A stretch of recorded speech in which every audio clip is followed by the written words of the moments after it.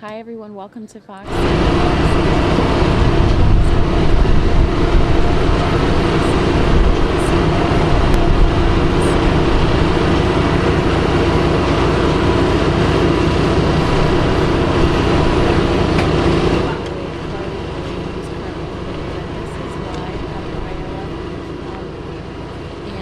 This is actually some pretty cool stuff that we're seeing, so I'm just going to let it roll. Good morning. Good morning. How's everybody?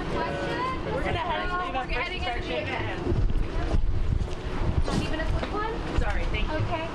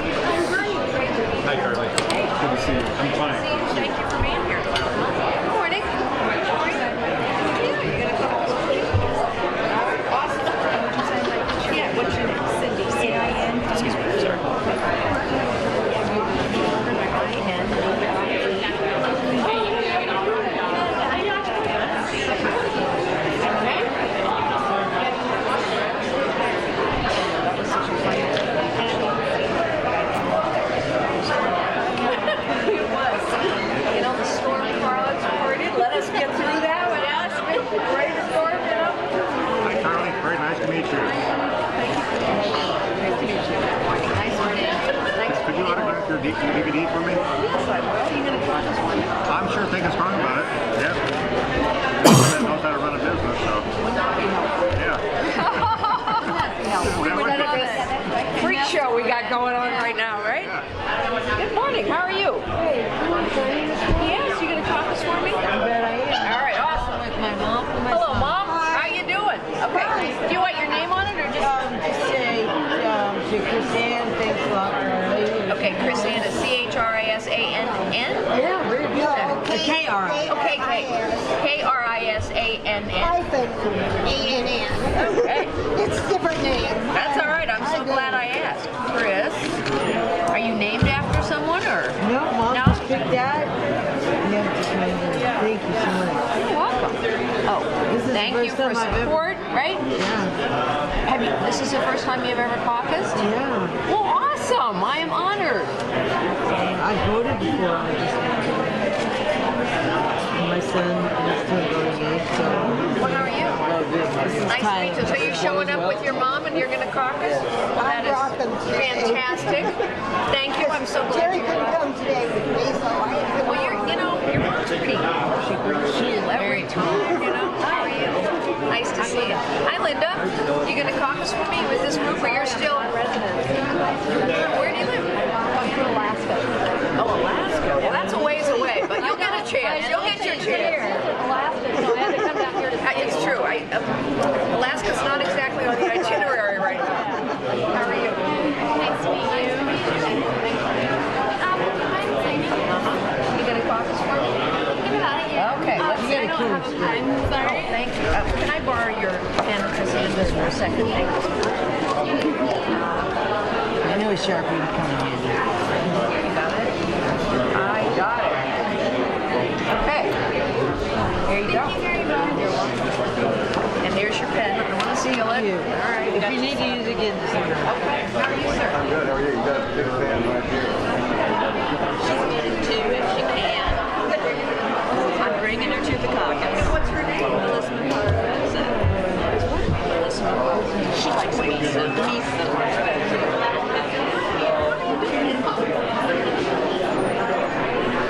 She's like playing for the cameras here, I think. Thank you. All right, thanks for caucusing for me. All right, I'm heading this way. If you were camera shy, you're sitting in the wrong place here today. How are you? Thank you for coming. All right, well, see, here's the rule. One vote left. Is that fair? All right. I'm voting more than once. Okay, vote more than once.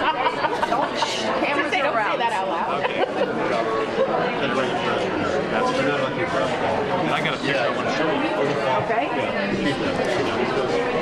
taken last spring. Do you? Remember her name? Peggy Sue. Oh, that's right, Peggy Sue, like the song. That was in Grassmeadow, He was my next door neighbor. We had a big tractor. Yeah, my neighbor back in the 70s was at like my he and my mom and we would sit at my kitchen table and argue politics. And I finally converted her to Republican. Back to work. You're back in the right game. All right. Thank you. Good morning. Hi. So nice to meet you. Nice Laverne to meet you. Schmidt. Hello. Hello, Laverne. Yes, nice to meet you. Thank you This is my friend Lois. Sandy. Hi, Lois. How are you?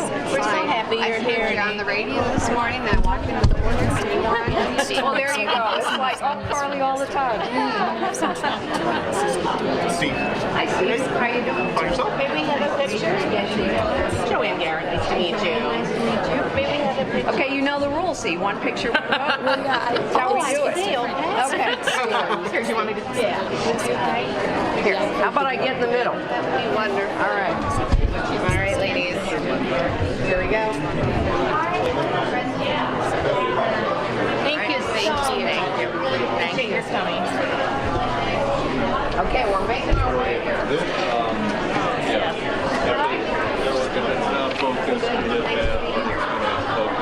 Hi, I'm Dr. George. Thank you. How's it going? Good. Charlie, my friend Mencia. Thank you for coming. Hi, I'm Janet. Oh my gosh, do you live here now or no? You just showed up for the caucus and we wanted to be. Well, fantastic. Well, thanks for being here. Thanks for being here.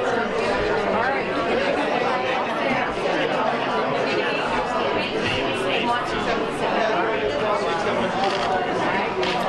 Paul. We're rooting for you. All right, caucus. They will. All right. I have a particular question. My name is Jim Rohr. A friend of mine, whose name is Ivan Moore from Story City, would be here. He wanted to get a Pete Carney t-shirt, okay? The reason he's not here is because he's visiting his wife who is in cancer treatment. I hope that you will use that story. Ronald Reagan won by telling stories. I tell stories all the time, sir. I'm a cancer survivor. Okay, I understand. But he would be here if he weren't going to see his wife in Iowa City, who is in cancer treatment. That may give you the lift, my dear. We love you dearly. Nice to meet you. All right, you caucus for me, sir. All right. Got Lila, but she could go with.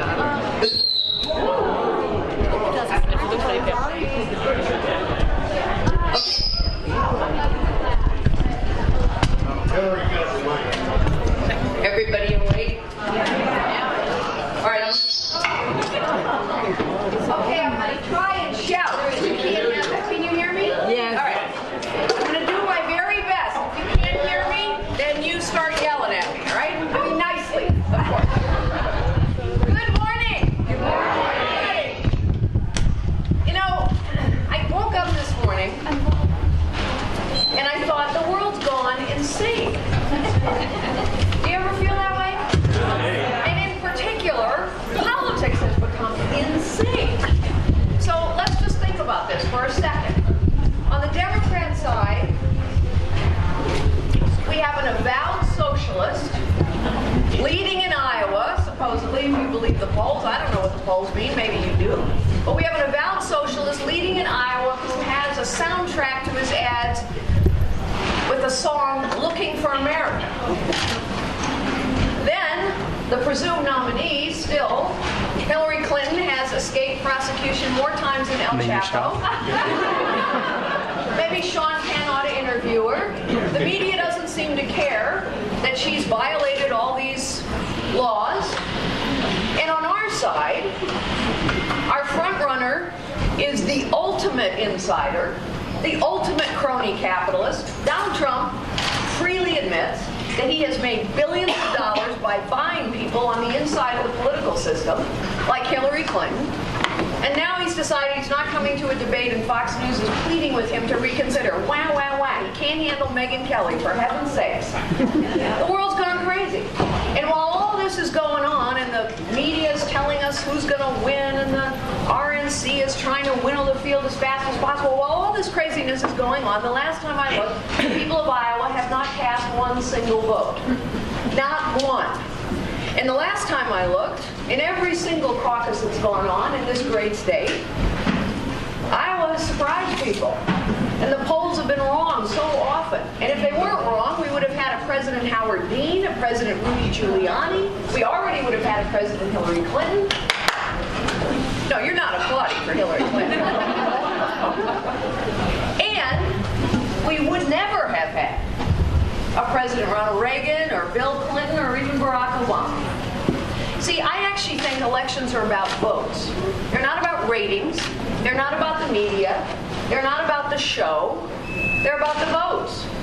So I want to tell you something, Iowa. I want to thank you, not just for showing up here this morning. I want to thank you for listening to me, because when I started this campaign on May 4th of last year, I was 17 out of 16 candidates. I say it that way because nobody would poll for my name. Most of you had never heard of me. Less than 4% of you had ever heard my name. And everybody wrote me off. The polls did, the pundits did. Who is this woman? And you know what? You showed up. You showed up in restaurants and dining rooms and town halls. You listened, and here I am. And let me tell you something.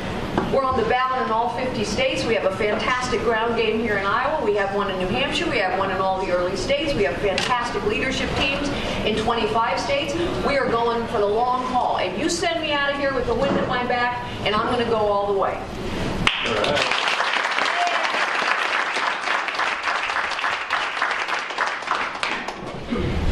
You know, this has always been a country of amazing possibility. This has been a country, despite our imperfections, and we have some.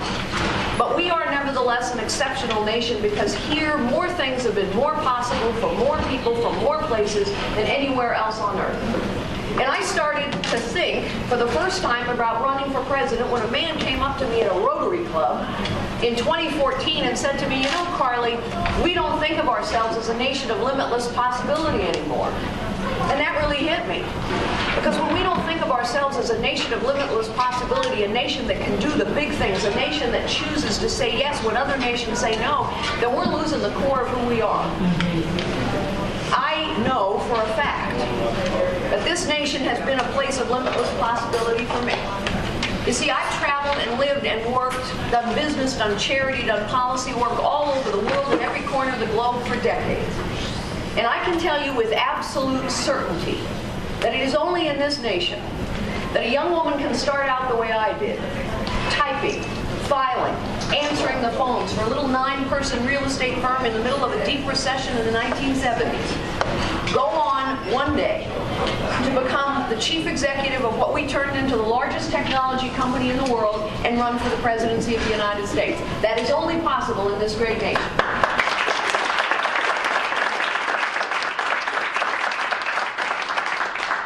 And yet it is also true that throughout my life I have had a lot of people tell me to sit down and be quiet. Sit down and be quiet. Just settle. Don't rock the boat. Don't challenge the system. Just accept the way things are. And I have rejected that advice all my life. But I am running for the presidency of the United States because I think that is what the American people are being told now. I think we are being told to sit down and be quiet about our God, about our guns, about the reality of the abortion industry. I think we're being asked to settle for a nation where record numbers of men are out of work, where record numbers of women are living in poverty, where our young people don't even believe the American dream is real anymore, where working families' incomes have stagnated for decades despite all the beautiful speeches by all the politicians, where we're destroying more small businesses than we're creating day after day after day, and those small and family-owned businesses and farms are the job creators of this nation. They create 2/3 of the new jobs, they employ half the people. So when we crush them, we crush opportunity and possibility. And I think we're being asked to accept a system of government and politics that no longer works for us. Think of about this government. It has grown bigger and bigger, more expensive every single year for 50 years under Republicans and Democrats alike. And at the same time, it has grown more incompetent and more corrupt. We have examples of incompetence every single day. The latest is the Department of Homeland Security informs us that they cannot tell who has overstayed a visa.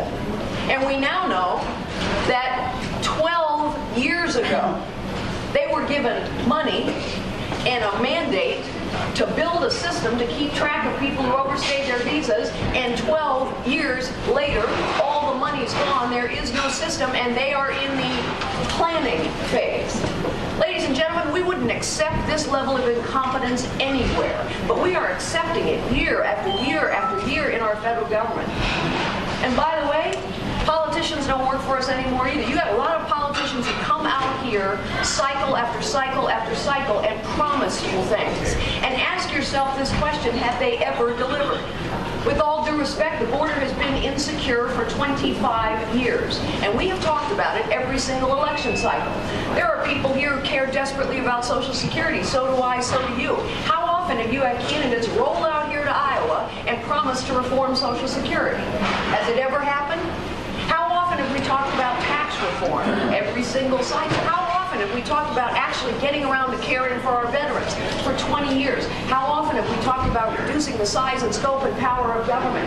Every time, and yet it doesn't happen. 80% of the American people now have figured out this ain't working for us anymore. 80% of the American people now know the federal government is corrupt and inept. And 80% of us also know that we have a professional political class that cares more about its own power, position, privilege, and ambition, running and winning, running and winning, running and winning, than actually getting something done. I don't know about you, but I'm angry, I'm frustrated, and I'm fed up. I am tired of Americans feeling powerless to control their own futures or to control the government that they pay for. I am not going to sit down and be quiet. I am not going to settle. I am not prepared to accept a system that doesn't work for us anymore. And that is why I'm running for president, ladies and gentlemen. And so I'm going to ask you today and every day until you vote on Monday. Do not sit down and be quiet. Do not settle. Do not accept a system that no longer works for the people who pay for it. Stand with me. Fight with me. Vote for me. Citizens, we have reached a pivotal time. It is time to take our future back. It is time to take our politics and our government back. Citizens, it is time. We must take our country back.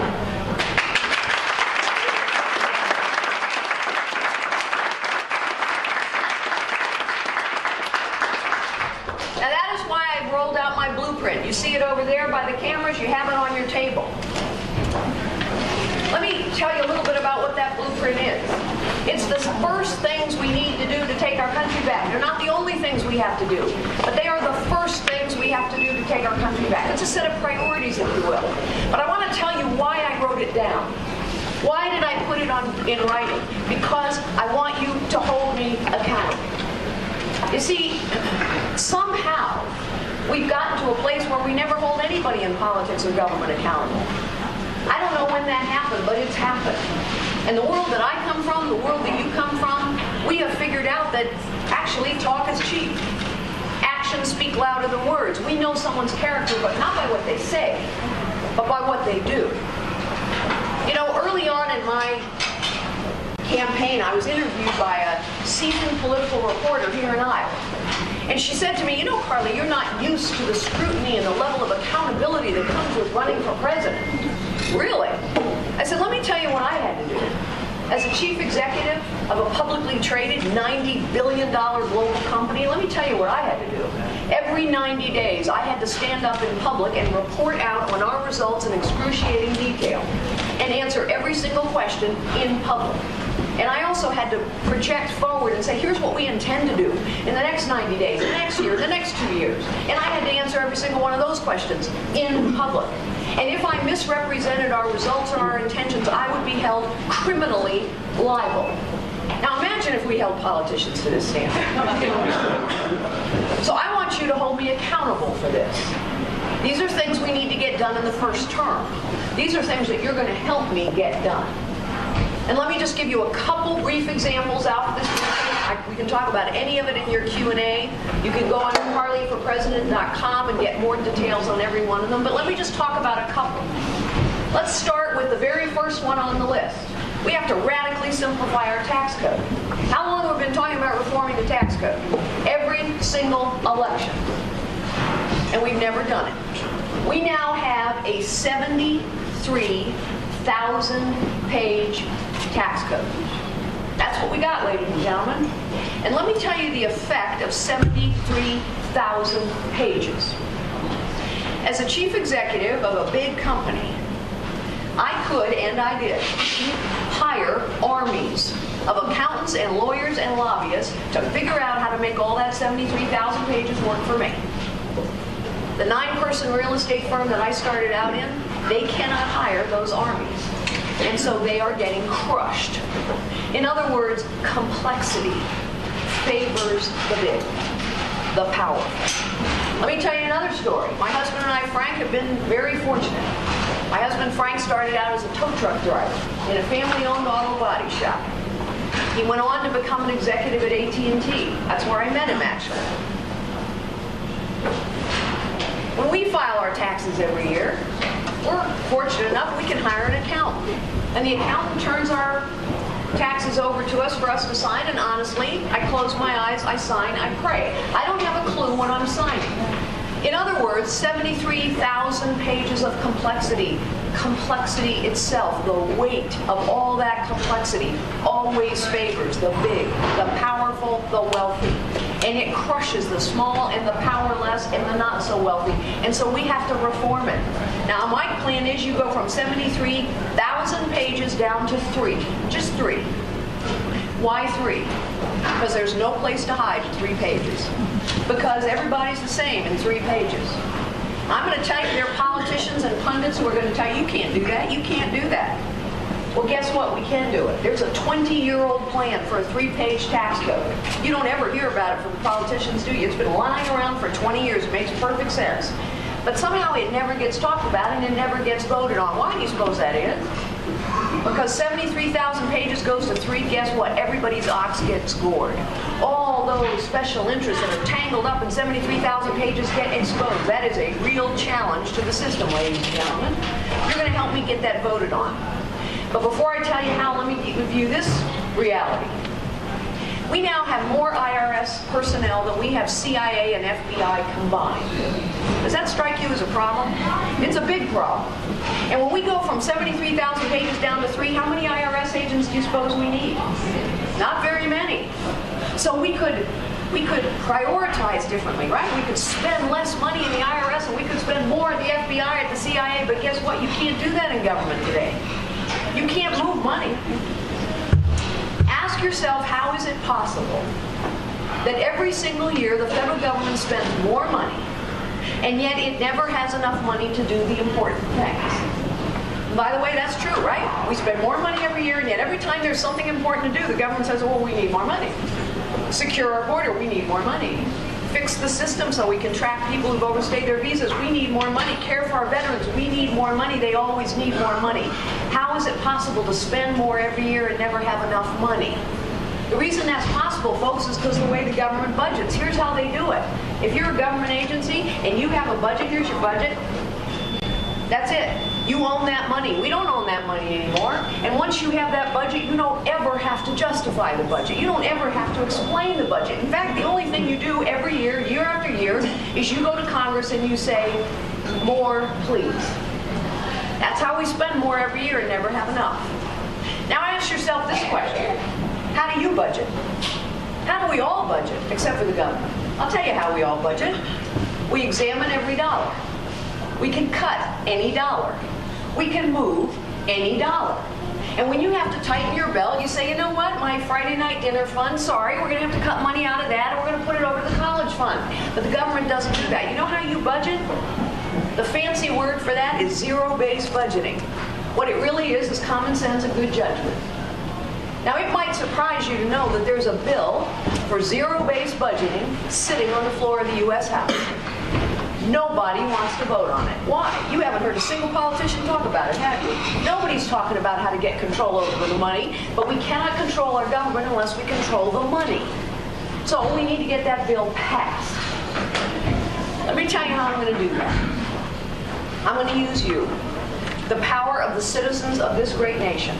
But before I tell you how I'm going to use your power, I want to tell you a story about the power you have already used and you probably don't even know it. Do you remember the scandal at the VA? Remember that? Remember we learned that veterans had died waiting for health care. They didn't even have an appointment. And bureaucrats were cooking the books so nobody found out. And the American people were so outraged by this that you flexed your muscles and you exerted power and pressure on Congress. You tweeted, you posted, you emailed, you phoned. And this Congress did something. In 3 weeks, they did something unprecedented. They passed a bill, sailed through the House, sailed through the Senate, 99-0. President Obama signed it, and that bill said that you could fire 400 senior executives at the VA for dereliction of duty. Wow, it was a breakthrough, because you can't fire anybody in the government. We never hold anyone accountable. And yet you, as citizens, got that done. Now, once you got that done, you all moved on. We all did. And so the politicians did too, despite all the beautiful speeches about how we've got to care for our veterans. The politicians moved on. And guess what's happened? 3 people have been fired. We've learned that 307,000 veterans have died waiting for health care, and the VA handed out $142 million worth of bonuses for superb performance. Ladies and gentlemen, we cannot settle for this. It is a stain on our nation's honor. It is a story of the dereliction of duty of the political class, but it is a story about your power as well. So here's how I'm going to ask your help to get those 2 bills passed. Every single week, I am going to walk into the Oval Office. I will ask you to take out your smartphones, your iPads, your PCs. I know flip phones are really popular here in Iowa. I've seen them. You might want to upgrade, just a suggestion, but in any event, I'm going to ask you to take out your smart device, and I will say to you, my fellow citizens, do you think we ought to finally pass the 20-year-old plan for a 3-page tax code? Do you think we ought to finally pass that bill for zero-based budgeting? Press 1 for yes, 2 for no. You see, ladies and gentlemen, technology is an incredibly powerful tool, and I'm going to use it. We use technology for foolish things, like throwing people off of islands and voting for voices. I'm going to use it for serious things, for channeling the power, the common sense, and the good judgment of the citizens of this nation, because we must restore a citizen government. It is what we were intended to be. Press 1 for yes, 2 for no. Every single one of these things can be done, ladies and gentlemen, if we remember who we are, if we remember that power belongs in the hands of the citizens who pay for this government. But first, we got to win, right? We got to win. We got to win in November. So, you know, maybe some of you are here and you haven't made up your minds yet. I've met a couple of you who are not quite certain yet. In your heart of hearts, though, you know you cannot wait to see me debate Hillary Clinton. You can't wait.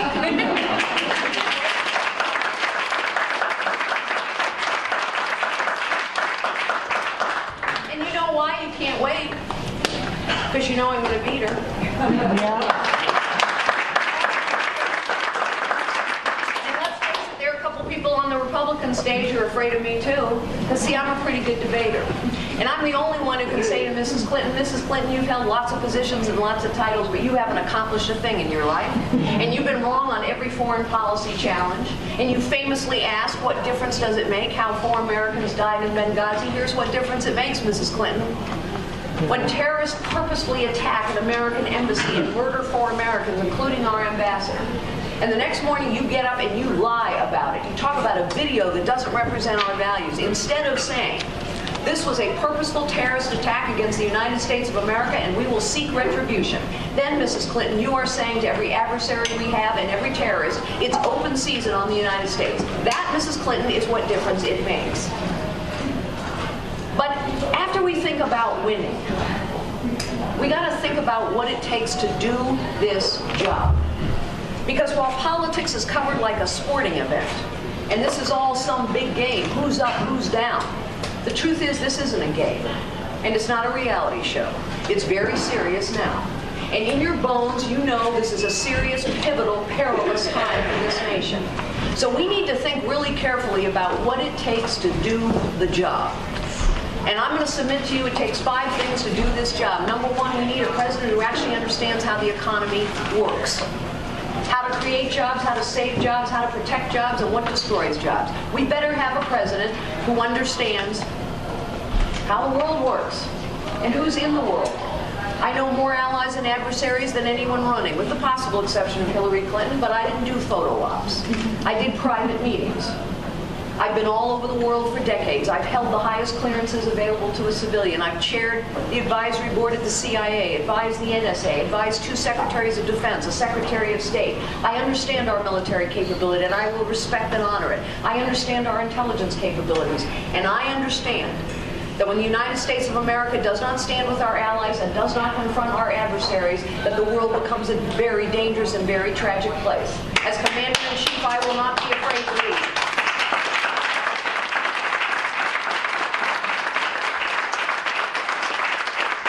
We better have a commander-in-chief and a president in the Oval Office who understands bureaucracies and how to cut them down to size, because that's what our government has become. And I know that when you have a bloated, inept, corrupt bureaucracy, you got to get control of the money first. We need a president who understands technology. It's an incredibly powerful tool, as I've said, that I will use, but it is also a weapon being used against us by our enemies, and we better have a president who understands that and what to do about it. And finally, we need somebody who understands what leadership is. We got people running who've never made a tough decision in their lives. A tough vote isn't a tough call. Leadership is sometimes about making a tough call in a tough time and standing up to be held accountable. Leadership is always about challenging the status quo. Always. But the most important lesson I've learned about leadership, I learned a long time ago. You see, I thought that a leader was someone with a big office, a big title, big perks. And then I got older and wiser, and I learned that there were people with big offices and big titles and big egos to go along with them, and they were not leading. Leadership is not about the size of your office or even the shape of your office, and it is not about the size of your ego. A leader is a servant. A leader serves. The highest calling of a leader is to unlock potential in others. My highest calling is to restore citizen government to this great nation. So citizens, caucus goers of Iowa, citizens of this great nation, stand with me, fight with me, vote for me. Because citizens, it is time. We must take our future back. We must take our politics and our government back. Citizens, it is time to take our country back.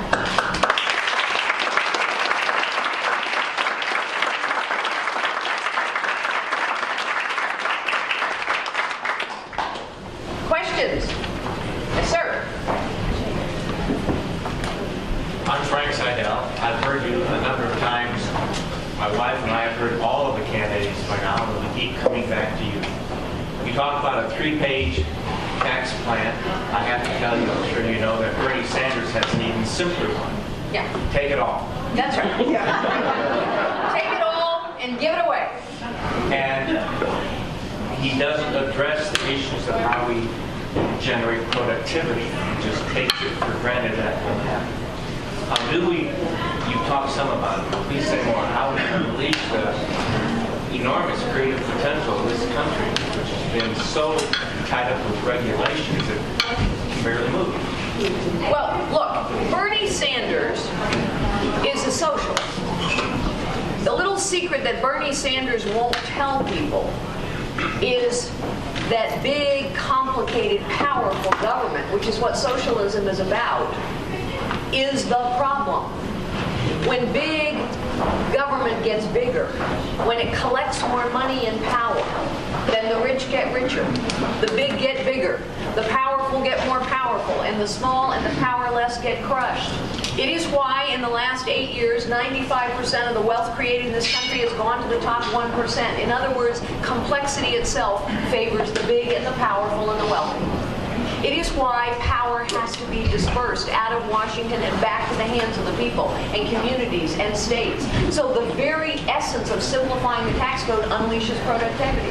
The very act act of repealing Obamacare and rolling back these ridiculous regulations, that in and of itself unleashes productivity. You know, Ronald Reagan said a long time ago, but it's still true, government is not the solution, government is the problem.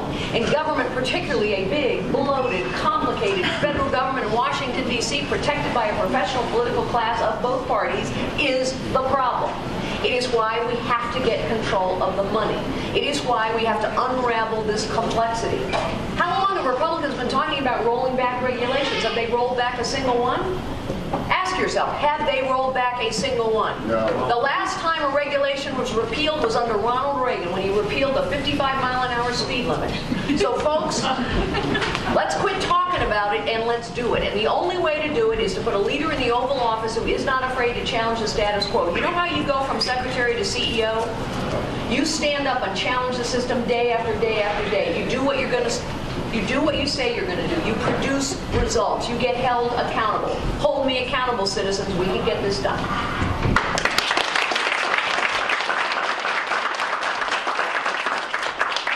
All right, one last question, sir, so I can mix and mingle a bit here. Thank you. That was a wonderful talk. The two biggest issues in the budget, which again politicians don't want to talk about, are Social Security and Medicare. There are various estimates about when they're going to run out of money. What would you do to amend those two so that they're going to be here 20, 30, 40, 50 years from now? So you will notice Social Security and Medicare are not on this list. It's not because they're unimportant. I said that this blueprint is the first things we have to do, not the only things we have to do.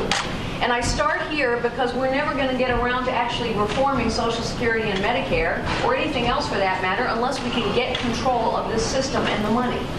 You see, politicians have promised you Social Security reform too, for 40 years, and Medicare reform for 40 years. But ask yourself this basic question. If you have a budget and you got 60 or 70% of it tied up in something that's kind of tough to get to, are you going to ignore the 30%? No, you're going to go to work on the 30%. I start here because we need to restore people's faith in the competence and honesty of their government. And when we have done these things, then we're going to come around and say, all right, how are we going to reform and preserve and protect Social Security? There are a lot of good ideas about how to do that, folks. And we talk about them, we never get them done. So here's what's going to happen. Once we get through these items and we have taken our government back and restored basic faith in its competence and honesty, then I will come to the citizens of this nation and present you with a couple ideas, because there have been a lot of great ideas rolling around for a long time about how to reform these basic programs so they survive. And I'm going to engage you in that conversation. But I'm going to give you a couple principles that I will adhere to. Social Security is a contract that was entered into between your government and you. It is a commitment that was made to you. And I'm going to honor that contract and keep that commitment. And when Congress takes away your cost of living increases but gives itself a pay raise, that's not valuing that contract. And the second principle I'll promise is that any money you have put into Social Security, I don't care if you're 25, 55, or 85. The money you have put in is your money. It's not the government's money. It belongs to you, and therefore nobody can take it away from you.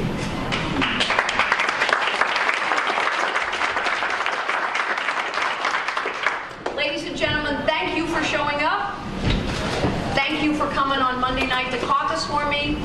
Love to shake a few hands, take a couple pictures. Let me just tell you, I have a little rule.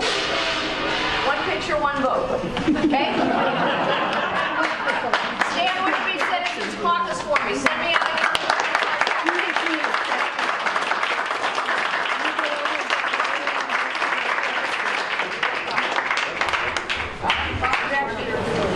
All right.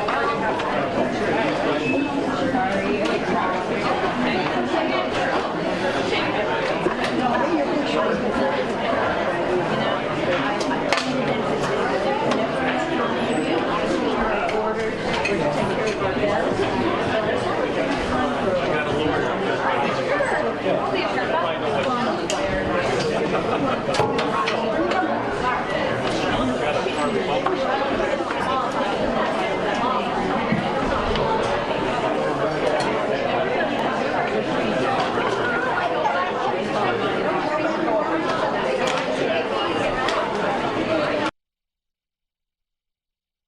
thanks so much for tuning in to Carly Fiorina in Iowa. Now, I'm going to take you to Bernie Sanders, who's live, but I just want to warn you, I am recording Bernie so that I can bring you Bernie in full, but I'm going to briefly take you to Bernie while I wait for my guest to get here. But we are going to watch Bernie in full. I'm recording him right now, but I might interrupt because I do have a guest coming in. So let's go to Bernie Sanders now. I saw Justin Long there campaigning for him. So, and I saw Susan Sarandon last night. So he's pulling out the big guns in Iowa. That's for sure. The most important issue is, or are, what you see on television isn't necessarily true and accurate. Who owns the television industry? Is that something that we should consider? So let me very briefly, before I open it up to questions, talk about some of the issues that I think are important.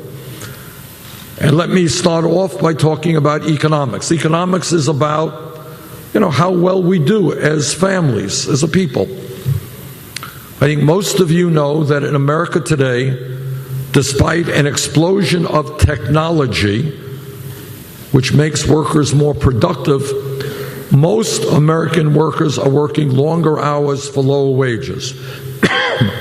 Question, and I want you to think about this. Why is that? Why are people today working, in some cases in Iowa and Vermont, my state, why are people working 2 jobs and 3 jobs? Why is that? In order to cobble together enough income to support their families.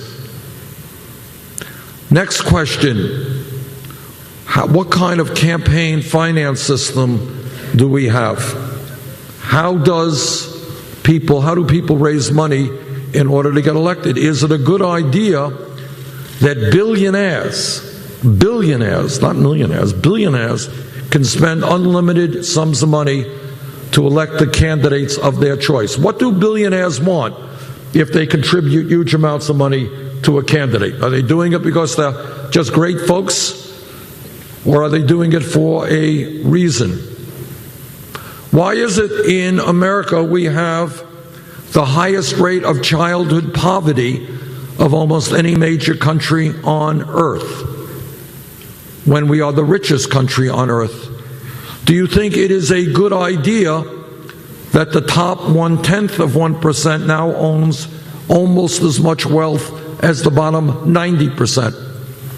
Is it a good idea that the 20 wealthiest people own more wealth than the bottom 150 million people? What is going on with climate change in this country? Is climate change a hoax, as some of my Republican colleagues think?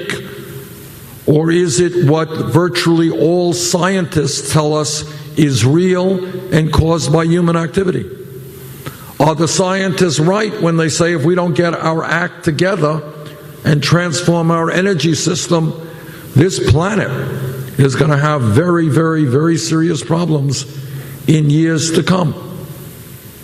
How many of you guys are thinking about going to college? Raise your hand. Okay, good. Glad to see that.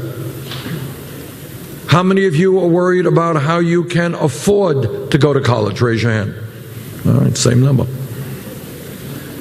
Now, if we want to have the best educated workforce in the world, and we need to have a well-educated workforce if we're going to create the kind of economy and jobs that we need, should we make it easier or harder for young people to get a college education? I think most people would say easier, yet we're not doing it. There are probably people in this room here today who may not be able to go to college because their families lack sufficient income. Is that right? There are others of you who will graduate college, if we don't change this, deeply in debt. Talked to a guy a couple of weeks ago here in Iowa, left school, deeply in debt. He's now paying over 50% of his income on student debt. Does that make sense? Every major country on earth except the United States guarantees health care to all people as a right. We don't. Why not? Should we? So those are some of the issues that are out there. Other issues deal with issues like criminal justice. In the United States, we have more people in jail than any other major country on earth, any other country in the world. 2.2 million people, largely African American and Latino. Why is that? In America today, the gap between the rich and the poor is growing wider and wider. That a good idea. So those are some of the issues that are out there. Let me just stop now, and I want you to ask me questions or make comments, and just tell me what's on your mind. If you don't want to ask a question and you want to say something, that's great as well. But let me conclude by how I started. Democracy is not a spectator sport. What this country is supposed to be about is all people being able to play a role in shaping the future of America, not a few. And I hope very much that in this election, to the degree that you are eligible for the caucus night, if you are eligible to participate, I hope you will. I don't care who you're voting for, but I hope you'll come out, and I certainly hope that in years to come, you will be actively involved in the political process. And if your friends, people your age, say, "You're dumb, why are you worrying about these things?" I hope you look them straight in the eye and say, "I'm not dumb. I am fighting for the future of my country, and if you are not concerned about that, you're the dumb guy, not me."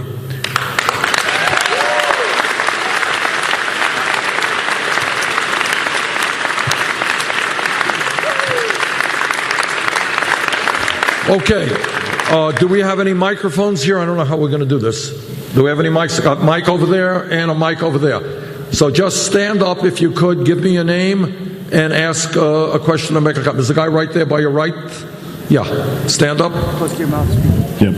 Hi, I'm Isaac Anderson. I was wondering, Senator Sanders, what your position on immigration is. Good. The question is, what is my position on immigration? Very important question. Thanks for asking it. My dad came to the United States of America as a 17-year-old, 17 years of age. Came from Poland to America. Couldn't speak English. He had no money. Never made much money in his life. We grew up in a kind of low-income house.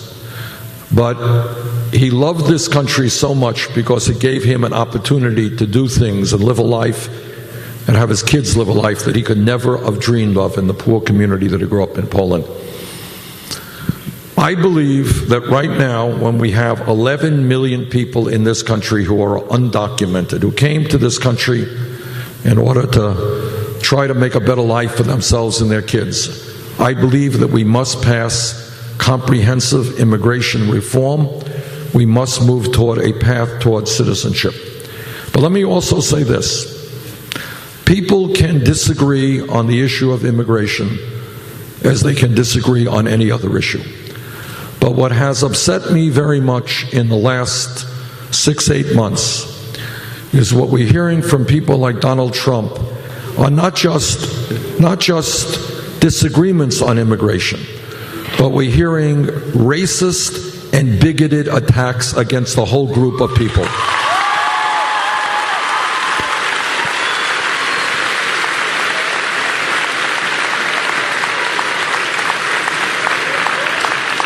And this is an important point. People can disagree, but do not in your hearts attack people because they may look differently than you, because they may speak a different language than you. Let me say this. As a nation, we have come a very long way in overcoming discrimination. God only knows we still have a long way to go. But I want you to go back in history and think about slavery, and think about segregation, and think about the Chinese Exclusion act. And think about the prejudice against Irish and Italians and Jewish people. We've had a long history of prejudice, and we've sought to overcome this. And by the way, your state of Iowa, in terms of this process of overcoming discrimination, played a historical role. I don't know if you know this. Iowa is in the history books for taking this country forward against discrimination. What do I mean by that? Back in 2008, there was a guy who was running for president, and the color of his skin was different than mine. And people all over the country were saying, well, you know, this guy is black, and, you know, America is not ready to elect an African American. And in a state which is almost all white, overwhelmingly white, the state of Iowa, surely people are not going to vote for an African American. They're not going to judge somebody by his ideas rather than the color of his skin. But you know what Iowa did? Iowa said, we are going to look at ideas and character, not the color of their skin. They voted for Barack Obama.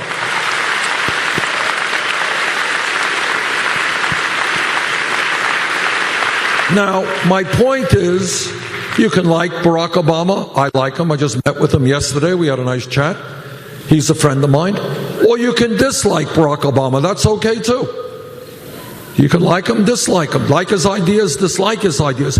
But remember what Martin Luther King Jr. said. And I'm paraphrasing. He says, we judge people not by the color of their skin, not by the country they come from, but by their character, who they are as human beings. And that's how we should go forward in our lives. Okay, thank you for the question.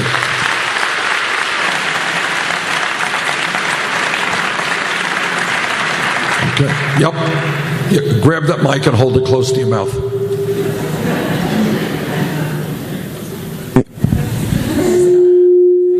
My name is Sincere Galbraith, and my question is, if you're elected president, what's the first thing you're going to do as president? Well, I think it'll be a very busy first day.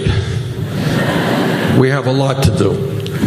But I think what we do is we bring members of Congress into the White House to talk about how we're going to rebuild the American middle class, how we're going to make public colleges and universities tuition free so that all of our young people can go to college regardless of the income of their families, how we're going to have a tax system that asks the wealthiest and largest corporations to start paying their fair share of taxes. In other words, what we do on day one is begin the process about how we can make fundamental changes in our economy so that government works for ordinary people and not just for the top 1%. That's what we do on day one.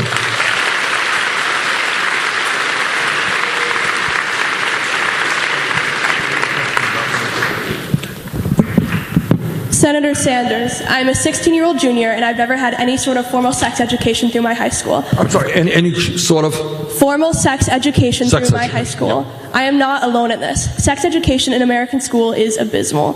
When it is required, it is almost always abstinence-based, which is proven to be ineffective and leads to higher rates of teen pregnancy. My question is, if you are elected president, what will you do to get rid of government-funded abstinence-only education and replace it with comprehensive sex ed that actually benefits our youth?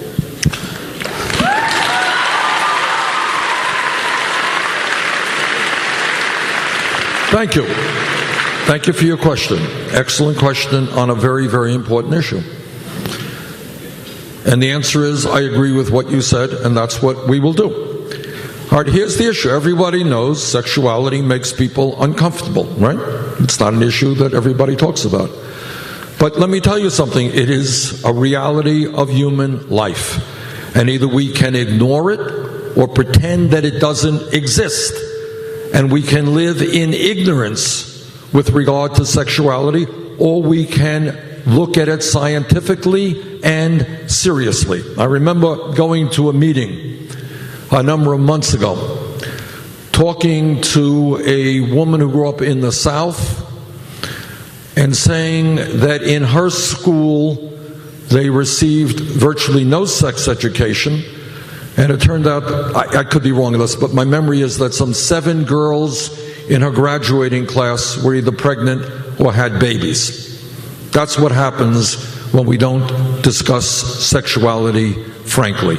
So I think it is an important issue, and I think we need honest discussions. People may have different ideas about it, but it is a part of human life. It needs to be discussed frankly, and abstinence only is certainly not the only answer.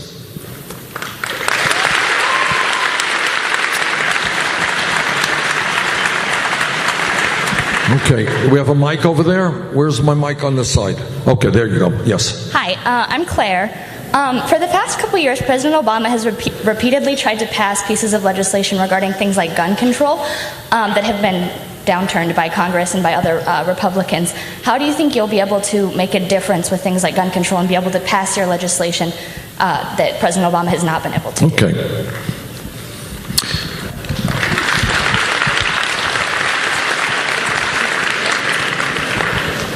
Gun control or gun safety issues is a very, very divisive issue in this country.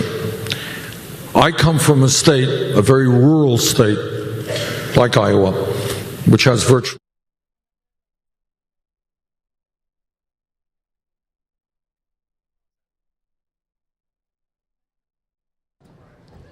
Hello. Everyone will recognize your face because you are, I don't know, an icon. Oh, stop. You are. You are. Thank You're you, a man. I pop appreciate culture that. icon. And you're, for anybody that is not familiar, Carlos Mencia. Yes. And I do work in a newsroom. Okay. So I have so much I want to talk to you about. Tell me. What this Everything. Okay, well, first of all, you're here right now, and Yes. you're here until Sunday. Yes. And people can see you. Yeah. I'm at the Stand Up Live. Right down the street from us. Thursday shows and Sunday shows are 18 and over. Friday and Saturday shows are 21 and over, but the weekends is already almost sold out. So hurry up and get your tickets if you want to come. Why do you have to be such a grown up to see your shows? I don't think that you have to be a grown up, but I mean, look at the news. We're an overly sensitive society. It's true. And I mean, here's the thing: 24-hour news cycles are not understood by many. A lot of people don't grasp the concept of when you have to fill that much news. This is my new best friend. It's very difficult to do that without sensationalizing. Case in point, in this century, the biggest snowstorm to ever hit the East Coast was last week. It's the biggest snowstorm as far as my favorite brother. Right, but they couldn't call it Snowmageddon. Yeah. Because it had already been taken. They couldn't call it Snowpocalypse. Yeah. Because it was already taken. Right. And that just goes to show you that, they just try to use big words. It was a snowpocalypse. Well, that was last time. Yeah. Now they were just like, it's really, really big. And it's almost like, so it's so driven by so much of that stuff. And a lot of it has become opinion too, which is hard. Well, I mean, look, not to put down anybody, but I mean, the fact that the leading candidate in the Republican has not one time said, this is how this policy is going to work. Right. This is how we are going to make this. Oh, we're going to win. It's going to be amazing. It's going to be great. You're never going to get tired of winning. And by the way, I want that to happen. Yeah. But just the fact that people think that it's really that easy. Yeah. For you people, I pray that Donald Trump becomes president of this country so that we learn our lesson. Because as soon as he gets in and the bureaucracy sets in and all the people that have been there forever go, hey, there's no cameras here. Right. This isn't about cameras anymore. Yeah, you don't. Now this is about, all you get to do is veto stuff. Or, Right. Yeah. No, we don't like this policy. Exactly. We don't care. It's going to be a whole different animal. You are a comedian, and I believe with comedians, you kind of have to not be sensitive. We're not. You have to be so brave, honestly. I could never do what you do. Here's the thing. When somebody says to me, you hurt my feelings, I look at them and I go, wow, I had no idea that I have the power to make you do whatever I want. And they're like, well, no, you don't. Yeah, you just gave me that power. No, I didn't. Yeah, you just said I hurt your feelings. You didn't say my feelings were hurt when I said. You said I hurt your feelings. Therefore, I have the power and ability to manipulate your emotions to do whatever I want. Oh, so now they've got to be tough. And then they're like, well, no. And then they get all tough. And then I'm like, now all of a sudden I'm not affecting you. So it's just people just don't process information the way we do because most comedians live really harsh lives. Right. Really harsh. Well, and we make it funny. In that sense, though, are you ever personally offended by Trump? Because you weren't born in this country. No. So you're not like... It's all rhetoric. Yeah. Okay. Donald Trump, listen, let's be practical. Donald Trump owns a bunch of hotels. What do you think would happen if every Mexican that worked for him just left tomorrow? They'd be dirty. He would be running around asking somebody else, saying, look, there's a reason he says, and I love the Mexican people. And I love the gay people. But they love him too, he says. You know He says they love him too. I love the black people. The black people love me. I love Muslims. Muslims love me. You can't come in my country, but it's like, I know. Yeah. It's so funny to hear somebody else say that because, the way that he says it, you have accepted the fact that this is a character. But when you hear it come from, like, word for word come from somebody else, you're just kind of like, oh, wait, yeah, that kind of sounds super offensive. It's not offensive. It's offensive to my intelligence is what it's offensive to. Do you know what I mean? It's offensive to my... Listen, I know the way our government works. First of all, let's be honest. Presidents don't have that much power. They really, literally don't have that much power. The executive power cannot ever supersede, they end up going to court because it's like, oh, you can't do that. So they have the power to veto. But like Obamacare is a misnomer. He did. That's not his. That was legislation drafted by politicians, not by presidents. Presidents don't have that much power. They can guide, they can lead, but at the end of the day, they can't go out there and draft the bill themselves. Do you think it's going to hurt him or help him that he's not going to do this debate tonight? You know what? I think it's gonna help him because the people that like him are those kind of people. They like I don't need you. Yeah, he's standing his ground and he's... Now, I will say this. I wish to God that Fox News had not put out that press release. It makes... They stooped to that level. They went to that place. Whereas a news organization, you just shouldn't go there when they, were making fun of him. They gave him the out because... He's doing what he's saying. He's saying, well, I don't know, it's not about her, it's that they made fun of me and now they're going to treat me unfairly. And so they gave him an out. Without that, if it had just been about, Megyn Kelly, it would have been hysterical. The exchange between them? Not only that if he would not gone, then we could have really been, it was just like about that. But the fact that they gave him this out, and for a news organization to go there to that place, it's just like, you don't need to do that.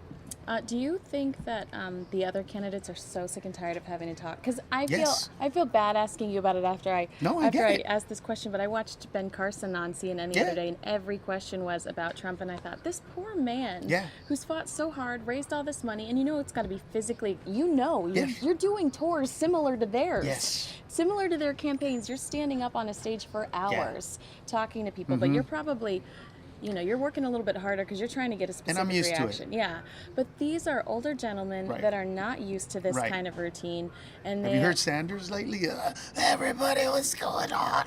Yeah, like his voice. Hillary was like, Hillary too, coughing. She had a cough fit the other day. So they've got to be physically exhausted. They're working so hard to get themselves out there, and they're fighting with this like unstoppable character. And I, as somebody that covers the news, I love Trump. I've loved him from day one. Me too. Because it is... I want him to be president.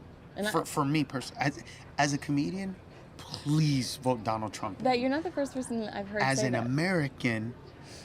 But he has proven to be a good business person. Do you not think he'd surround himself by intelligent people that he thought would help him make the right decisions and guide him in the right path? And do you not think he has a good moral compass? That I don't know about. I mean, I don't look at him that way. I just when your words are used against you and you take offense to that to me is not a good demeanor. Yeah. You know Well, what and I mean? I'm sure you deal with that. You say I mean, stuff. why don't you just become a politician? Everything we're talking about is parallel here. It is, and it probably would work, but I don't have that ego part of me. Like, I love doing stand-up because I believe I'm changing the world and making it a better place. I feel like I'm fulfilling my purpose in the universe. This is my gift. Yeah. This is my light. I Right. shine as bright as I can. I can't ever imagine thinking to myself, I am the best person to run the greatest country. And God, just that's, whoa, man, you gotta. And I understand the sickness. Yeah. I get that you need that. Yeah. I just don't have that. Right. That's- Maybe that's good. Maybe that's why we like you hope so much. But that's crazy. I mean, to think that you're the best person Yeah. to run this amazing Country, democratic country, this amazing thing that was invented, in 1776. I just, to really believe that. I'm number one. Right, I'm the best. That's crazy. But for comedy, he would be, God, he would be so much better than Bush was for us. Oh, wow. So much better. And he's such an easy guy to make fun of, and the scowl with the hair, and oh my God. It would be hard too because he would shut down because he wouldn't go to any media outlets that criticized him, and that's kind of like you are a target when you are the president of the United States. Everybody has nobody's happy ever. Right. Like no one's completely Well, happy. he would never have to do that, though, because he would have the press pool at his. He would just probably not take questions from certain press people. Right. But I just don't know, like with the demeanor is what it is. There's certain things that he would say that would just. Okay, for you people that don't know, this is before he became president, before he's even in, I think, Parliament in England actually had a session where they talked about not ever allowing him back in England I know. I saw because that. of the things that he said. This is before he became president. Our number one ally. The number one. We've always been We like love this. their accents. We love them. They love us. We give them more awards. We give British people more awards than we give our black Americans. That's just a fact. Although, have you seen Masterpiece Theater? It's amazing. Those period pieces are Yes. unbelievable. I know. And the problem with doing, period pieces when you're black is after a certain point. It's wretched and heart-wrenching. This is a good point. and I love they're it. not beautiful and fun anymore. Well, they're not musical and whimsical. Speaking of, we have Grease Live this weekend. Right. Just a transition. Okay, I do want to ask you about El Chapo. Yes. Why don't they send him over here where we can actually keep him contained? First of all, I love that people think that it's a bad thing to come to America. First of all, if he doesn't want to come to America, he'd be the first Mexican I've ever known in my life that doesn't want to end up here. But more importantly, the prisons in Mexico compared to the prisons in America, it's night and day. Right. So he's still going from a crappy apartment to a nice, you know what I mean, in relative terms. Right. Even if he has to stay in jail for the rest of his life here, he's still going to lead a much more comfortable life than he ever would over there.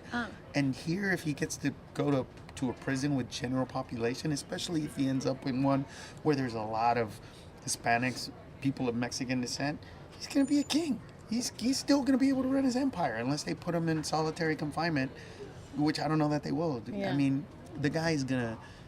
You've seen his shirts. He's got so much swag. They can't do that to him. And they're going to make movies about him. Yeah. It's Sean Penn's gonna probably doing happen. it right now. Yeah. And if they don't make a movie, here's the thing. All right, for you guys that don't know. A shank on them. Exactly. That's when it gets real. But that's what these guys do. I mean, that's their life. Did you ever hear of Jodi Arias? Jodi Arias is she murdered her boyfriend, and it was a national, huge national story. I remember her. They just leaked an audio, and she's at jail. She's in prison in Perryville, and she's like, fried this, delicious that, and she's just talking about how great jail is. So I'm like, if you're El Chapo and you're just reading today's headlines. That's what I'm saying.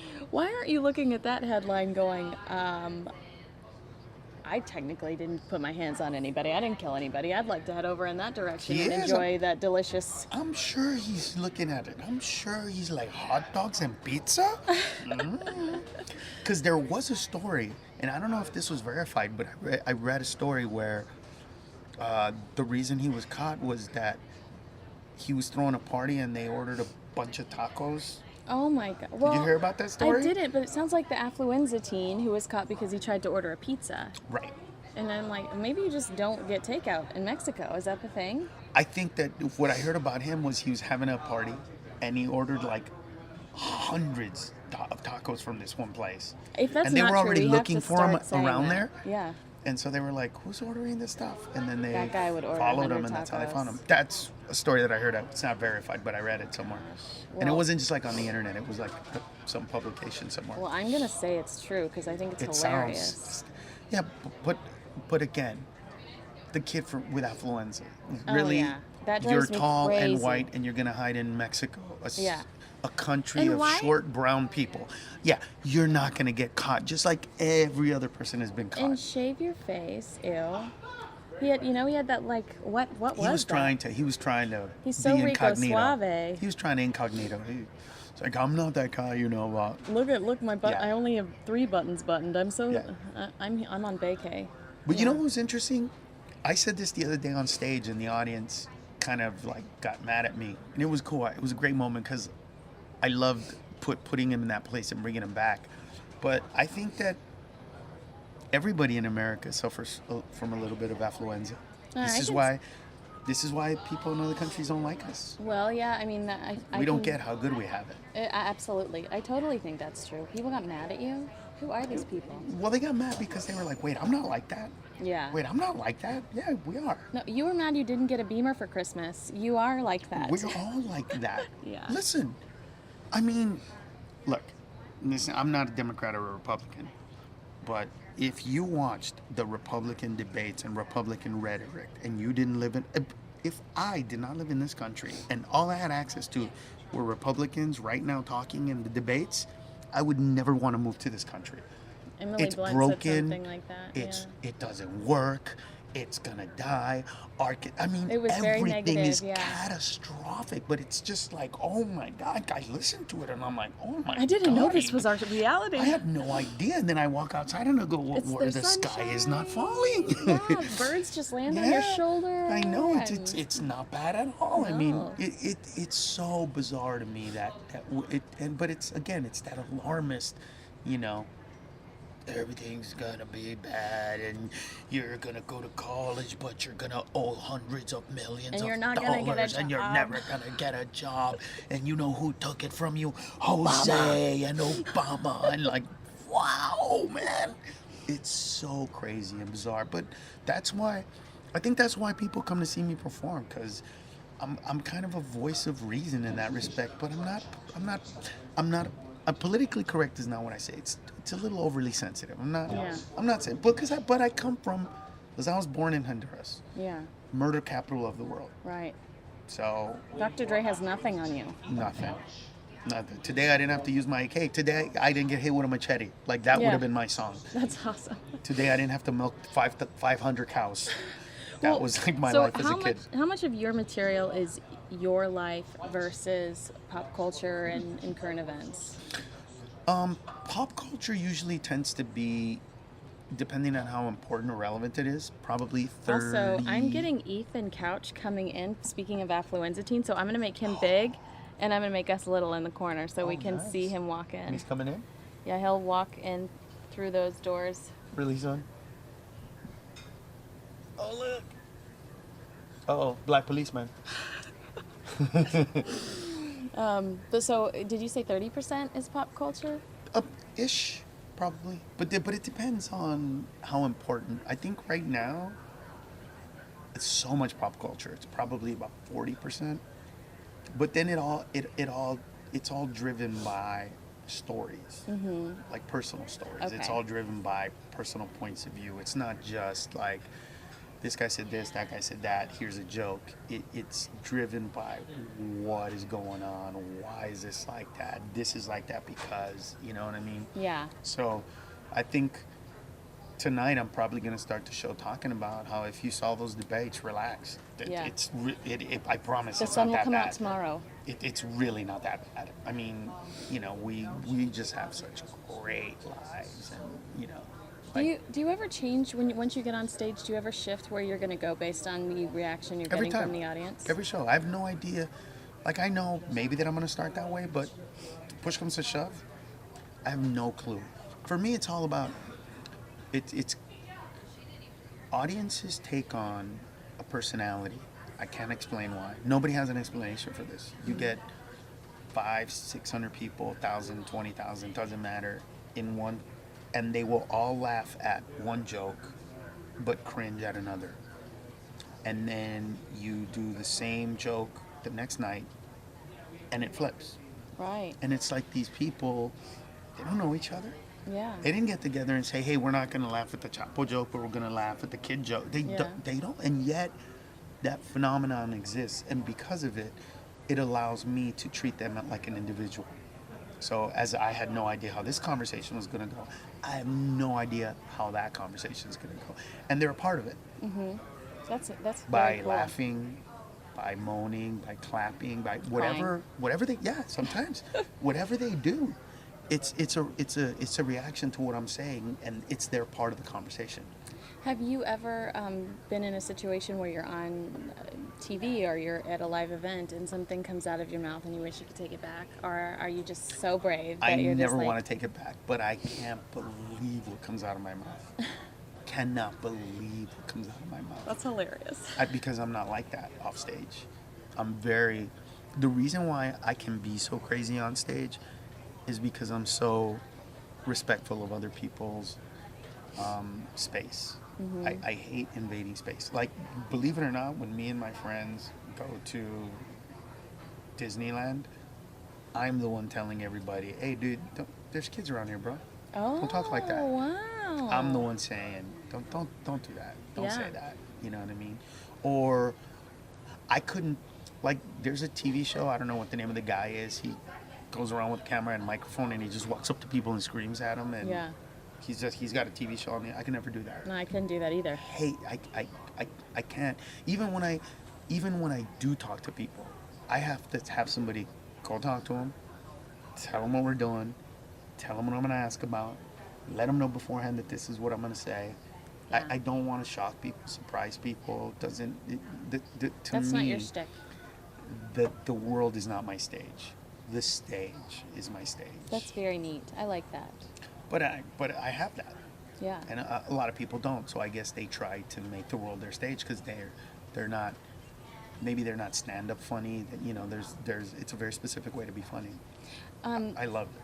Yeah. Do you love Phoenix? How often are you here? Love Phoenix. My brother lives here. Oh, that's so I'm awesome. here all the time. Oh, well, I drive here all the time. now we could go to Disneyland together. Yeah. And I have a clean mouth sometimes. Well, here's the beautiful thing about going to Disneyland with me. When you're a celebrity and you go to Disneyland, Mm-hmm. they don't want people taking pictures of you, so you have to get an escort. Oh my gosh. And I'd feel like Beyonce. I wait for no lines and Oh go my, to the front. This and, is the best day ever. And they save seats for us, you know. So by the time it comes for the parade, we just go on their seats waiting. And That's I mean, you got to awesome. pay for it, but Yeah. Do you have I any? think that's their scam. Oh, totally. Do you have any? Do you have any Phoenix guilty pleasures? Like, do you love Barrett Jackson, or do you love the Open? We have the Waste Management Open, and I mean, we've got some great restaurants here. My guilty pleasure is golf. Oh. Yeah. Golf and the Sanctuary in Camelback. Oh, that's the greatest. And the restaurant's really great over there too. Oh my God, there's a dessert. Like I go there and I just tell the chef, make me whatever you want. Oh, how fun. So it's so good. Like, there's certain things about celebrity that I love. Being able to say to a chef, hey, make me whatever you want, and they say, what do you not eat? Yeah. And I'm like, dude, I grew up poor. I eat everything. So whatever that one thing was, whether it's spicy, whether it's crazy, whether you thought, no, that's too much, make it for me. Well, that's great. And it's awesome. But that place is, I mean, those outdoor showers and oh God, I just love that place, man. Well, they should love just that place. let you live there. Just for the exposure. I You'll just come be and like, hang out here, there quietly. I'm at home at my sanctuary. I've like this is the first time I think I tell anybody, because when I go there, it's just for me. Well, you know, Britney Spears also loves sanctuary. Oh, really? So you might run into Brit over there. Maybe I have. Oh. No. Exclusive. No, Exclusive. no exclusive. I don't. I'm not seeing Affluenza Teen, so I will. Affluenza Teen is not coming out. He's crying. Where is that? That's in DFW Airport. I'm from Dallas, but I do not recognize that. Oh, it's because it's the new terminal. It's the D terminal, which part of it is international. Oh yeah, see, it says D terminal right there. Man. So it's because it's the newer terminal, because it was A and B, then the C was all the other airlines, and all the other airlines pretty went away. Then they made the D, and the D is where all the Los Angeles flights come in, but a lot of the international flights. That's why I was like, I recognize that airport, but yeah. Yeah, so he's probably in a lot of trouble. He should be, man. He's an idiot, though. Yeah, and just Like, running away like that. I don't understand. That's his mom's fault, though. It's a generation thing, though, because I have a little brother that just has no respect for authority and does what he wants and wrecks Range Rovers and et cetera, et cetera. Really? And I'm just like, stop giving him Range Rovers. I had to get my own bug. Right? I don't know, man. Yeah, that is the hardest part for me, is raising my kid and drawing a line. You know what I mean? Mm-hmm. So, like, my kid's 9, and I've had to tell him already, I could afford it. You're just not getting it. Did he get one of those things that you slide on instead of walking? The hoverboard? Yeah. Did he get one They of call those? it a hoverboard? Is that what that is? Yeah, that's what they call it. Did he get one? No. Oh. He wanted one. Wow. Said no. I can't believe you didn't give him a hoverboard. No. Although you did yourself a favor, because those things are randomly setting themselves on fire. Yeah, they're blowing up because of the batteries. Yeah. So. But no, I have not got him that, and I won't. Wow. But I tell him like, we can afford it. I want you to understand that. You're not getting it because I don't want you to get it. But I want him to understand, like, look, this is life. You know, Yeah. you don't get everything you want in life. And because You have to work for it. And because other people have it, it doesn't mean that they need to give it to you, or that they should give it to you. It doesn't work that way. And you know, but I tell my son, like, I have a huge family. If I gave my family every single time they ask me for money, and how much they ask for, I wouldn't be able to take care of my family. Oh wow. Oh come Yeah, on! that's I why have I 11 sisters. I keep changing my phone number. This is why. I have 2 phones. You just turn one off. One for my family. Yeah, I got 2 phones. One for my family and one for Yeah. That's funny. Because one of them is, all right, how much am I gonna make, and the other one is, how much do you need? So I just hope that I get more phone calls on this one. Okay, cool, great. All right, this one didn't ring. Ooh, another one on this. Yeah, 2 ones. Oh, here it is, Mom. You know what I mean? Yeah. And I got that guilty Catholic mom, Oh wow. who, when I say no, I'll get a phone call from my mom. You know, Jesus is watching you. I'm like, really? Jesus wants me to give my brother Joseph, who's an alcoholic, cash. Is that what you're saying? That's what Jesus wants? Ay, mijo, Jesus. It's like, okay, Mom. That's hilarious. Oh man. Well, I'm so excited to see you this weekend, and I love Stand Up Live. That's a great venue. It's got. I mean, there's a ton of room, but it's so intimate. Yeah, it's the biggest small club, so to speak. Right. Because it is, I believe it actually is the biggest comedy club in America. What? Seating wise. Oh really? I'm always in the front-ish though. Yeah. No. But the thing is that it's also, it's also one of the clubs that has every single seat has a great view. Absolutely, yeah, it absolutely does. And you're here Thursday through Sunday, 1, 2, 3, 4, 5, 6 shows. 6 shows. And how do you feel? You can get tickets at standuplive.com, but are you one of those comedians that mind when people yell back at you? It drives me crazy when I'm as I'm watching, I'm like, somebody shut that girl up. No, because it usually becomes a part. Like, I do something no other comedian does or has ever done. I record every single show live. Oh, wow. So at the end of the show, like, if you come to a show, by the time you walk out, you can actually get a copy of the show that you just saw. Oh wow! So on a flash drive. You're making people famous. I don't mean to. They just do. But normally they're trying to be nice. Yeah. And when they're not trying to be nice, you know, like we had this great show the other day because I was talking about the fact that like everybody talks about nuclear proliferation. I'm like, don't ever forget, there's only one country in the history of the world that has nuclear weapons that ever used them on other people. And this lady yells out, Russia! I swear to God, the whole, I mean, God, this poor woman. And the beauty of her was that she got it. She wasn't mad. And I mean, literally the rest of the show, at every 3, 4, 5 minutes, it was a Russia joke. It was hilarious. just. That's But at the end of the awesome. show, we're all taking pictures, and she's like, "I'm Russia," you know, and the whole audience is like, "Ah." I mean, it was great. Most of the time, it's a good thing. Okay. Every once in a while, it gets to a point where I have to tell them, like, okay, listen, now you're becoming irritating to the other people, and you're stopping the flow of the show. Yeah. So if it happens again, somebody's gonna escort you. Right. But it's not me. I don't care. I think you're fun. And I then, like you. And then they'll look at me and they'll say, like, dude, it's you. And I'm like, is that what you think? Ladies and gentlemen, is it me? No! And they'll just be like profanity. And I'm like, do you see what I mean? Do you see what you started? And then they'll look around like, oh, I thought I was helping the show. Because a lot of people actually believe that. Yeah. See, here's the foul. I understand why they think it, but it's false. They think, okay, I said something, the comic said something, everybody laughed loud, I'm a part of it. Mm-hmm. They don't understand that what we're trying to do is take what you said, use the energy, make it kinetic, and bring it back to our show. Love that. So we're good at it. Yeah. But we don't want it. Yeah, we don't need No. shotgun. It's not necessary.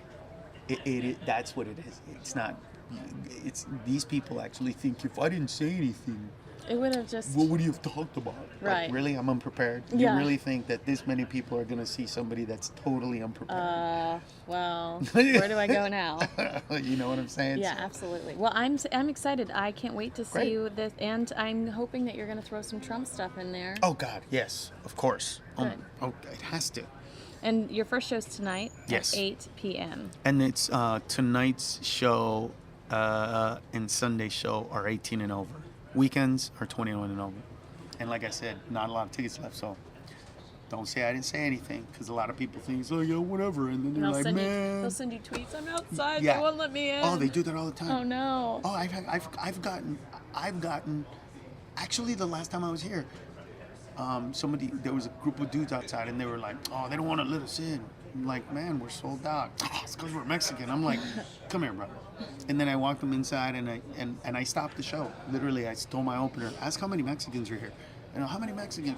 The whole crowd went nuts. You're like, so you really think that we didn't want you, and you were one too many? Maybe they bought their tickets on time, and you did not. Love it. Yeah. Well, you know what? It's not always payday, okay? It's not always payday. See? And now a different perspective. Now I feel bad that I got the guys in, by the way. That's so very I don't nice. feel bad, I knew but that's how the story was yeah, going the to story end. was going to end that way, but Like, I wish it would have ended differently. A public display of somebody not being. Yeah, they whatever did have the to time. stand up.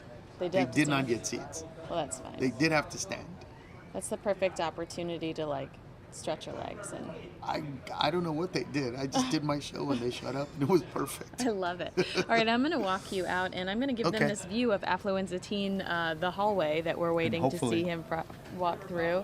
Mm. I'm actually pretty excited to witness this because I think he is such a little brat. He is. Yeah. He is. So I can't wait to see what. But the it look is on his face parents' is. fault. It totally. Yeah. Now, if he's sturdy and he's still like this, then we need to smack him in the face with some gloves. But up until now, I'd blame his parents for not grounding him in some kind of reality. Well, if God gave you if God was like, you know what, I'm going to give you probation or whatever. If God gave you this opportunity to not have to be thrown in juvie, wouldn't you, in your heart, be like, I need to do something better with myself? I mean, Yes. I feel like that's a natural reaction when you see that you've been given a huge break.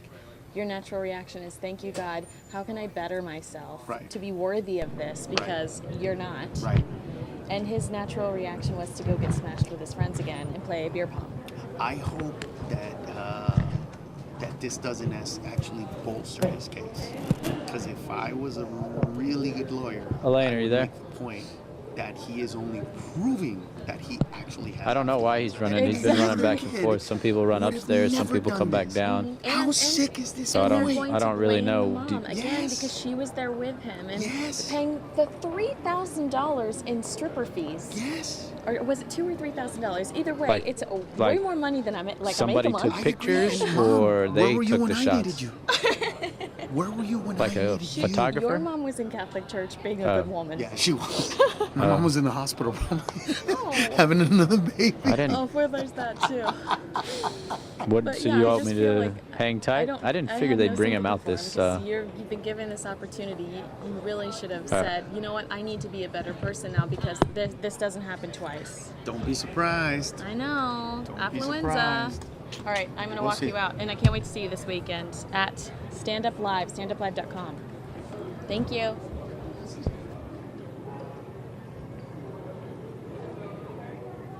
So somebody else had headshots of him upstairs. Really? That's what my.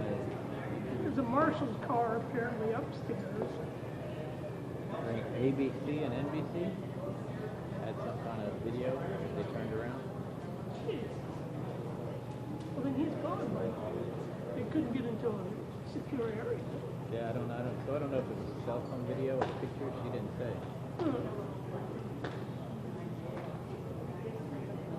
It's what happens when it's last minute, kind of disorganized.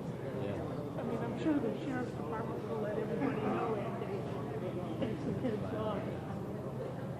But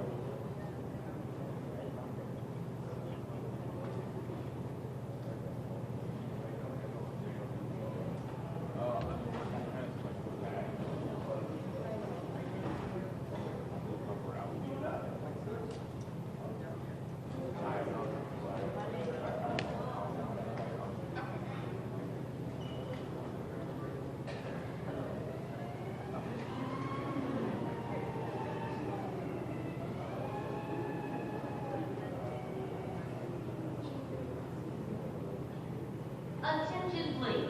Due to the TSA, Transportation Security Administration regulations, unattended bags are prohibited in or out of all central terminal areas and are subject to security search.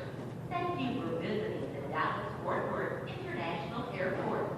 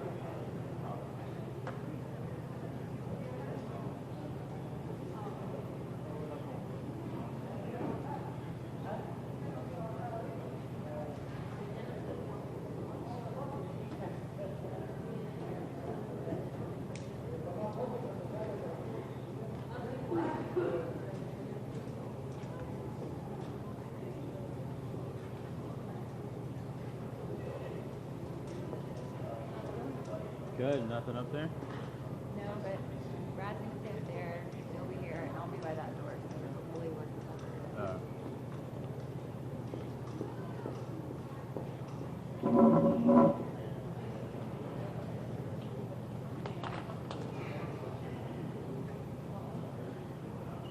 All right, and if you are just tuning in, I'm changing the lower third here. We're waiting for Ethan Couch to arrive back at DFW Airport. This is the Affluenza teen, and he was originally fighting being returned to the United States. His mom was returned almost immediately after being caught.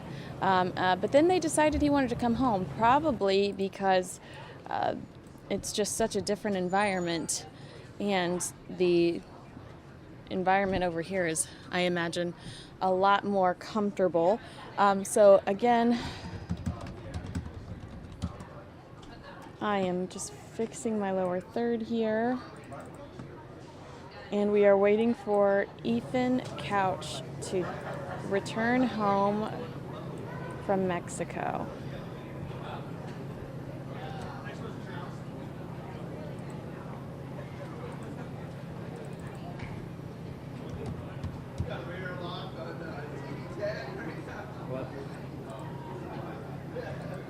What? Dude, I don't know. He never came to this exit. So, like I was telling you before I left, I would imagine they walked. All right, so I have Ethan Couch right now. The script's written. I'm just trying to find all the assets.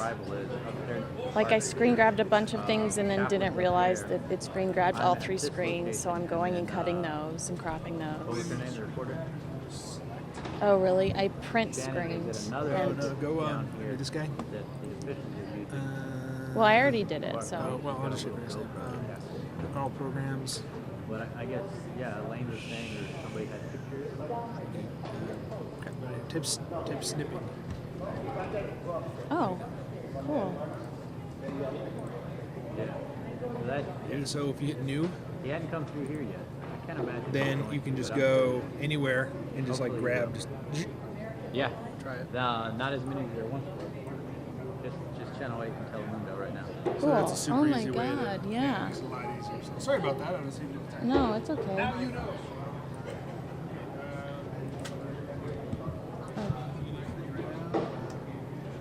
Well, what should I show about for the NASA thing, for the Challenger story? Like I thought about just screen grabbing our the Facebook update about it. Elaine, am I back? Okay. Yeah, and just say 30 years ago they. All right. I was changing cables. All right.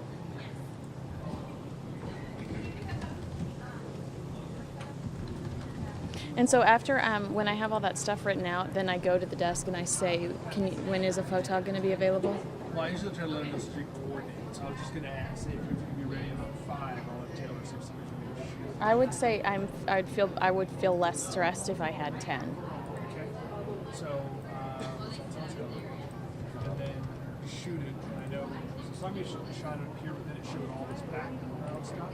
Something can maybe we just have you kind of bring it back and shoot it with the news now. So wait, do you want me sitting down here? More comfortable standing, or just getting more of the good background versus all this junk. Okay. And then I'll take it from there.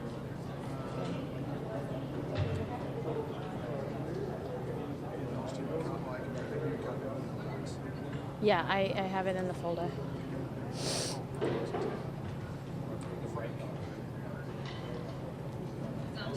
Yeah. Okay. So when we do a reset later, we should find a time.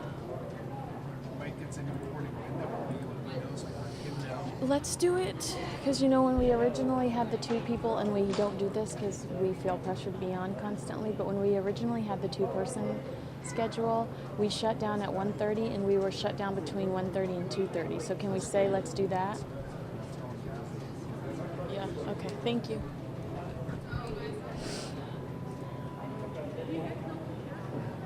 Oh, it looks so yuck.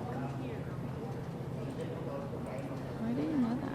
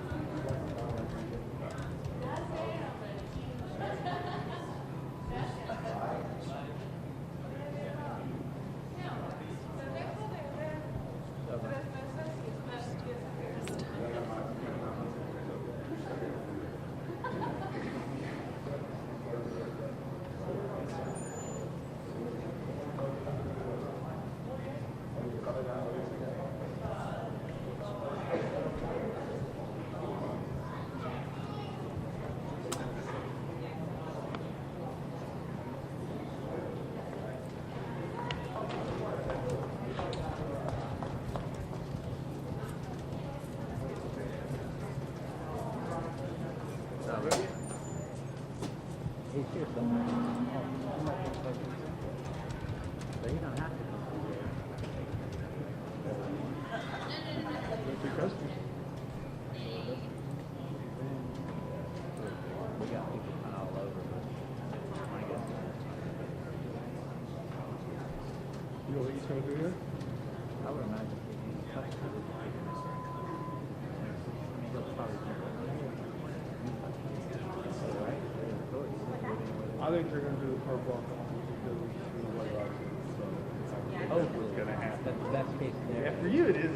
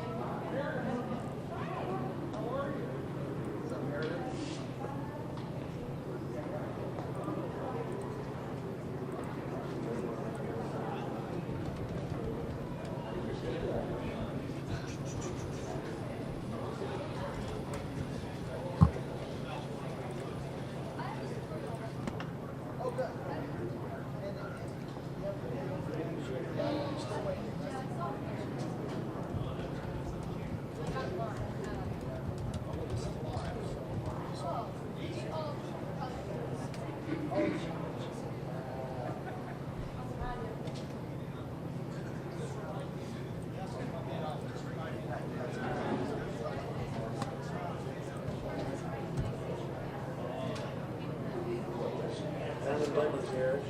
There's been a lot of rumors bouncing around about what's going on in Hardin County.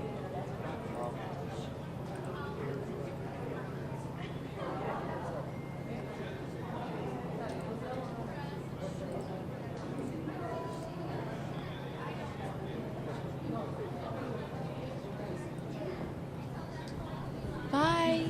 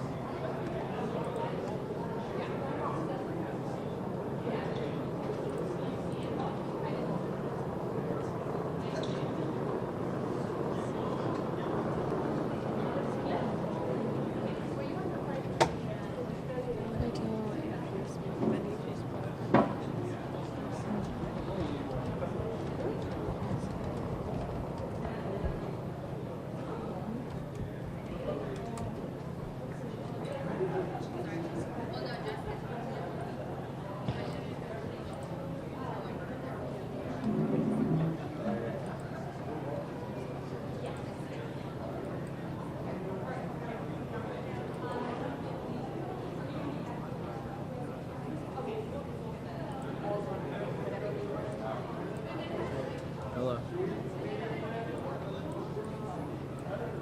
What?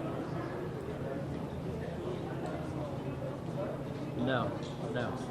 Nobody's seen him on the plane. But these people are coming from Mexico City.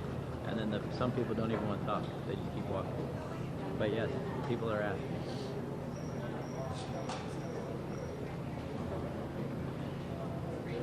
No, everybody's down here now. So Kaplan's on one side of the room, I'm on the other. And again, if you're just watching us, we are waiting for Ethan Couch to return to U.S. soil. He is the affluenza team. This is a DFW airport, and we've got this on a couple of our satellites. So apparently our affiliates are pretty confident that he's going to be walking through these doors at some point.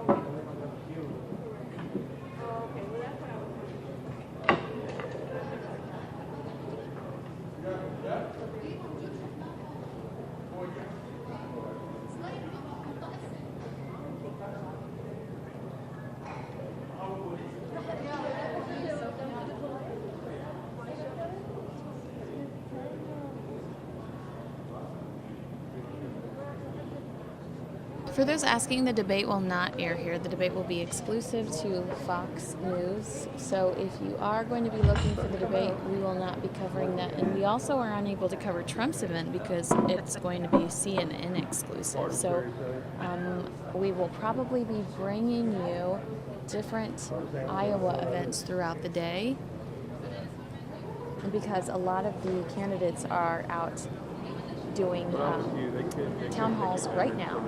So we'll probably be able to bring you some of those, but we are unfortunately unable to bring you the debate.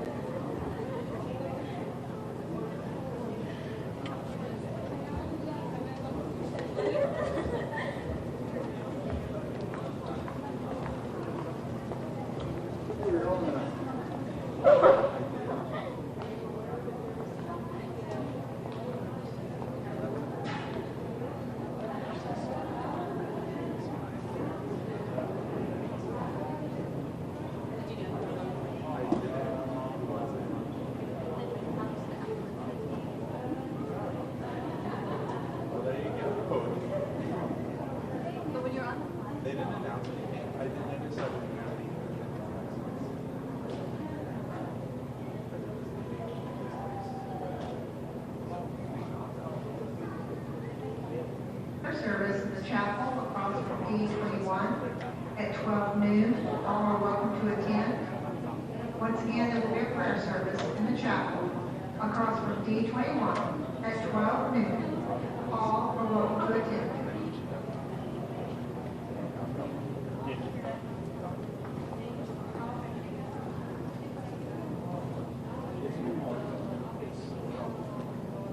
Looks like I'm also going to have a event for you here in a second. It's Bill Clinton campaigning for Hillary Clinton out of Iowa.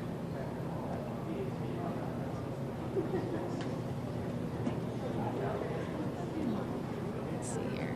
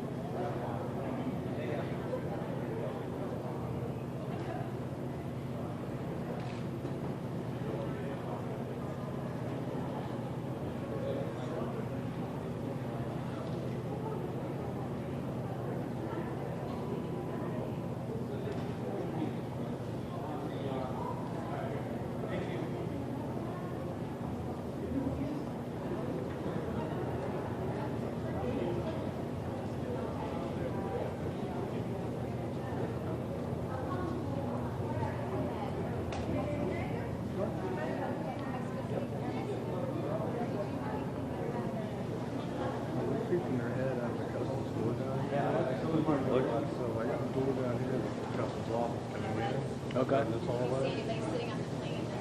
Okay, thanks. Yeah, no, I have another one. I think that's, yeah, I don't see him, so maybe he's there. Thank you. What did you see happen?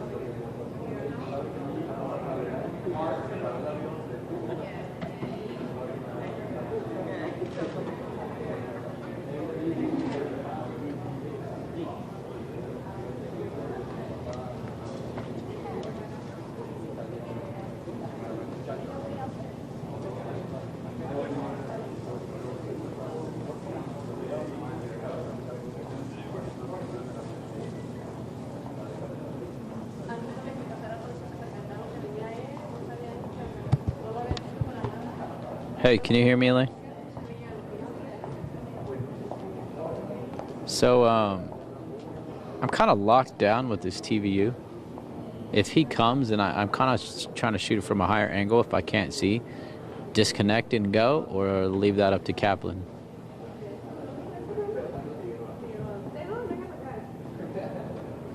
Here, I'll turn like, so you got everybody here kind of waiting. That's all media. Oh, those are people coming off the plane, but yeah, nobody has seen anything or anybody. I'm listening in. I don't know where Kaplan was. He was grabbing some sound earlier. I don't know where he went.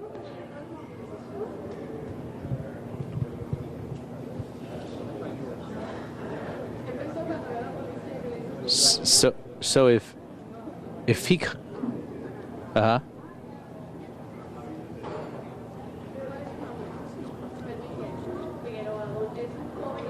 Okay. Okay.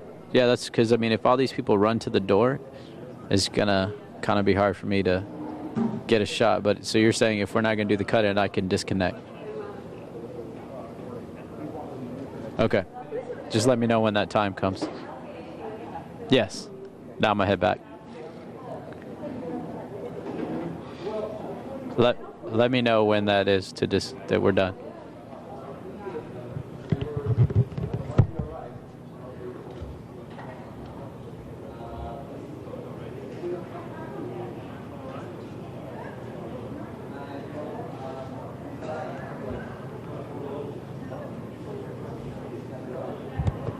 I'm trying to listen in. I don't know. I can go try to find out. They're not talking to him anywhere I'm at. Most of them speak Spanish.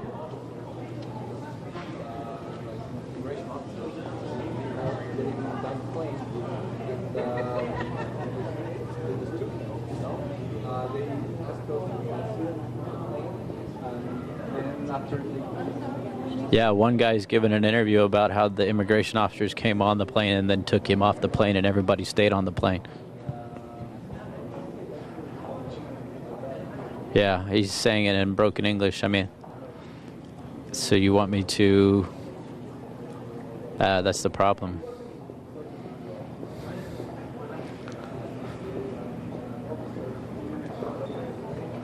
With all the cameras, there's no way I can squeeze in with the TVU. All right.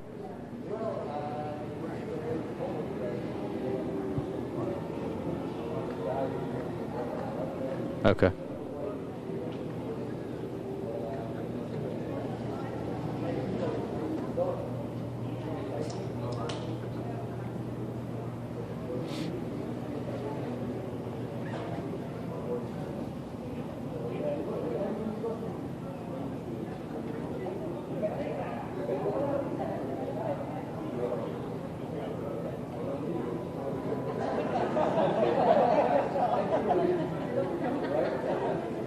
When he's done, I can try to grab him and bring him over. May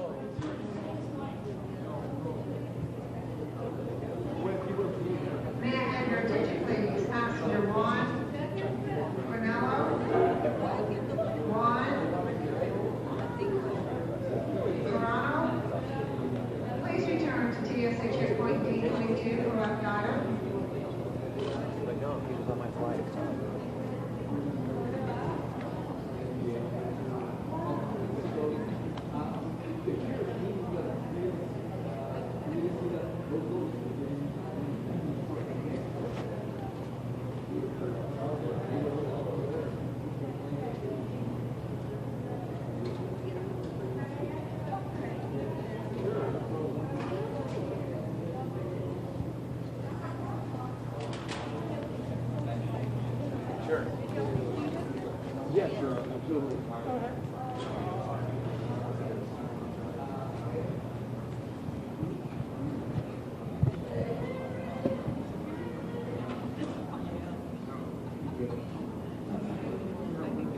I'm good?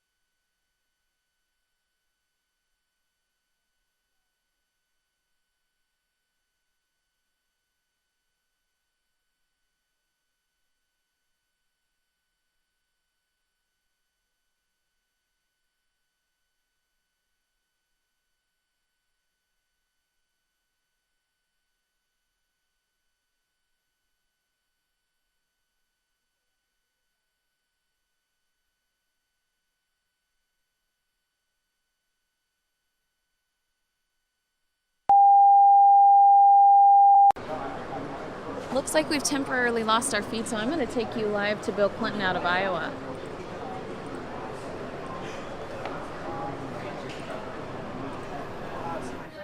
And the Republicans say be very, very angry. They're going to divide, distract, and demonize. They promise to undo everything the president has done. And Hillary believes that we should build on it until America works for everybody again. You got to give the American dream back to everybody. It's not enough to have the upper class. And to be fair, the upper middle class is growing. But in terms of income, the middle class is shrinking in raw numbers, and the middle class, the working class, and lower income working people, their incomes are going down and poverty is going up. So the first question is, how do you restore broad-based prosperity to everybody? And the only time it's happened in the last 50 years is when I had the honor of serving, and it wasn't rocket science. You ask the wealthy to pay more because they've made all that's where the money is. Willie Sutton said he robbed banks because that's where the money is. Not because we resent success, but because people understand that in America we have to go forward together. If we don't go forward together, sooner or later we'll stop going forward. So yes, we need more help. We need more help to finance the explosion of jobs in clean energy and modern infrastructure, to continue to maintain our lead in science and technology, especially in biotechnology, where we're getting millions of jobs in the next 20 years. We need more help to relieve young millennials of the burden of debt they can't repay by letting them refinance it at lower interest rates and then capping the debt they've accumulated as a small percentage of their income. You know, if you buy a house, you can pay it out over 20 or 30 years because it's a lifetime asset.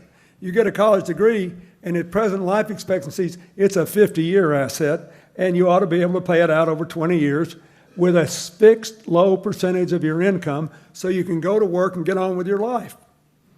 And for college students, we should make tuition and books and other basic expenses free for people in middle incomes and down and affordable for others. That's what should be done.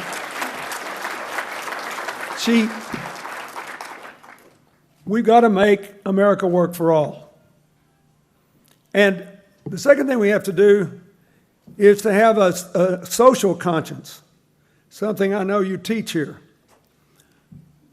where we have not only inclusive economics, we have inclusive social policies. We have to learn to talk to each other across the lines that divide us.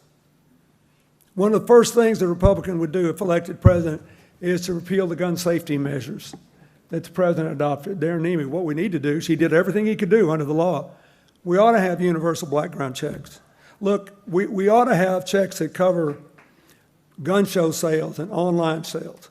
And look, I'm from Arkansas. I've heard all this stuff all my life. I know what the deal is. The deal is that there are millions of people out there who think they have to vote Republican because they can't afford to go on vacations. All they got is hunting and fishing, and the Republicans keep telling them, you let them do this, and pretty soon they'll come get your gun. And I'm sure all of you have heard it out here. And one of the reasons that we were able to pass the assault weapons ban with the ammunition clip limit and the Brady bill is that people had a hard time looking at me and thinking I was coming for their guns. I mean, I get it. You know, if I lived way out in the country in Iowa and I was 60 minutes from the nearest law enforcement and I had a bunch of kids, I'd want a rifle there just in case I needed it to defend my family. I get that. I understand the hunting and the sports shooting, but this is crazy to have these illegal guns flooding the streets of New York and other cities and all these kids dying and the police terrified and dividing everything. It doesn't make any sense. And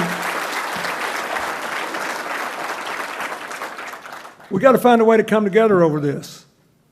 We got to find a way to come together with the young people and Black Lives Matter.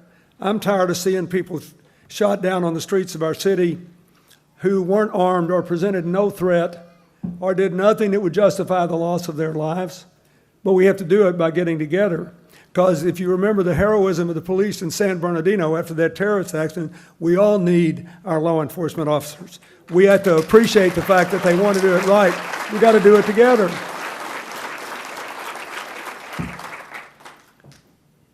One thing where I think we got a real chance to cooperate with the Republicans is to defeat the worst bipartisan killer in America today, this epidemic of prescription drug and heroin abuse, which is sweeping across rural America, hitting hardest in the areas that have been left out and left behind.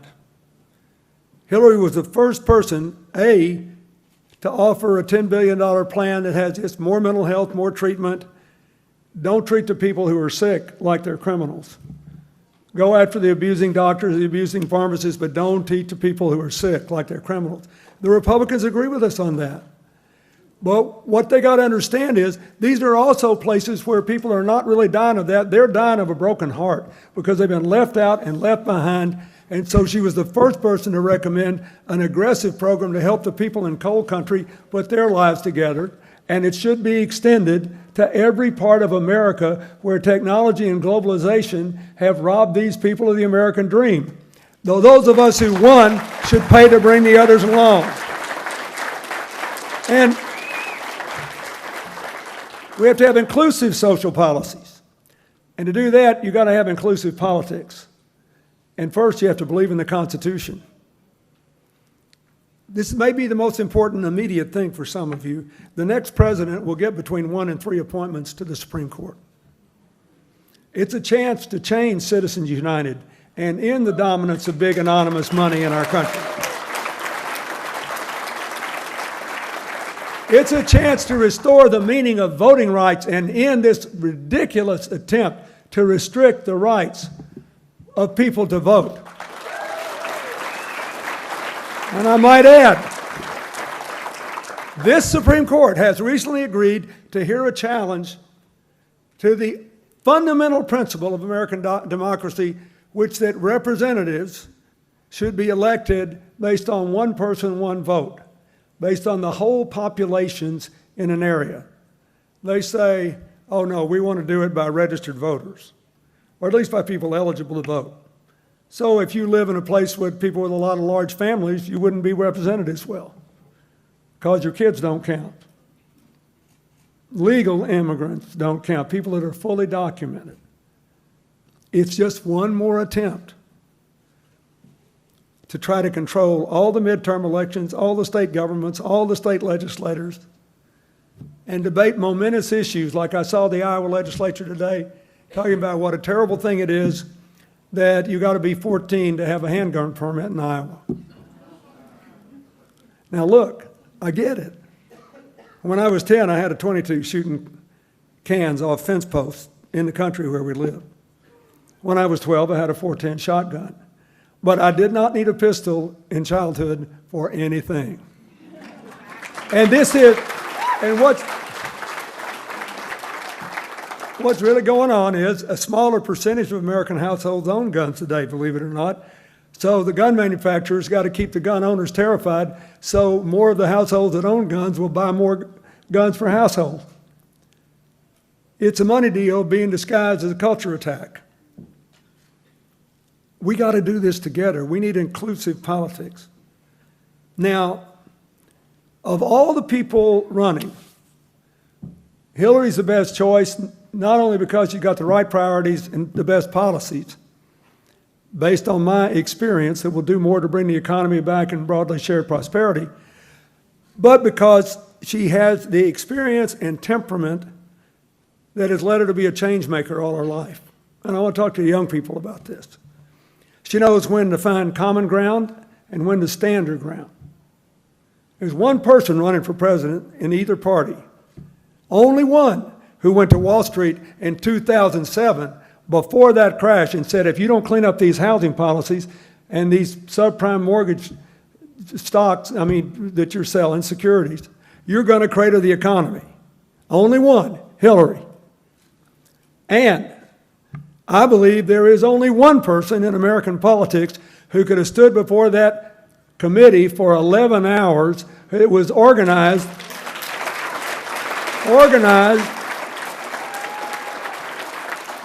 as the Republican leader in the House said, that committee was set up to drive her poll numbers down. We already had 6 other congressional committees, all chaired by Republicans, who found that she didn't do anything wrong, but she did what she always does. She took responsibilities and made the recommended changes. But that's not what they were interested in. They were very results-oriented. You got to kind of respect that in the Republicans. Don't bother me with the facts. We're results-oriented. I kind of hated it old Kevin McCarthy couldn't get elected speaker just because he told the truth. We're laughing, but this is a serious problem in America. You cannot have inclusive politics if one side believes there should be one set of rules for them and one set for everybody else, that facts are irrelevant, that the law is irrelevant, that the interest of the country is irrelevant. I loved it in that, I don't know if you saw the town hall meeting they all did on CNN a few days ago, but this big fellow stood up and said, you know, Secretary Clinton, he said, I was a lukewarm supporter of yours till you went through that hearing. I don't think anybody else could have done that. I'm gung-ho now. And when the hearing was over, I called her on the phone. She said, what did you think? I said, I think I'm going to vote for you. But let me tell you what's far more important. I met Hillary 45 years ago this March. And I was a little bit in awe of her because she was already among maybe the best known person in our law school class, because when she was a senior at Wellesley speaking for the seniors, the commencement speaker was Edward Brooke, a liberal Republican, they don't exist anymore, and an African-American senator from Massachusetts, but he supported the Vietnam War. And she used her senior speech to say, young people are dying for nothing, people are being overlooked, You're a senator. I want you to take responsibility for changing the future of the country. And it spread like wildfire across America. So I saw her and I thought, ooh. We didn't meet. I just stared at her for several weeks. We didn't meet until she saw me staring at her in the library one night when a fellow was trying to talk me into joining the law review. And she put her books down and walked all across the library. The library's a long, skinny building. She said, look, if you're going to keep staring at me and I'm going to keep staring back, we at least should be introduced. I'm Hillary Rodham. What's your name? At the moment, I couldn't remember. There weren't many women in law school then. They were a distinct minority. She could do anything she wanted. She spent her time working in legal services for poor people. When she got out of law school, she could have gone anywhere and done anything. This is Ethan Couch's arrival in the United States. It's very little. We're not even going to get to see him. These private academies being set up, pretending to be tax-exempt eligible, legitimate education institutions. They were really nothing more than continuing the segregated school system.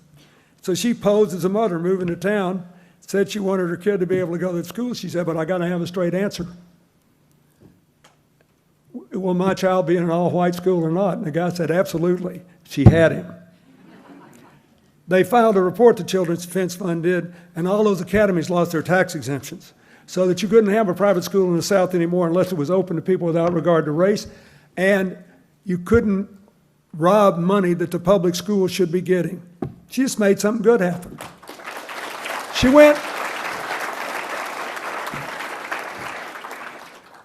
to South Carolina to find out why African American teenagers were being held for years in adult prisons.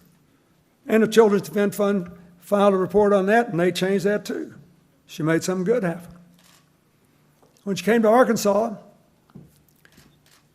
to be with me, to teach in our law school, was in the most Republican area of the state, and they never had legal aid before. She had the first legal aid clinic. And the judge told her he didn't think much of legal aid. And he actually, I apologize to the young people here, but people used to talk like this. The judge actually said, I don't like lady lawyers very much either. That's what it was like then. 6 months later, that judge changed his mind on both because she showed up with good lawyers. They defended the people well. The people that should get off got off. The people that were entitled to recovery in civil cases got it. And if they were guilty, they couldn't get off because they had a lousy lawyer. Everything worked better. She just made something good happen. President Carter put her on the board of the Legal Services Corporation, and at 29, she was elected chair. Still to this day, the youngest person ever to change it, chair that board. She just made something good happen. So I become governor. She says to me one day, you know, we got this terrible problem with all these poor kids whose parents never went to school. They're illiterate. The children are going to start school not knowing anything. They'll never catch up. She said they're African-American kids in the Mississippi Delta. They're all white kids in the Ozark Mountains. We had 6 of the poorest counties in America, evenly divided. And she said, I read about a program in Israel for immigrants who come there speaking no Hebrew or English. It teaches the parents still to be their children's first teachers. They've had amazing results. I think it would work here. I said, well, and what are we going to do about it? She said, oh, I already did it. I called the woman who started, and she'll be here in 10 days. I'm not kidding. Next thing I know, I'm going to these little hippie graduations. And all these parents are weeping because they know they've helped their kids. Next thing you know, this program is in 26 states. This was before there was kindergarten, before there was pre-kindergarten, before there were any educational standards in child care. And now, today, all over America, there are adults, which by my standard are still young, who have had better lives. They learned more in school, they went further, they got better jobs. Their whole lives were changed because she did that one thing. She just always makes things better. And, you know, when I came here to Iowa trying to get you to vote for me in '92, one of the things I could say is that our state had just been upheld by a national education expert as one of the 2 most improved states in the country in education. And it sold here because you had good schools and people liked that. But the truth is, and I said, same guy said about 10 years ago that we had the worst school system in the country. So then he said we had one of the 2 most improved. What happened in the middle? We had to change our school funding under a court decision. So I decided let's use this as an excuse to raise standards, raise teacher pay, and move out of the bottom. I appointed Hillary, chairman of an education committee. She went to every county in the state, to people like you. She listened. She came up with these standards. The legislature adopted them. We implemented them. She did that. She hadn't been elected to anything, but she made a lot of good things happen. We were the first state in the country, poor though we were, to have counselors in every elementary school to deal with the problems kids were bringing from home. And it made a big difference. And so then I become president. We tried to reform health care. I tried to let her do with health care what we did. All the experts said she proposed a really good plan. It was cost effective, wouldn't require a broad-based tax increase to insure everybody. We didn't pass it for a very simple reason. We did not have 60 votes in the Senate. And do not forget this. No significant health care reform has passed since the end of World War II without 60 votes in the Senate. But she didn't quit. She went to work with Senator Kennedy on what became the Children's Health Insurance Program. And we put it into the balanced budget bill. So 75% of Republicans wound up voting for it because they wanted to say they voted for a balanced budget. And that was easy, folks, because we got rid of 90% of it when the economic plan passed, reversing trickled down in 1993. But everybody was happy. And when I left office, more than 5 million kids had health insurance. And it's an important part of this Affordable Care Act that President Obama signed, and it's up to more than 9 million now. She just made something good happen. She was always concerned about kids who couldn't get adopted out of infancy. And when we got there, there was this huge problem all over America that kids with disabilities had a hard time getting adopted, and kids who weren't young anymore, I mean really young, were often put in foster care and never got out.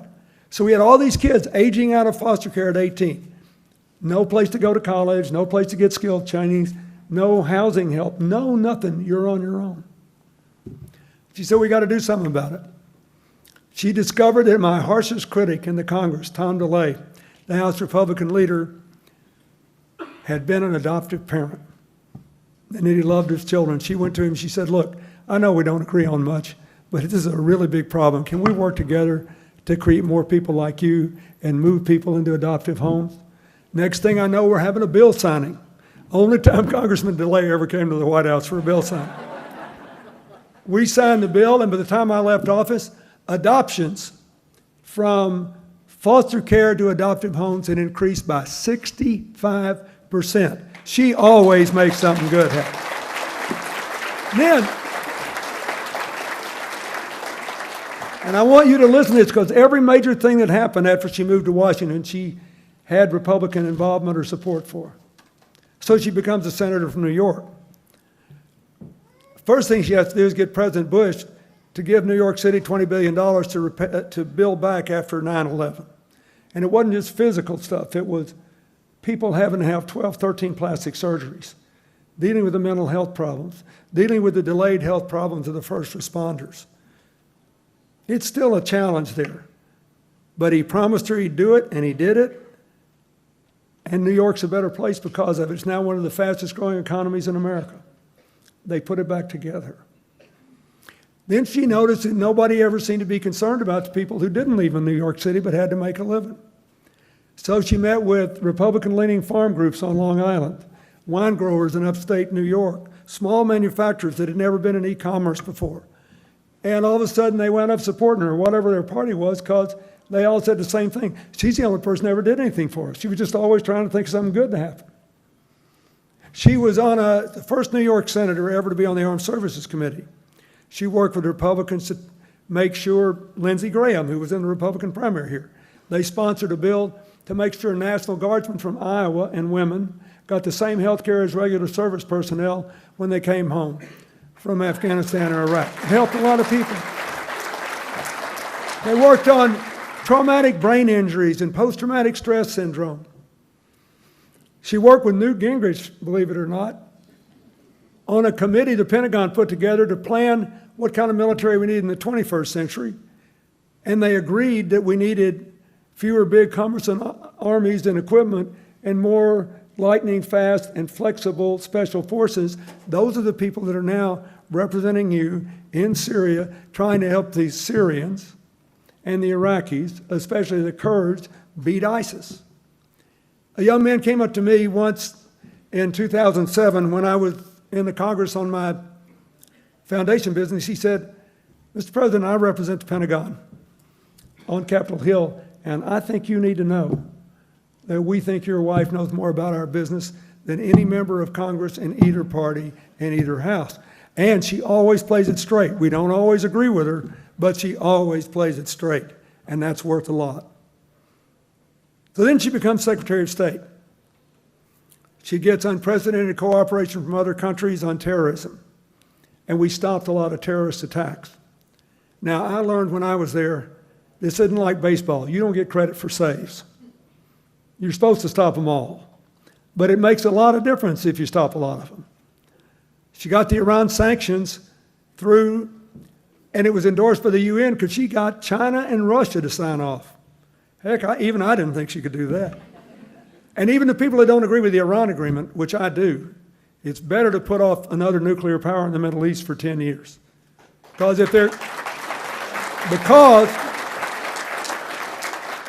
there won't just be one.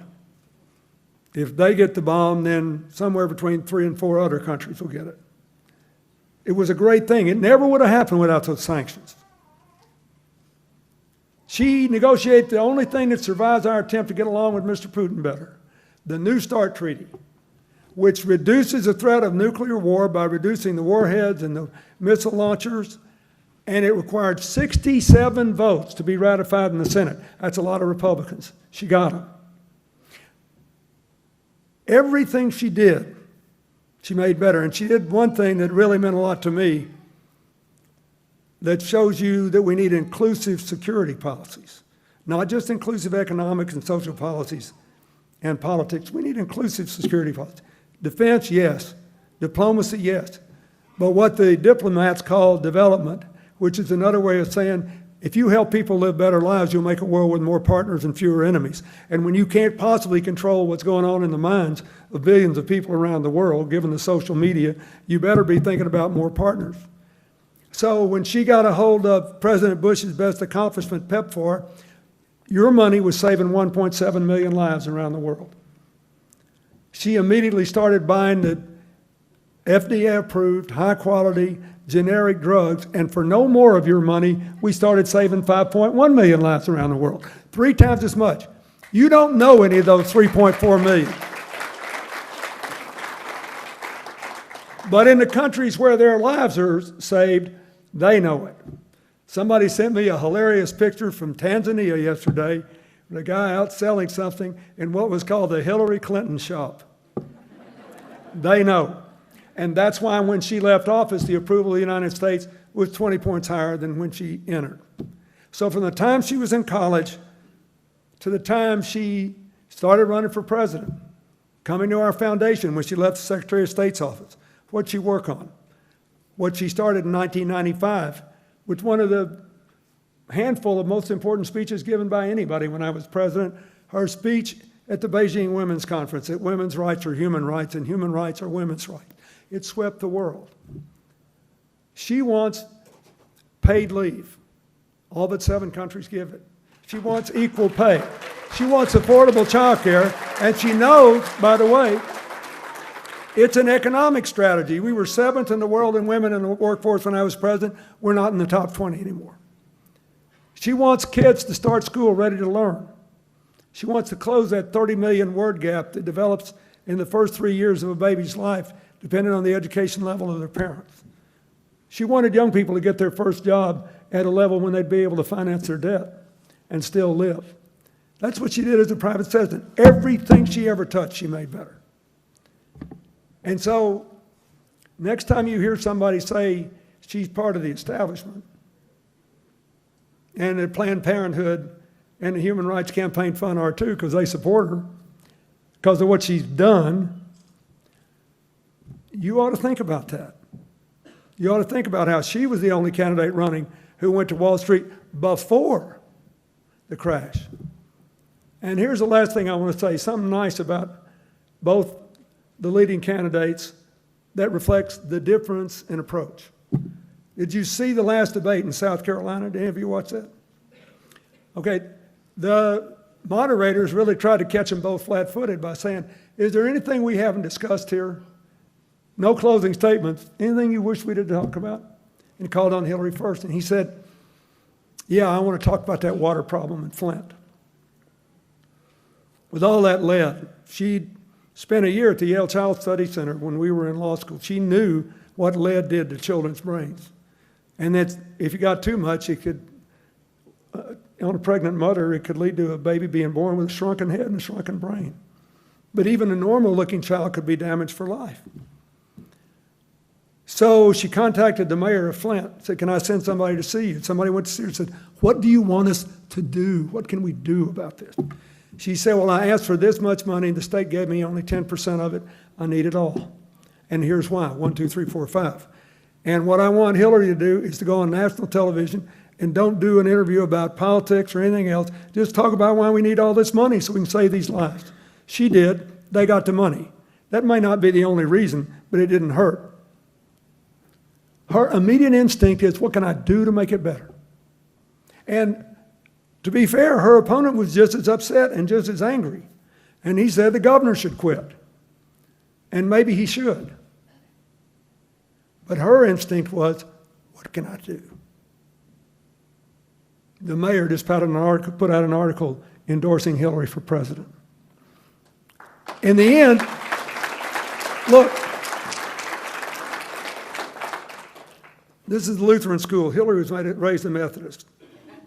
She was embedded. She had a conservative Republican father and a liberal Democratic mother. She embraced her mother's politics and her dad's hard-headedness. I loved them both. They were amazing. But anyway, John Wesley, the founder of Methodism, said that every person is under an obligation to do all the good you can to all the people you can in every way that you can for as long as you can. Her youth minister took her to meet Martin Luther King. It had an amazing effect on a young girl in the early 60s. Martin Luther King's favorite hymn was, "If I Can Help Somebody." And the last line is, "If I can help somebody as they travel on, then my living will not be in vain." That's who she is. Every single day I have known her for 45 years, she thinks about, what can I do to make it better? And she keeps score in a simple way, same way I do, everybody in our family does. If you're going to get into something like this, 3 things matter. Are people better off when you quit than when you started? Do children have a brighter future? And are we coming together instead of being torn apart? If you want to be able to answer a resounding, screaming yes after the next president's term, you need to caucus for Hillary. You need to help her get ready. You need to talk to your friends. You will never have a chance to vote for somebody who can make more differences more quickly in the lives of the American people. Thank you, and God bless you.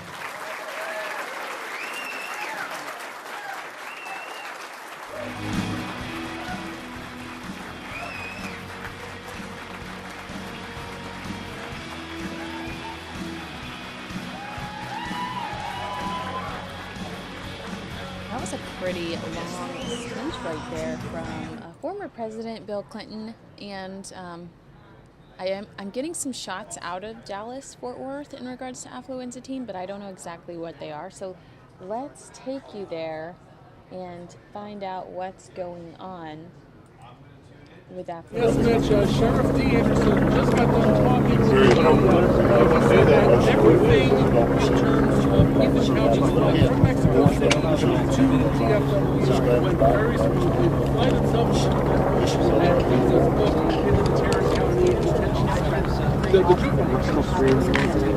hard time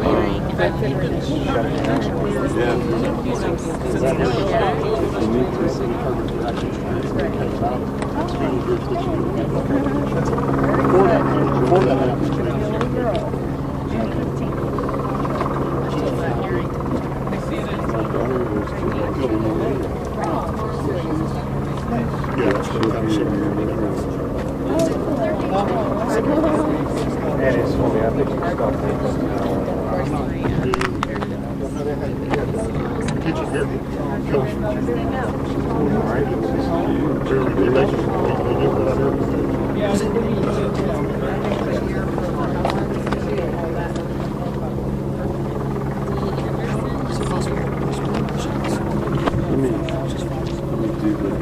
Here's my idea. Okay, so this is Dean Anderson, the sheriff from the town of Ethan County as well. And I don't understand why they're getting so secretive and protective of reentering the United States, and they're driving into we did not see years very different route. Start and so then when they were going into the detention center, they built into a garage and to shield it, which is something I don't understand. Anderson has been very vocal, very willing to talk to the media about this entire ordeal. He's been on every major news outlet. He's been on not major news outlets. He's put himself out there so aggressively in regards to this case. Y'all finished with this with us? And then when the guy actually is returned to the United States of America, everybody's going out of their way to hide him and shield him and protect him, and that's something that I don't. Looks like that feed is frozen. That's something I can't quite grasp right now. Before, this sheriff used this opportunity to get in front of the media. So I'm having a hard time with the fact that they're being so protective of Ethan Couch. Now, I feel like he was on the run. He's made multiple bad decisions, and he's of legal age now, so we should be able to see him. And I'm a little disappointed in the fact that they have continued to shield him like that. All right, let's see here. Let's see where we are going to go next.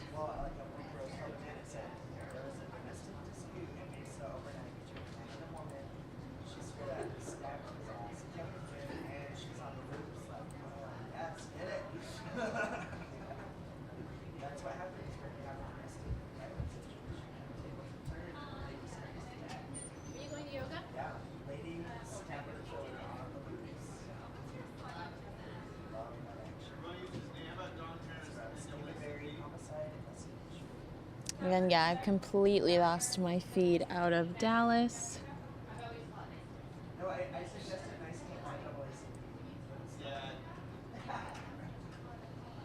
Not a lot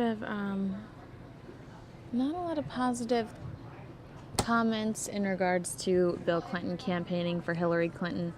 And we were in South Carolina last night with Donald Trump, who has already moved on to South Carolina. He's so confident in his position in Iowa. Of course, his poll numbers are amazing. They typically are. But Bill Clinton has been trying to get the Hillary Clinton campaign to move towards South Carolina, to move towards some of these other states, because he's concerned that their eye is not on the future. And I literally heard that days ago that was a concern, that they wanted to thrust the campaign into South Carolina. They want to look forward, and Bill was the one that was aggressive towards that. And then all of a sudden Donald Trump ends up in South Carolina. So I don't know if his campaign is just on a similar page, or if they're listening to the Clintons and saying, well, he makes a good point. Let's jump on it. Let's head over in that direction. But we are anticipating Donald Trump to hold a private event tonight for veterans. He's been tweeting that two other Republican candidates have asked to appear at this event that is in direct competition with the Fox News GOP debate. Let's see if he gets more specific, because it's been a while since I checked his Twitter feed this morning. He said, wow, 2 candidates called last night and said they want to go to my event tonight at Drake University. Later, he tweets, the debate tonight will be a total disaster, low ratings with advertisers and advertising rates dropping like a rock. I hate to see this. Do you really? Do you really? I think he shouldn't retweet a lot of the stuff he retweets. I think it's going to get him in trouble.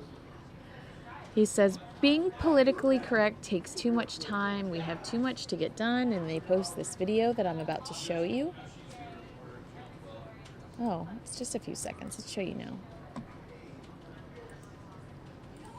Oh, I would just love to know who the people were that contacted him saying that they wanted to appear at his event tonight.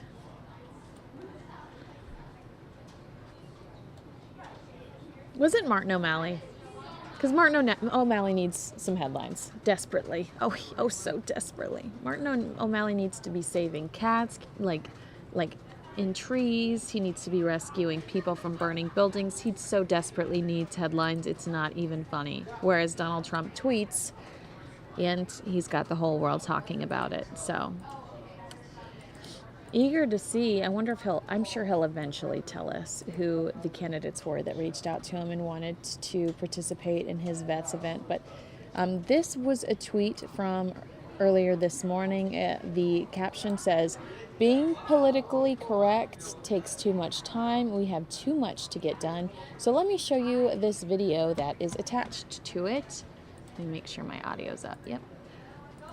And there you go.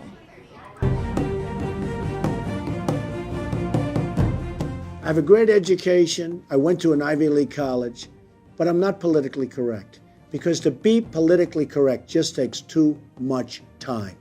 It takes too much effort. We have to get things done in this country, and you're never going to get it done if we just stay politically correct.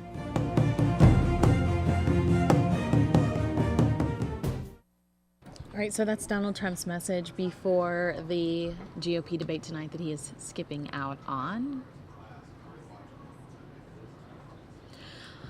He posted 27 minutes ago a GOP poll out of Tennessee ranking. He's got 32.7% in this poll. Cruz 16.5%, Carson number 3 at 6.6%, and then Rubio with 5.3%, which is interesting because a lot of people are saying the top 3 to watch are Trump, Cruz, and Rubio. And then Carson recently came out and said, you will be surprised once people actually get to the poll, or once people actually vote, you're going to be dramatically surprised at how much support I will receive. And people have asked, do you need to be in that 3? Well, here you go. In Tennessee, you see that Carson is in that 3. 48 minutes ago, and he pinned this tweet. Social media savvy, that Donald Trump. It is my great honor to support our veterans with you. You can join me now. Thank you, Trump for Vets. DonaldTrumpForVets.com. Very clever. Very good move for him to create. DonaldTrumpForVets.com. One of the main arguments this morning on CNN, it was Trump's spokeswoman and then a political strategist that is a CNN political strategist. I don't even know his name. But the strategist was so aggressive and vile and nasty towards Trump's spokesperson, saying that it was all a gimmick and Trump had never done anything for vets, which I don't know his background. I don't know what he's done charity-wise, but it was trying to take away from the fact that Donald Trump found himself in a situation that made him uncomfortable, which was this debate. His solution was to have an event that I think he was just trying to come up with a positive solution, is my personal opinion. I think the man has a good moral compass. So personal opinion is that his solution to this awkward situation, he didn't want to be a part of it, but he wasn't just going to sit at home, and live tweet it. What he decided to do was have an event for vets. I think he was trying to find a positive solution, and a lot of the people in the mainstream media are criticizing it, saying that he's just trying to use vets, when throughout his entire campaign, one of his concerns was the VA, and he's spoken about that at great length. He mentions almost in every campaign rally that he's concerned for what happened in Phoenix, right here. So a lot of criticism coming from the left and coming from mainstream media in regards to the event tonight. But he's not only holding that event tonight, but he's got DonaldTrumpForVets.com, and I'll give you a look at it. It's actually a pretty good website, and I'm wondering how quickly they got this up and going, but this is a new website he's just launched that allows you to donate. 100% of your donations will go directly to veterans' needs. How much would you like to donate? 10, 20, 50, 100, 500 custom, and then you give your credit card details. So you can see that he is taking some of that criticism personally and trying to prove the critics wrong. And that's the first time I've seen DonaldTrumpForVets.com, and I just shared that with you, and I think that that's pretty clever on his. He's definitely got a very clever team behind him, and they were taking some punches this morning on CNN, and I felt bad for them because I don't know how. Sometimes when you're on those shows and you've got somebody yelling at you, because I've done it.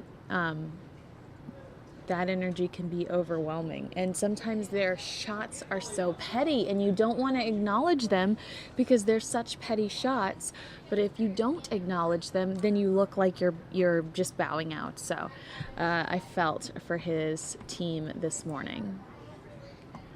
And if you follow me on Twitter, I just retweeted that Donald Trump tweet if you're interested in finding out where you can donate to vets for as low, it's as low as $10. So I think that's very cool of him. And let's take a look at the White House. This is where Donald Trump wants to live one day, pretty soon. We were looking at an unbelievable storm there a few days ago. And now everything seems to be settled and absolutely beautiful. I'm going to leave you with the White House for a minute or two while I figure out where some of these videos I downloaded went. All right.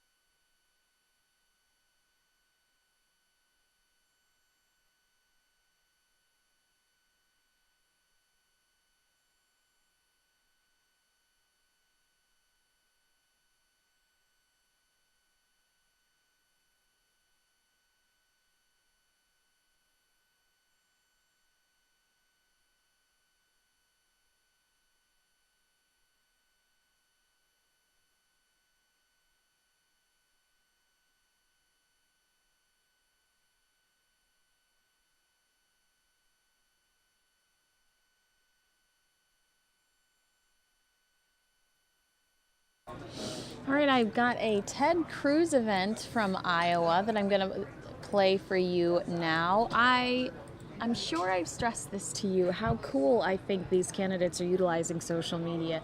Ben Carson, Ted Cruz, Donald Trump are some of the candidates that are so good with Periscope and Facebook mentions. And here I've got Ted Cruz in Iowa, Tony Perkins rallying Iowans for Ted Cruz.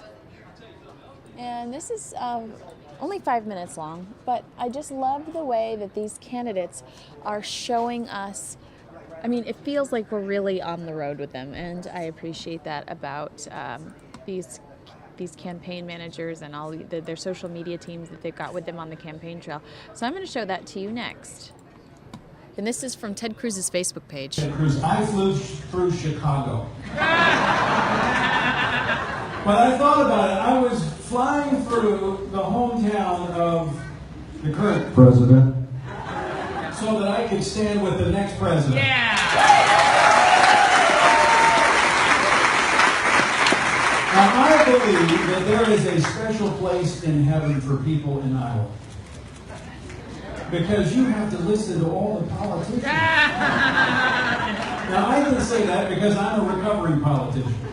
I spent nearly a decade in office in Louisiana. I got a little nervous earlier when Governor Perry talked about convicted politicians, because most of the guys I knew, they had to be very clear about the number of terms they served.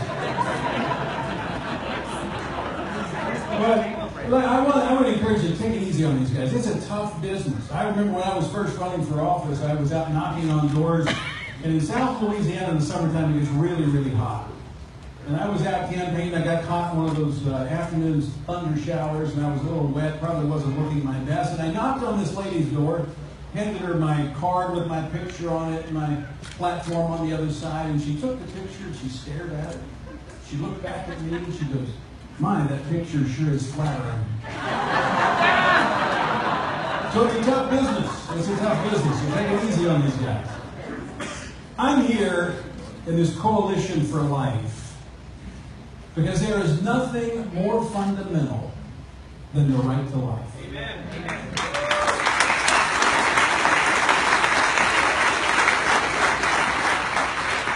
And we look at what has happened in this country.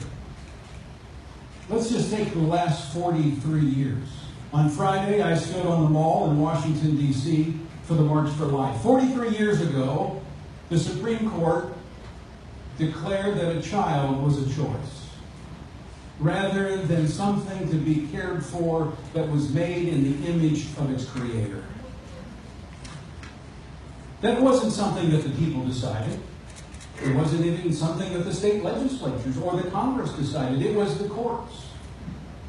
And then we go back to June the 26th of this past year when the court, 5 judges on the court, declared that they knew better than 50 million people when they imposed on the entire nation a redefinition of marriage.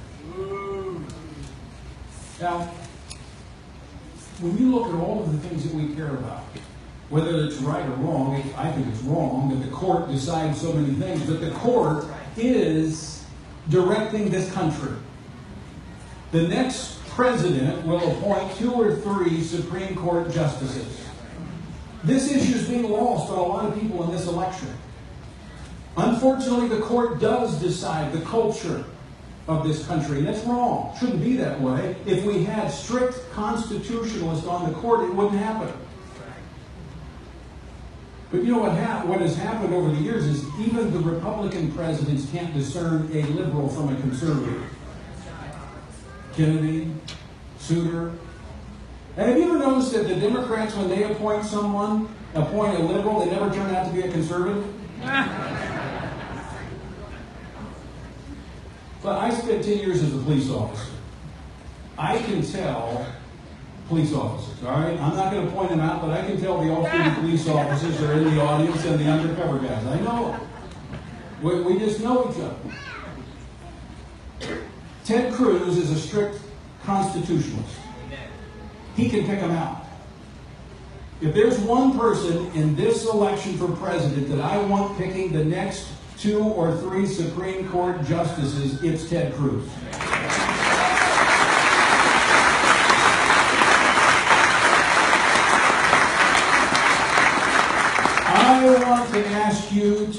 talk to your friends, to do everything you can to caucus on Monday night for the sanctity of human life, knowing that the next president is going to be putting those justices on the court. And I'm going to tell you what, I know a liberal will not be able to masquerade as a conservative in front of Ted Cruz. He will smoke them out. Believe me. Now, this has just been the warm-up act for you. You're really here to see. Come on, help me out. Who are you here to see? You're here to see my friend, someone that I have spent time with, broken bread with, prayed with. But you're here to see the next president of the United States of America. Please welcome Ted Cruz.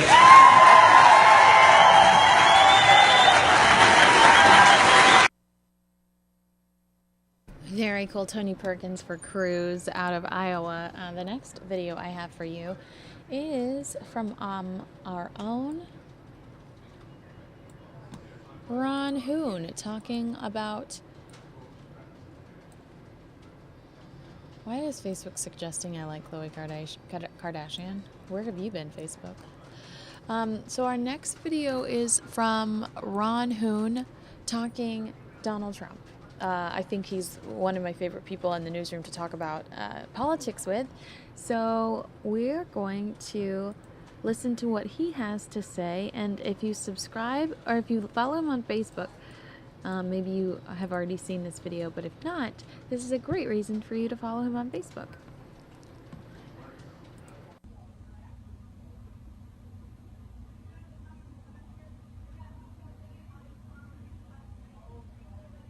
Hello, Facebook world. Greetings to all my friends on Facebook. It is your friend, the Hooner, and we are live on Facebook right now because the big story of the day, here, let me flip this camera around so you can see glasses. Actually, I just took them off.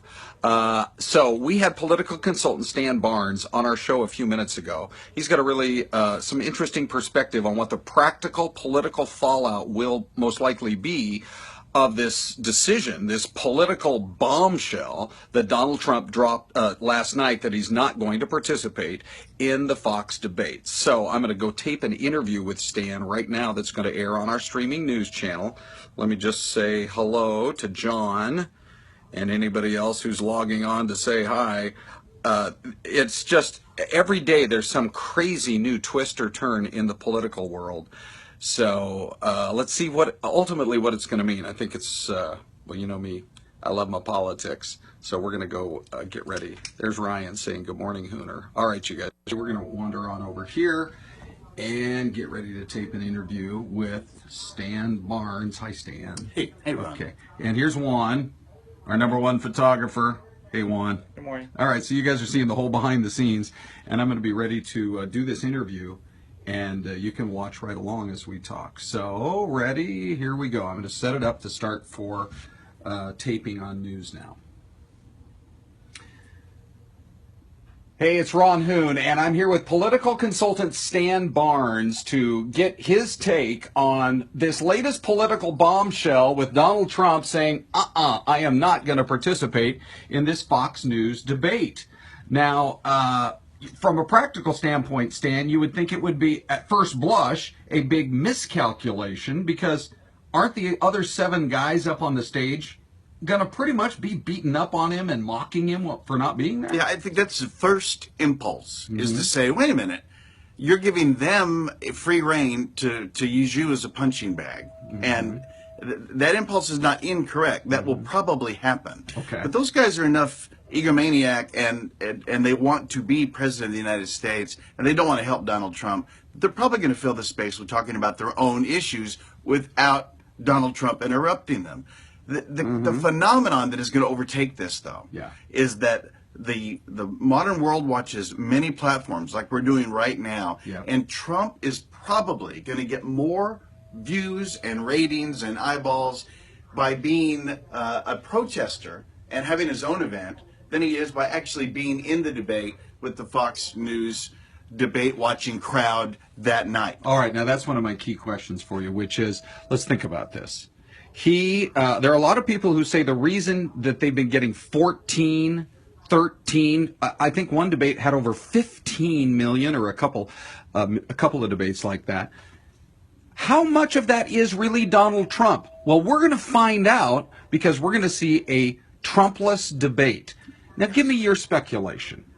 Instead of, say, 14 million, without Trump being there, how much do the numbers drop? Yeah, I think they dropped by half. Oh, my gosh. And 7 million? They dropped by half because Trump's gone and people want to see what else he's doing, but also because there's fatigue about these debates. This is number 7 or 8 or something like that on the Republican side, and there's a bit of the, hey, we've seen this before, and this joke's getting old, and there's nothing new to talk about. And so I actually think that it's 50% of the audience. All right, so he says he's going to do some sort of an event that will compete, that will also benefit wounded warriors. So that's kind of brilliant on his part. Yeah.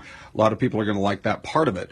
Are you saying there's the potential that for whatever event he ends up doing, there could be more people watching that than watch the other 7 candidates in the debate? Yeah, my guess is all the other 24-hour networks will be with Trump because they can't be with the debate. The mainline network news programming will be with Trump because they can't be with the debate. All local news anywhere near that event will be with Trump because he can't be at the debate. And all print media in the United States will want to talk about Donald Trump's event and his protest. And so on the balance, Trump's going to get more attention for doing this than he would if he was actually in the debate. Now, so you guys, I'm also doing this on my Facebook page at the same time I'm talking to Stan, and here's some comments. Judy came in and said, you know, Megyn Kelly is not obsessed with Donald Trump, which is one of Trump's lines this morning. Right. His manager's been out saying that. He's obsessed with himself. What's your take on that? Well, I don't think she's incorrect about that. I actually don't think this is Megyn Kelly's fault. This is not. This is Donald Trump's imagination and Donald Trump's his own belief and his own strategy. Right. And I don't know. This guy, he's coming off a little petty too. I mean, that's one of the negatives of this is if the narrative by other candidates and by editorial pages and the like is that Donald Trump can't take a hard question from Fox News, there's going to be some fallout from that as well. Well, one of the headlines that's out this morning, and that's from, I think, maybe it was Yahoo, that their headline was, Megyn Kelly defeats Donald Trump. So here's my question. Who will control the news cycle on this? Donald Trump or everybody else? Yeah, I'm afraid it's Donald Trump. This is the phenomenon. This is what we say in politics, the man makes his own weather. This is a guy who the news That's is. Good, Stan. The I haven't news, heard that one before. Thank you very much. The makes his news own is weather. with him. Yeah. The news is with him, Yeah. and the debate's going to be pretty boring without him. Right. So whether you like him or don't like him, this is the nature of the 2016 election. I think between that and what's going on the Democratic side with Bernie Sanders and Hillary Clinton, this is going to be in the history books, and we're all going to say we lived through it. It's a very important election. You know, there was I saw a brand new poll this morning, 4-point lead for Sanders. What are we now? 5 days away, right? From, it's Monday night, those caucuses in Iowa. Sanders win this thing? Yeah, Are you starting to feel it? Yeah, if Sanders defeats or even makes this really close with Hillary Clinton and then does it in New Hampshire, he's stronger in New Hampshire than he is in Iowa. Yeah. And if that happens to Hillary, she's really going to be in trouble, real trouble. Okay. The only thing that's saving Hillary is that nobody outside of the far left of the United States or the Democratic electorate thinks Bernie Sanders can be president. Nobody. But that keeps Hillary alive as a candidate because he's her only real opponent. It also exposes her for how bad off she is. But Stan, listen to what you're saying. At least it will keep Hillary Clinton alive as a candidate. Yes, that's where this race stands right now. That's where the Democratic side is. Yeah. If Hillary Clinton had Joe Biden or some other prominent unsoiled Democrat in that race, Hillary would be getting the Barack Obama treatment she got 8 years ago. Instead, she's surviving because a 74-year-old Vermont self-avowed socialist is their only competitor, and he's beating her in the first two races. All right, so it's a tried and true method to, I guess, basically kind of beat up on the media a little bit.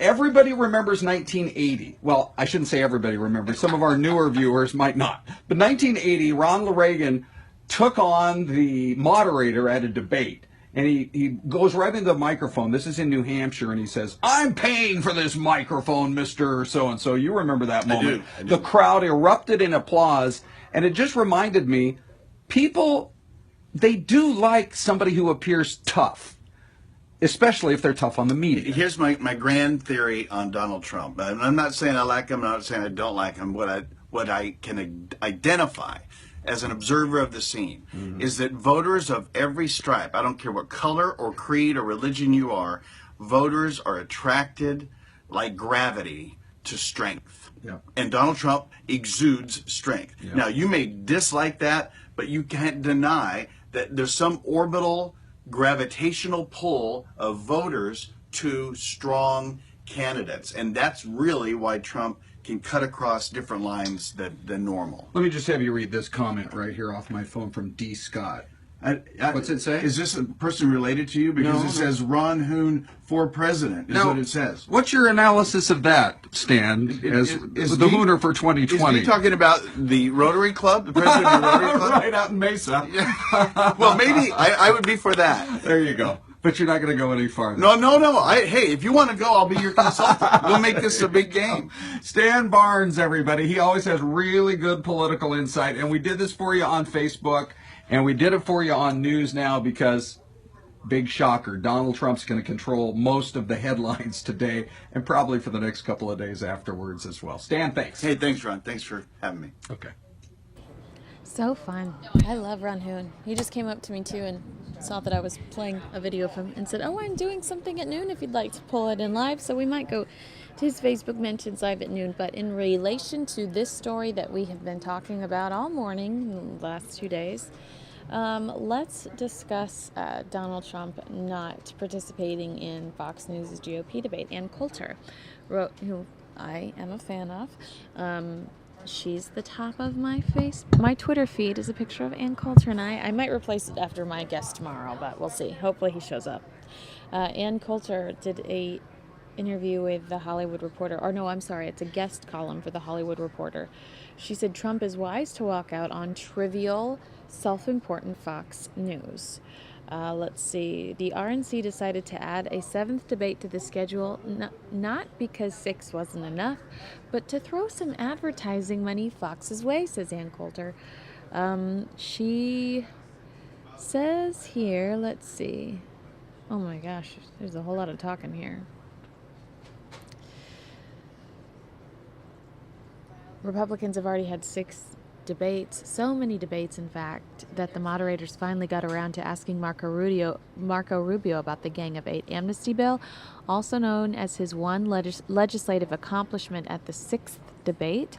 What hidden delights are awaiting viewers that haven't already been asked again, and then rehashed 6 times already, except perhaps a thrilling follow-up question to Rubio on his sole legislative accomplishment. So far, polls show Donald Trump was the resounding winner of every debate. He's also the only reason these debates are drawing 20 million viewers. Still, the Republican National Committee decided to add a 7th debate to the schedule, not because 6 wasn't enough. The Democrats have only had 4, but to throw some advertising money Fox's way. And the only reason a debate is worth a lot of money to a network is because Trump is there. So when Fox issued a press release yesterday, I am not reading this word for word because she used a bad word.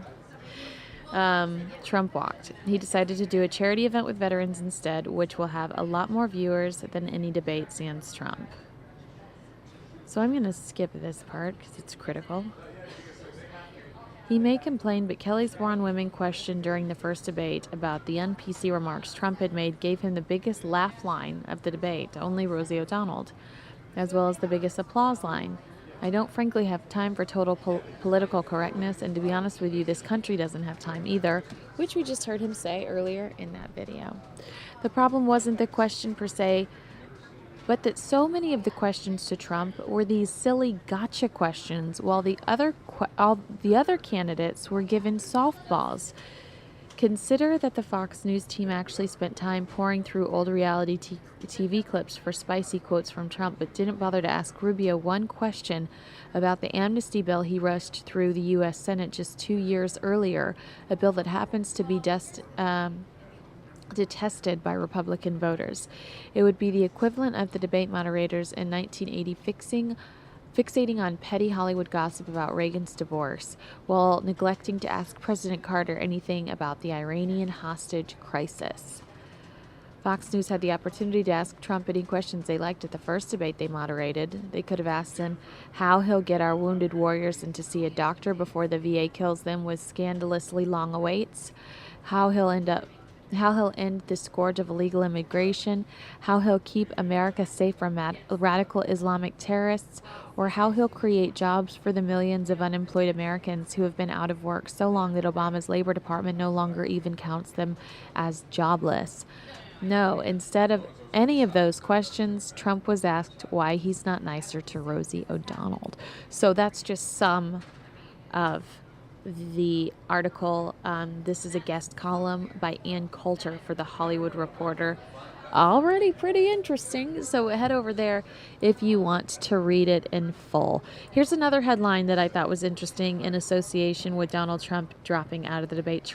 Ted Cruz mega donors holding veterans charities hostage for Donald Trump debate. And this is Mediaite. They said just when you thought the 2016 Republican presidential campaign couldn't get any worse or twisted than it's already gotten. Sorry, nobody thought that. But still, the latest move by a group of pro-Ted Cruz mega donors seems like a questionable maneuver at best. In response to Donald Trump's decision to skip Thursday night's Fox News debate and instead hold an event to benefit veterans organizations, Ted Cruz challenged Trump to a one-on-one debate, a time-worn and tried tactic that isn't designed to secure a debate at all, but to secure trash-talking rights. Trump and Cruz couldn't hold such a debate if they wanted to, not without forfeiting attendance at every other debate. Then late Wednesday night, there was breaking news about Cruz's efforts to pressure Trump into a debate he and Cruz can't possibly have. In response to Senator Ted Cruz's challenge of a one-on-one debate, the principal donors of the Keep the Promise 1 and 2 super PACs are offering presidential candidate Donald Trump a truly fantastic deal, pledging to donate $1.5 million to charities committed to helping veterans if Mr. Trump agrees to debate Senator Cruz in Iowa. That's right, a group of Ted Cruz mega donors have offered the sum of $1.5 million, but only if Trump agrees to debate Cruz. Otherwise, tough luck, heroes. This is sick, even by the stunt charity standard being set by Trump, who, along with his own sketchy history of exploiting veterans, is apparently only raising money for them tonight because Fox News P-word him off.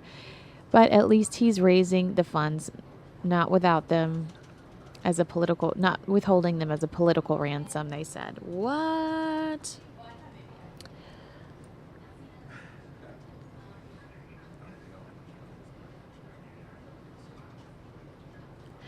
They also on media include a clip of Lawrence O'Donnell from MSNBC talking about it, and the reason they did that is because they wanted to stress that the mainstream media isn't acknowledging that they're trying to exploit these charity groups and veterans.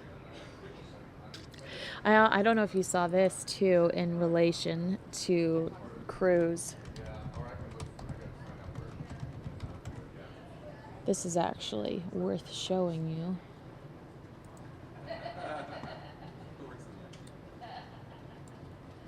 It's kind of silly. It made me laugh.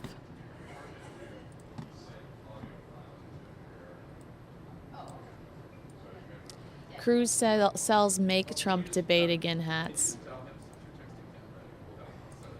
No, I don't want to give you my info. Are you really going to make me do this? Maybe I just take this.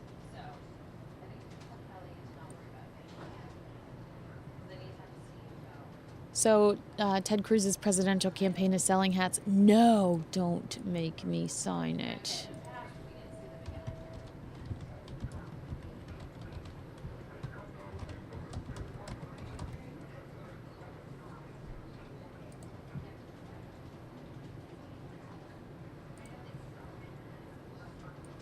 Is my mouse broken? What's happening? Well, nice try. I tried. Anyway, let's see if did I get the picture? There you go. I can at least show you the picture. These are the hats that Ted Cruz's campaign are selling. He's got a good, they must be young people. You know, when he said something about, oh, hey, congratulations on the 13. I'm only down 5. Oh, that's great. Yeah. We're in this together. Stay away from the meatballs.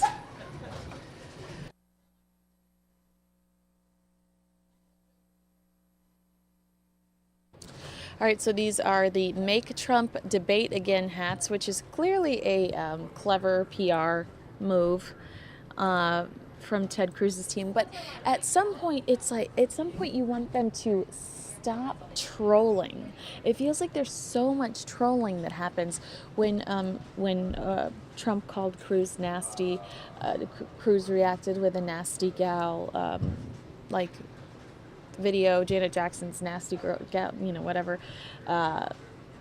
And I just think that there's almost too much trolling. At some point, you need to have an adult response. And this is a total troll move, but it's also kind of funny. And then on the other side, Susan Sarandon, she says the GOP won't elect Trump because Republicans aren't all bad or all crazy. She was campaigning for Bernie Sanders last night. We played that live for you here on Fox 10 News Now. She spoke to the Young Turks in a video interview posted yesterday, and she explained why she can't believe for a second that America would actually make Donald Trump the president. She said Republicans are not all bad, they're not all crazy, they're not all greedy. She said she knew that there were very sane Republicans who must be so embarrassed by what's going on right now.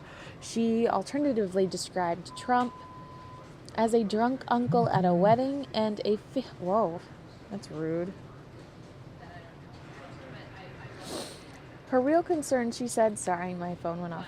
Her real concern, she said, was that he had normalized hatred and racism, bringing it to the fore, an undercurrent of discontent that's looking to blame somebody. She added, he's legitimized those feelings, and that, I think, is a very dangerous thing. So that's Susan Sarandon talking to the Young Turks about Donald Trump.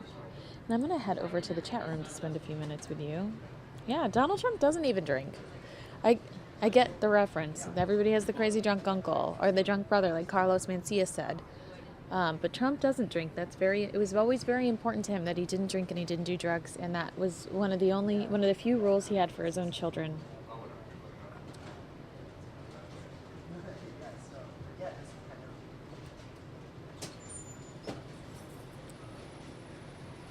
I don't like that you guys see me reading the chat room. Like, I don't like the way I look. I'll move it over here so it doesn't look like I'm awkwardly staring at the screen.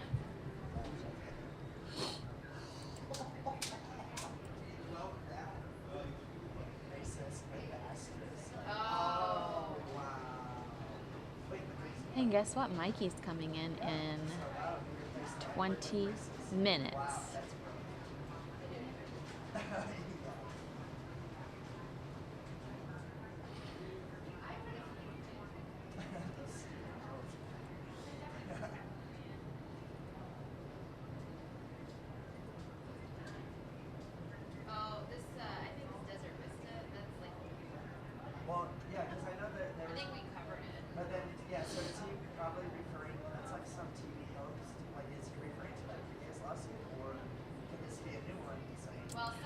So I was asked in the chat room if we're showing the debate or Trump. I don't know what we're going to be able to show. I know I'm not allowed to show the debate. I've tried before. Sometimes we'll do debate reaction, so if I can get somebody to sit up here with me, we'll watch the debate, reiterate stuff that's being said, try to bring you some audio. Oh, I'm not here during the debate. It's Mike. But we try to bring you audio. We reiterate what's being said. We'll show it to you through social media. Fox News is great about taking quotes and creating graphics and putting them on their Facebook page. And then with Trump's event, I think that that's CNN exclusive, so I don't know.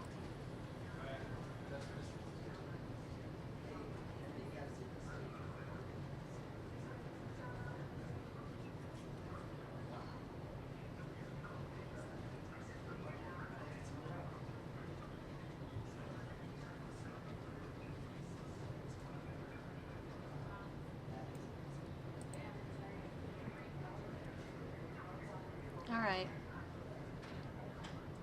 Hi, Veronica. Thanks for participating.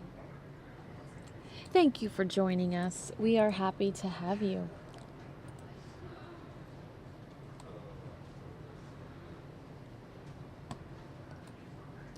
Let's check out this morning's forecast with Corey McCloskey.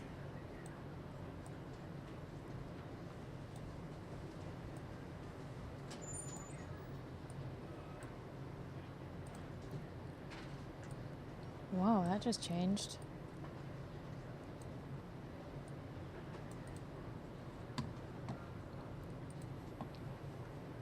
We'll bring you on into the temps, and we're all doing okay. Wow, 750 degrees in Gila Bend right now. And 1,270 in Ahwatukee. Now, I'm not authorized to evacuate Ahwatukee, but this temperature seems pretty high. Cave Creek is. Oh, this is Cave not Creek, a current. Fountain This Hills, is this is Corey's viral video, which is actually we'll quite bring you on hilarious. into the temps, Mentally and we're all prepare. doing okay. Wow, 750 degrees in Gila Bend right now. And 1,270 in Ahwatukee. Now, I'm not authorized to evacuate Ahwatukee, but this temperature seems pretty high. Cave Creek is really. Yeah, Cave Creek, Fountain Hills, they don't look good either. And frankly, Wickenburg is a total loss. Oh my God. You might as well just get out of anywhere along this 60 here. It's very warm. Surprise is starting to heat up as well at 1,300 degrees. So again, the safe spots seem to be Chandler and Mesa. Scottsdale is doing okay so far, but you know, you're sort of surrounded by some pretty intense heat. So, you know, again, I'm not your dad, but I would get out while you still can. I think steel boils at about this temperature, so Cave Creek, there's probably nothing left up there right now. So don't even bother looting up there. It's not going to be worth it. So funny. So that was a year ago today that went viral.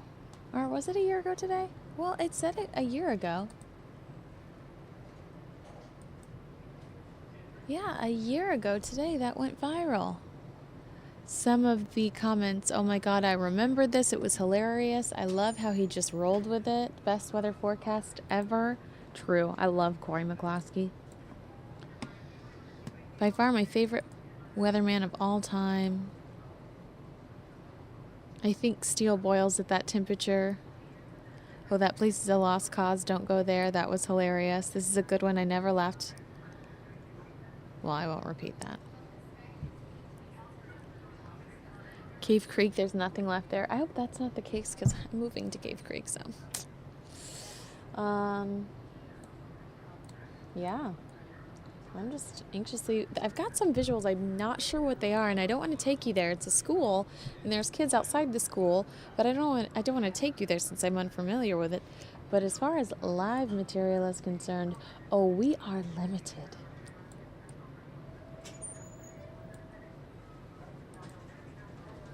And Mike's going to come in, and hopefully I can clip some of this for him. Oh, let's see, what is this? Nope.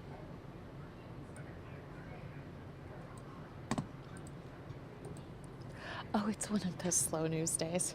I don't know what's going on here, but we're going. We're going to go. And we're just going to head in this direction.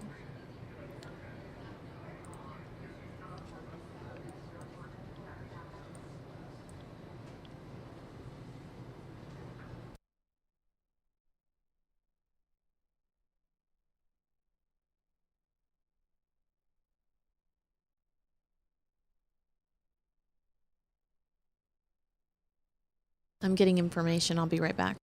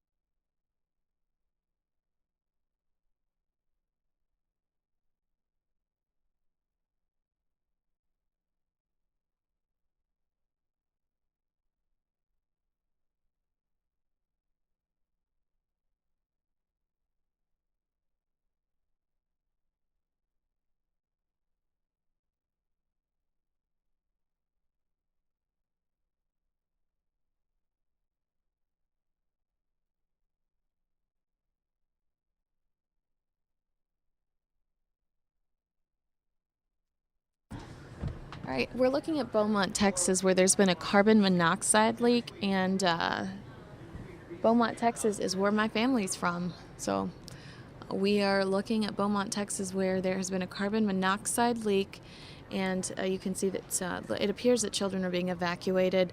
I had seen earlier children taken out on stretchers.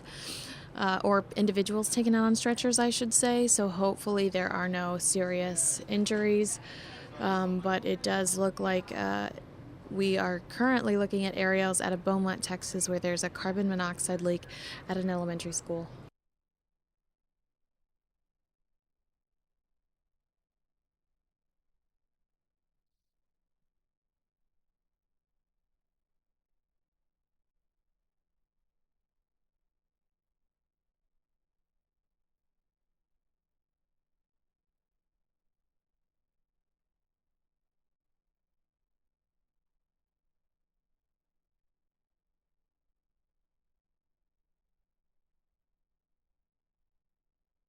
All right, what we know is, as we lose our visuals officially, 10 Beaumont students were taken to the hospital after a carbon monoxide leak. It was Marshall Middle School that was evacuated. And there was a scare at a Beaumont school this morning, apparent carbon monoxide leak.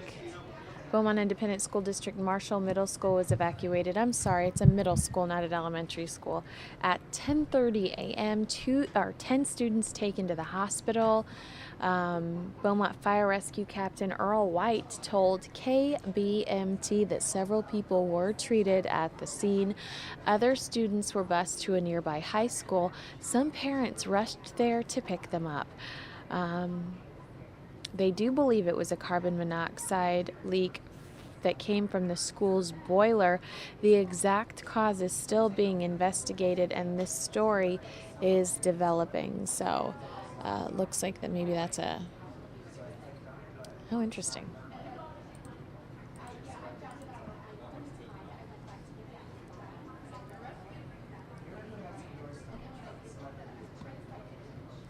And again, we are in Beaumont, Texas right now.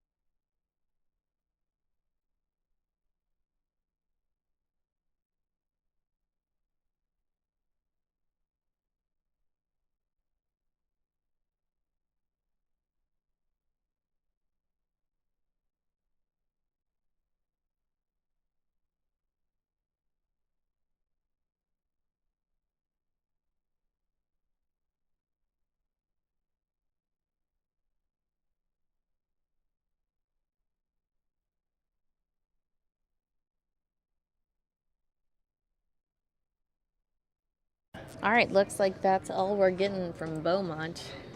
I told Mike just walked in, and I'm like, slow news day. Hold on to your hat. But there's plenty to talk about politics-wise.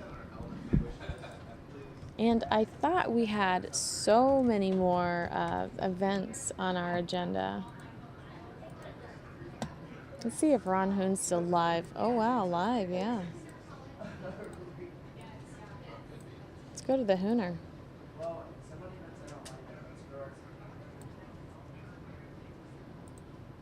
How many athletes, how many female athletes are all, young, and I just think that the athletes are going to think twice about going down there as well.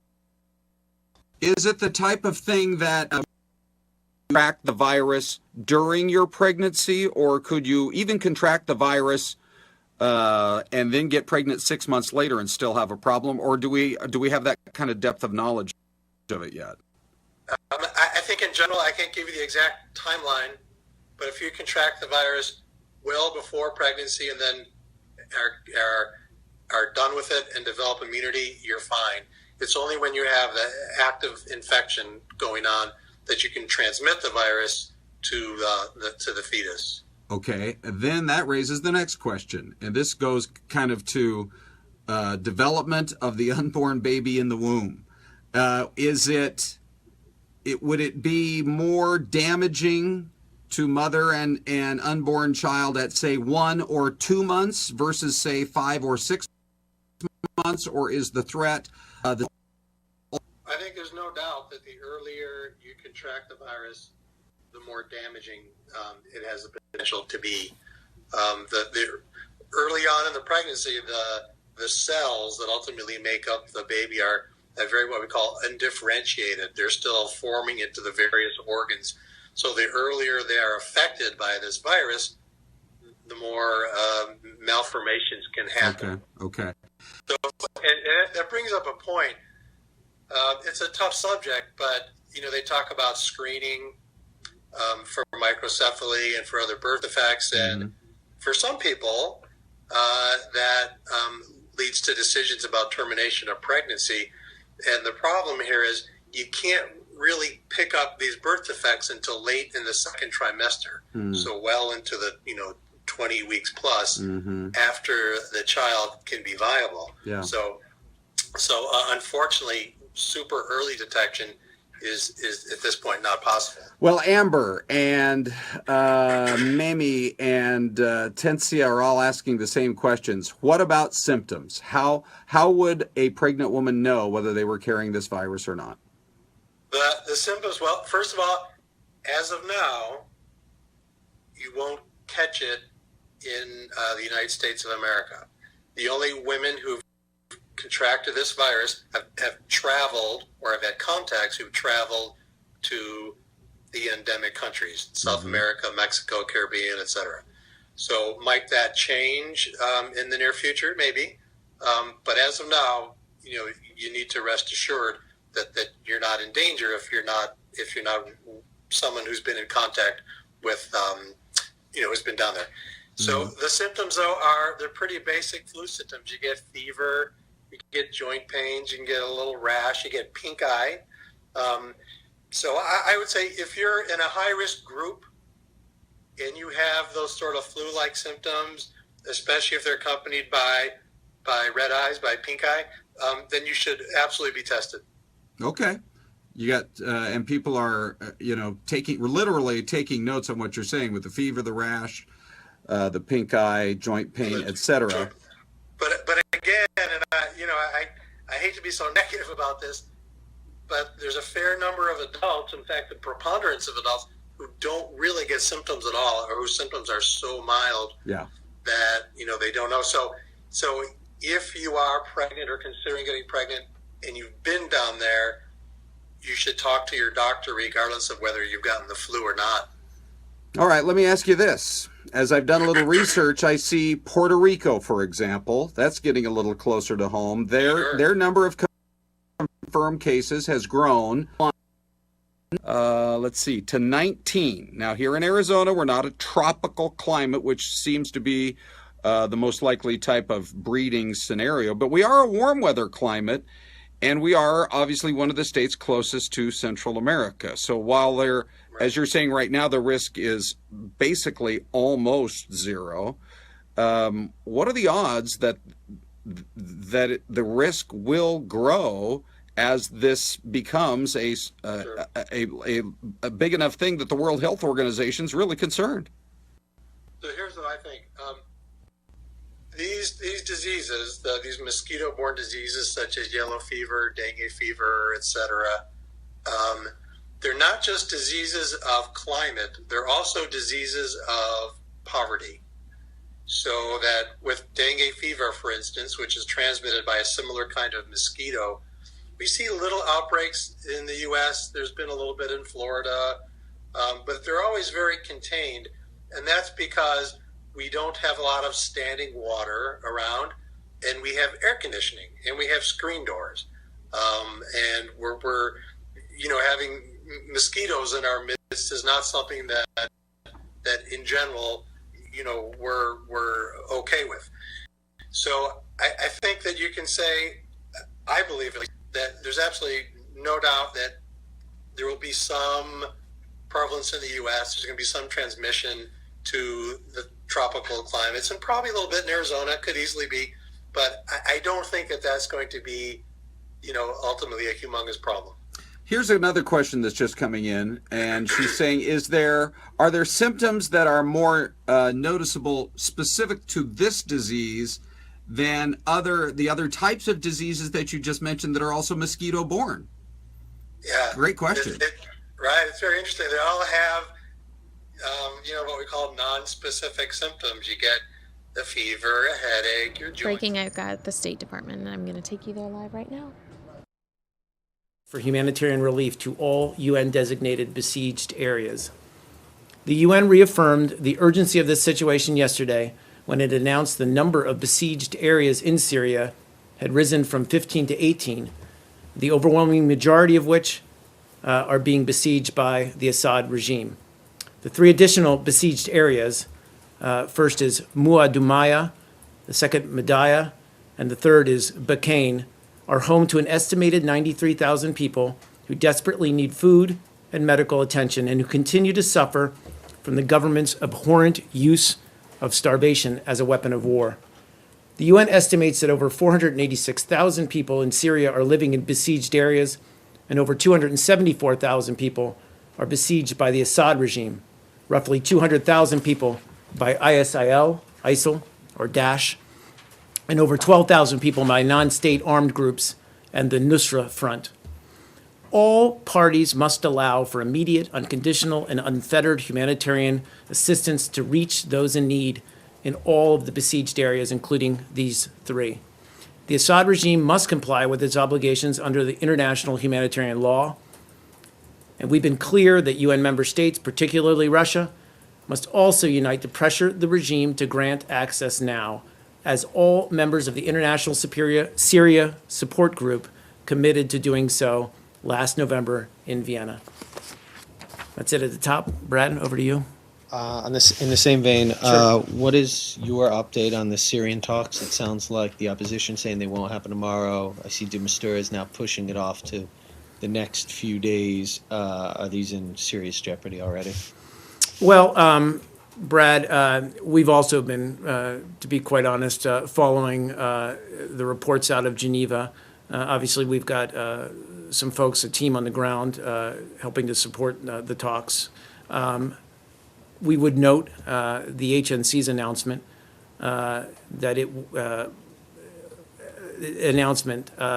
earlier today, but would it continue to urge and encourage its leadership to respond positively to de Mistura's invitation. As I said yesterday, this is really an historic opportunity for them to go to Geneva to propose serious practical ways to implement a ceasefire and other confidence-building measures. And we still believe they should do so without preconditions. Yesterday, you described the talks as a test for the Assad government. After 5 years of war and 300,000 dead, of which you say the majority were caused by the Assad regime. What further tests should they be permitted? Isn't time up on them? Well, so we've talked a lot about this over the past months and indeed, as you say, years.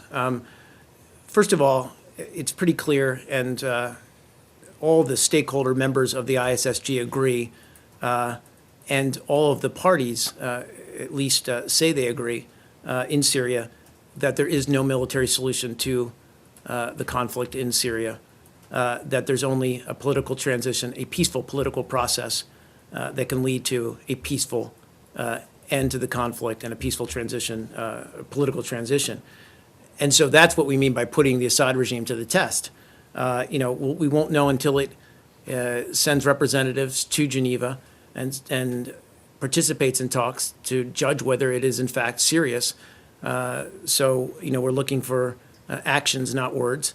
And as I said yesterday, we've talked about Russia's role. Russia has been a part of the ISSG and has also said they believe in a political solution to the conflict in Syria. So again, this is an opportunity for them to exert the influence that they do have on the Assad regime, to convince Assad, to convince his regime to come to the table in Geneva.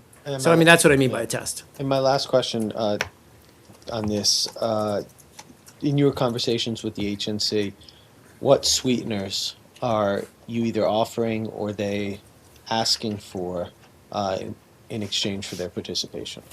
Well, I don't want to necessarily describe any support we give as sweeteners. We recognize and we've been supportive of the Syrian opposition for many years now. We've certainly given, as we've mentioned many times, more than any other country, we've given humanitarian assistance to Syria, to Syrians who are affected by the conflict. But we've also provided support for many of these opposition groups in their struggle. And that support, as this process moves forward, will continue. There's been some misreporting about that. But, right now, regardless of sweeteners, we believe that the opportunity that's presented by these talks should be sweetener enough for the HNC to come to the table and talk. So just to clarify, your support for the HNC will continue regardless of whether or not they come to the talks or not? We've said our support will continue, and that was misreported or mischaracterized a little bit in some circles. Okay. But as things stand, the regime seems content to go ahead with these talks, and it's the HNC which is delaying its confirmation of participation. And again, this is coming down to the final hours as we approach Friday morning, and obviously we're 6 hours later in Geneva. So it's not over till it's over in terms of meeting this deadline to start tomorrow. This becomes a political coup for the regime, that they appear to be the reasonable party that are prepared to. Again, I'm not going to speak to hypotheticals or what may or may not happen. Let's let this play out. It's still not Friday morning in Geneva, so let's give this a little bit more time. So, a spokeswoman for the Mistura, Khawla Matar, actually said that the meeting is going on. I saw that. Yeah, I want to go back to something that you Thank said. You said that the incentive or the disincentive for the opposition. What is the disincentive? If you already making it available to them, all this aid, whether they go or not, what is the disincentive? Or let me rephrase this. What is the encouraging thing to push them towards these talks if they feel they are going to get this aid no matter what? So we talked about this. It's not, no, it's okay. So the aid is extremely important. Humanitarian assistance, all of that is vitally important, believe me, to the besieged population of Syria. That goes without saying, and that support will continue.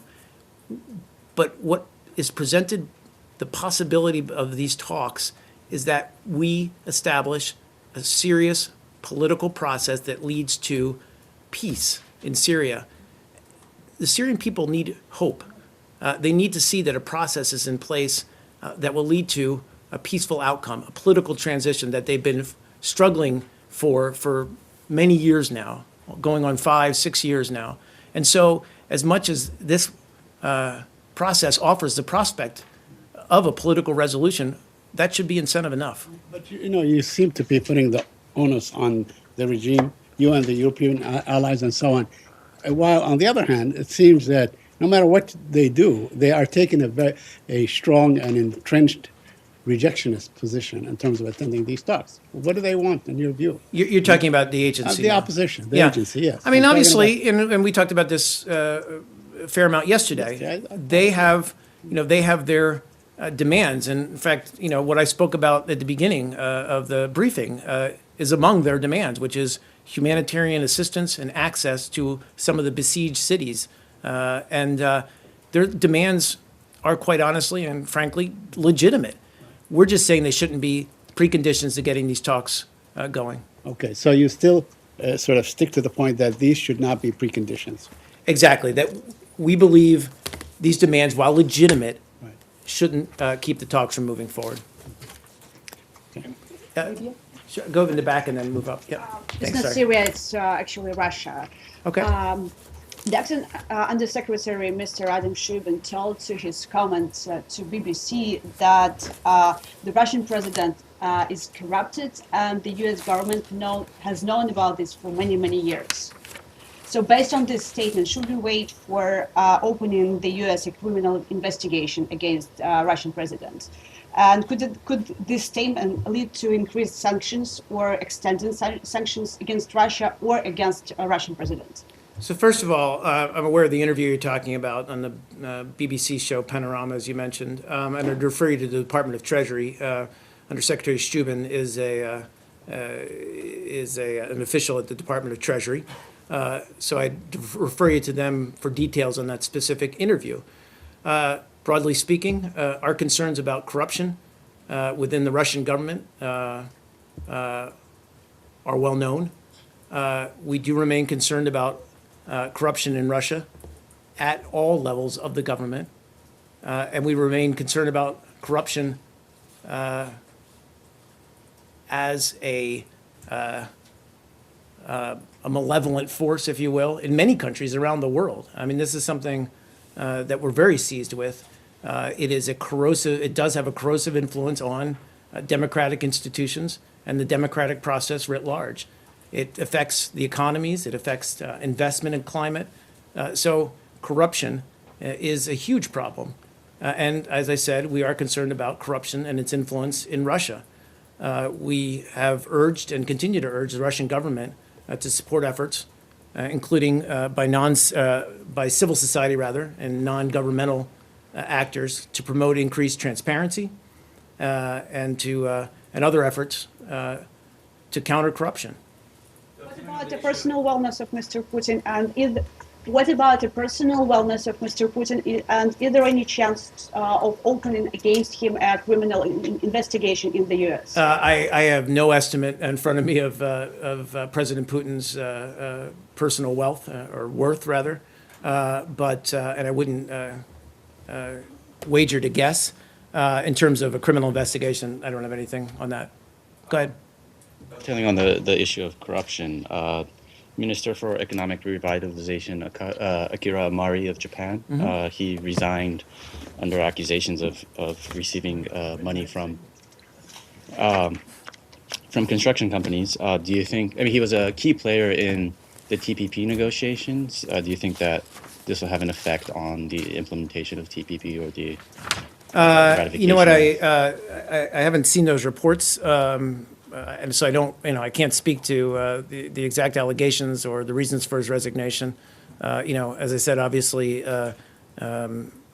corruption is a serious threat in many governments around the world, in many countries around the world. I just don't have the specifics in front of me on this. Sorry. I mean, but it's expected that he's not going to be attending now, obviously, for the signing ceremony in New Zealand. Do you think? I mean, I guess. Well, you haven't seen the reports, I guess, but.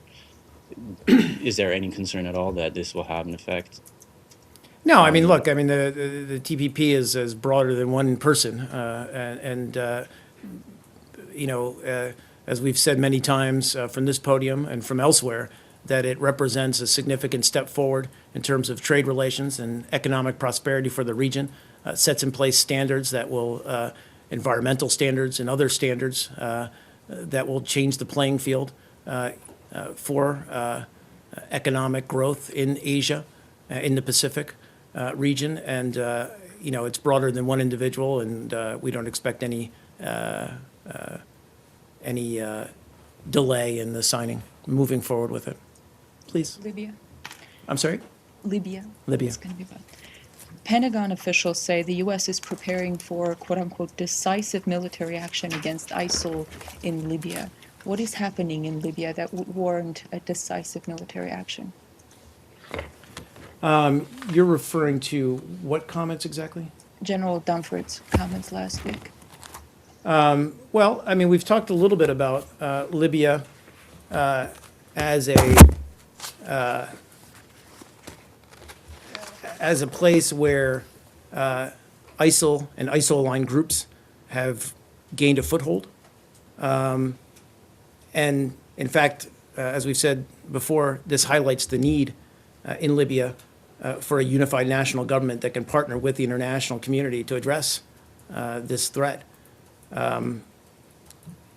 And so our focus, frankly, is on moving that political process forward, getting a government in place, and then seeking ways to cooperate more decisively with this new Libyan government to take the fight against ISIL. But we certainly view it as a threat there. In terms of what General Dunford said, we've noted our concern about ISIL in Libya before, and we've expressed a willingness to take action against them.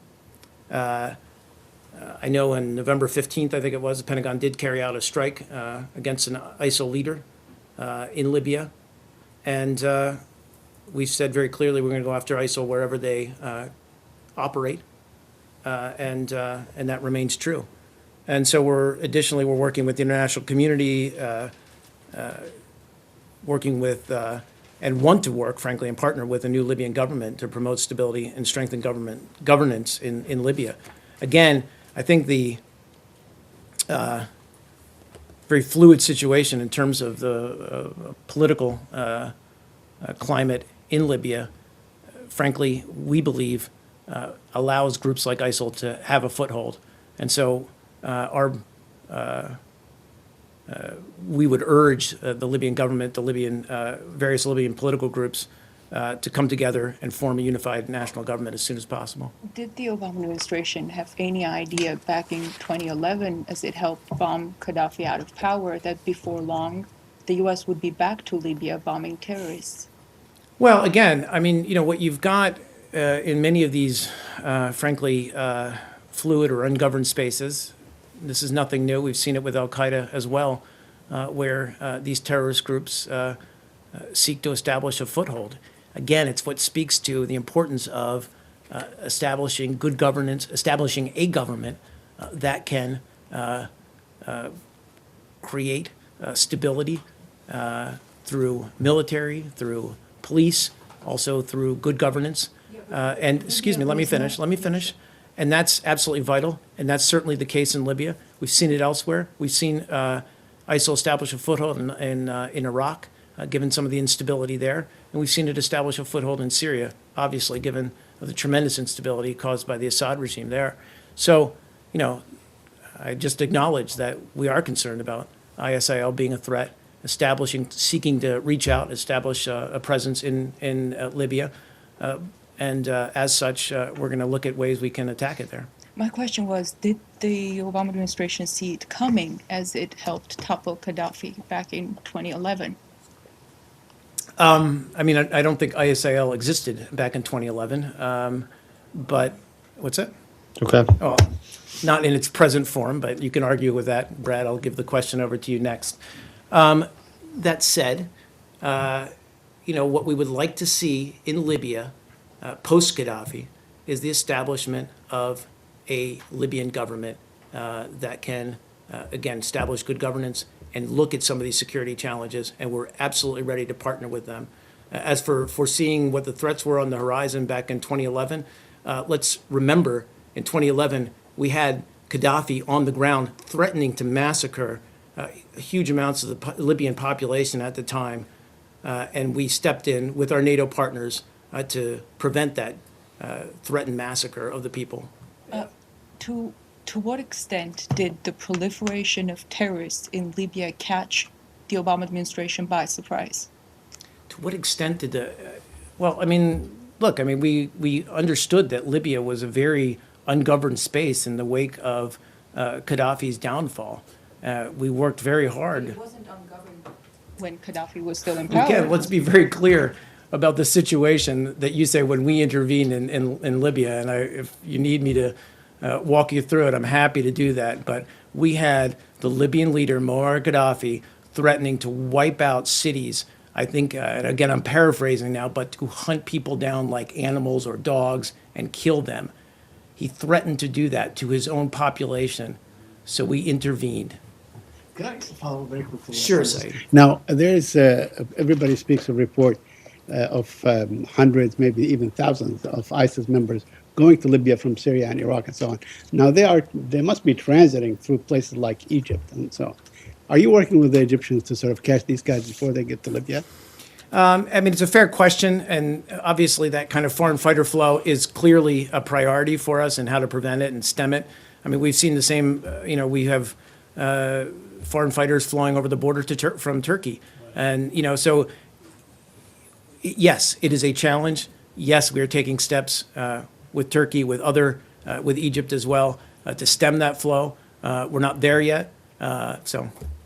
I mean, if these guys go overland, then they are going through countries that are allied with the United States, like Jordan, the Sinai, Egypt, and so on, things of that nature. Sure. I mean, it's a fair question, Saeed. I just don't have the details on how these guys transit some of these countries, except to recognize that, it's one of our, major areas or areas of effort, rather, in combating ISIL.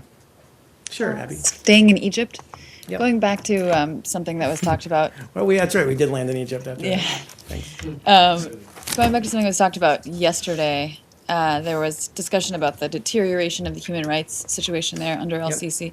And since the ban was lifted in March of military aid, I believe that the LCC government is expected to receive $1.3 billion, second to only Israel, in military aid from the U.S. Given this deterioration in human rights, is there any discussion of changing that policy? So I would just say our relationship with Egypt is defined by both concerns about human rights as well as, I would say, our shared concern to fight terrorism and to fight ISIL. I don't have any changes to announce in our bilateral security relationship. In March, the president did announce changes to U.S. military assistance to allow for or designed to channel more funds to meet some of these primary threats to Egypt's security, and that includes terrorism and threats to its borders. We believe countries that protect freedom of speech and assembly and encourage development of civil society are frankly best equipped to combat and defeat ISIL. And we regularly convey this message both publicly and privately to the Egyptian authorities. And any suppression of freedoms and certainly any human rights abuses certainly don't make any country safer. So it is a matter of concern, but as I said, the president made the decision, given our shared concerns about threats to Egypt's security overall, to channel more funds to meet those threats. Iraq. Sure, go ahead. There's a significant amount of corruption that remains a predominant joint in the Iraqi Kurdistan's economy. And there was a KRG delegation here in the U.S. about a week ago requesting for U.S. support as they tackle this economical crisis. My question is, what specific aids the KRG is now receiving in terms of providing their salary for their civil services? Has there been any promise given to the KRG officials here in the U.S. that the U.S. somehow would actually send some financial support to actually come up with a solution for this economical crisis in Iraqi Kurdistan? I don't have any significant new assistance to announce in terms of the Kurdish region of Iraq. We are aware of some of these concerns. Obviously,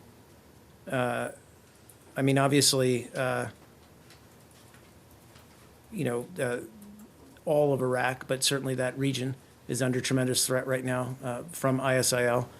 We would encourage greater focus on that fight. But obviously, we stand ready to look at offering what assistance we can in terms of support for the Kurdish region. Let's do Israel, and then I'll get to you. Okay. Last week, Customs and Border Protection issued a reminder notice that products coming from the West Bank should be labelled as such. This has been reported widely in the Israeli media this evening as a new policy and as some kind of rebuke to Israeli settlement policy. And they specifically said that in some of the reports that it came from the State Department. I understand the order itself came from Customs and Borders Protection. Obviously, I've asked them, but Sure. you give you an opportunity to respond to these reports. Thanks, David. We absolutely right that it was U.S. Customs and Border Protection who reissued guidance on their marking requirements. This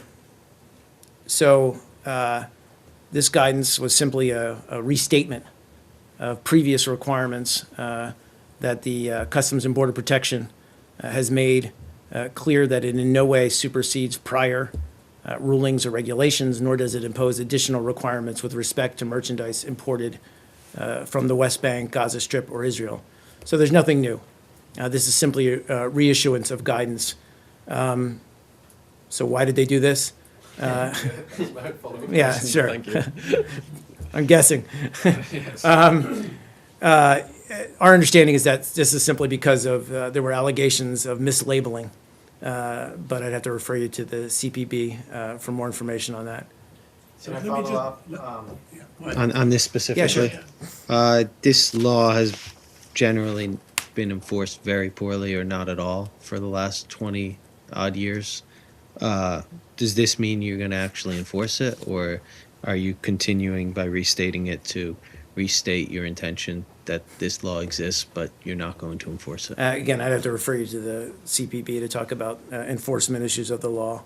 So, and you said this was because of who I didn't see these who made these allegations? What was the mislabeling? That Palestinians were mislabeling things as Israeli mislabeling things as Palestinians? Explain it to me. Sure. So I believe it was issued in response. I think there were a number of complaints.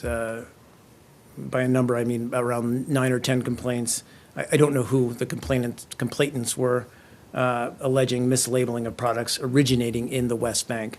As you know, U.S. guidelines don't differentiate between products produced in settlements or anywhere else in the West Bank.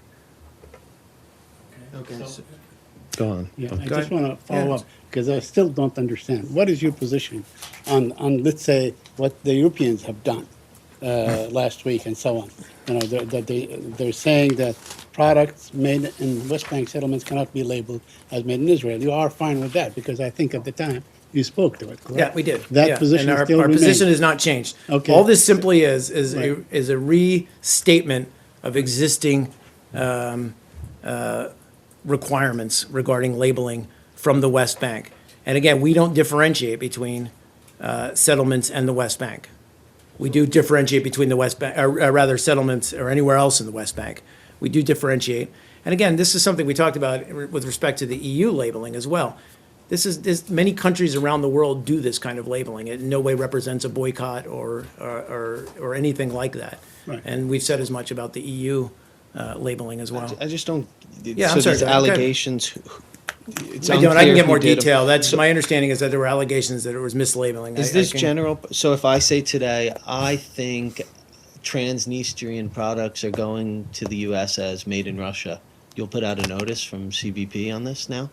No, I don't think it's saying that at all. Again, I don't have the details on the complaints, so it's hard for me, and I don't know how much, frankly, I can share with you. I go to Customs and Border protection for a little bit more granularity on what these complaints were, but obviously they felt there was enough confusion that they needed to reissue the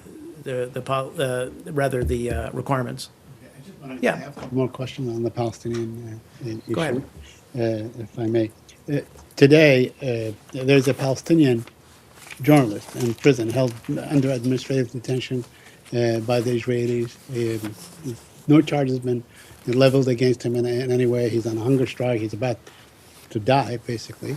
And I wonder if you have, if you are concerned, if you would caution the Israelis to either bring charges against him or release him, and that they cannot continue to hold him. Do you have a position on that?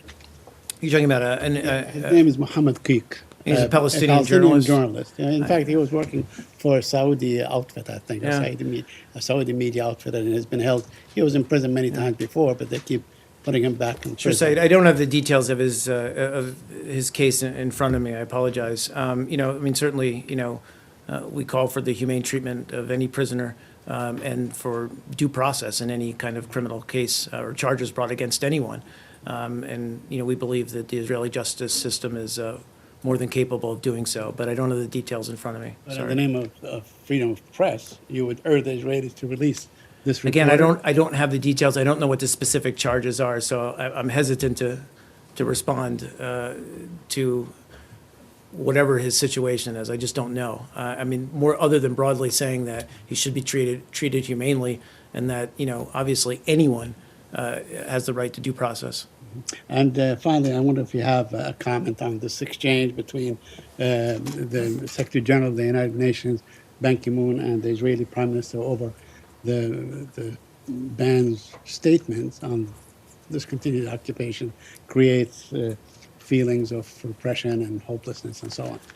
Well, I'm not going to wade into that exchange, as you can guess.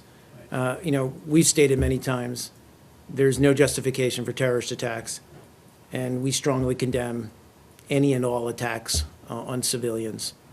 I'll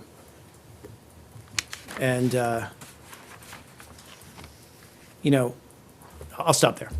Well, let me ask you about what he said. Do you agree with the Secretary General when he says that this occupation that has gone on for almost 50 years creates feelings of frustrations and hopelessness that may push some people to commit acts of violence and so forth? Well, again, I said we believe there's no justification for violence against civilians. What we've said before, and what I'll say again, is that the status quo is not sustainable. Please. About the authorization for the use of military force against ISIL that Mitch McConnell put forward, do you have any concerns about it being effectively an international martial law declaration where the U.S. could take action anywhere with any number of troops and for any duration of time? Do you find anything concerning about this kind of authorization?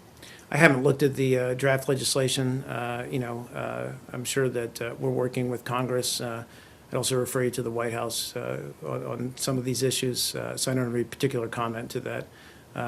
What we want to see, as in any case like this, is a robust debate within Congress, and we're ready to look at any legislation once it passes. It offers sweeping powers to the president. Do you think, would you like the next president of the U.S. to have such an authorization? Again, without having it in front of me, without having studied it, I'm not going to offer a judgment on it. Please. Do you feel that this is to sort of augment the president's strategy in the fight against ISIS?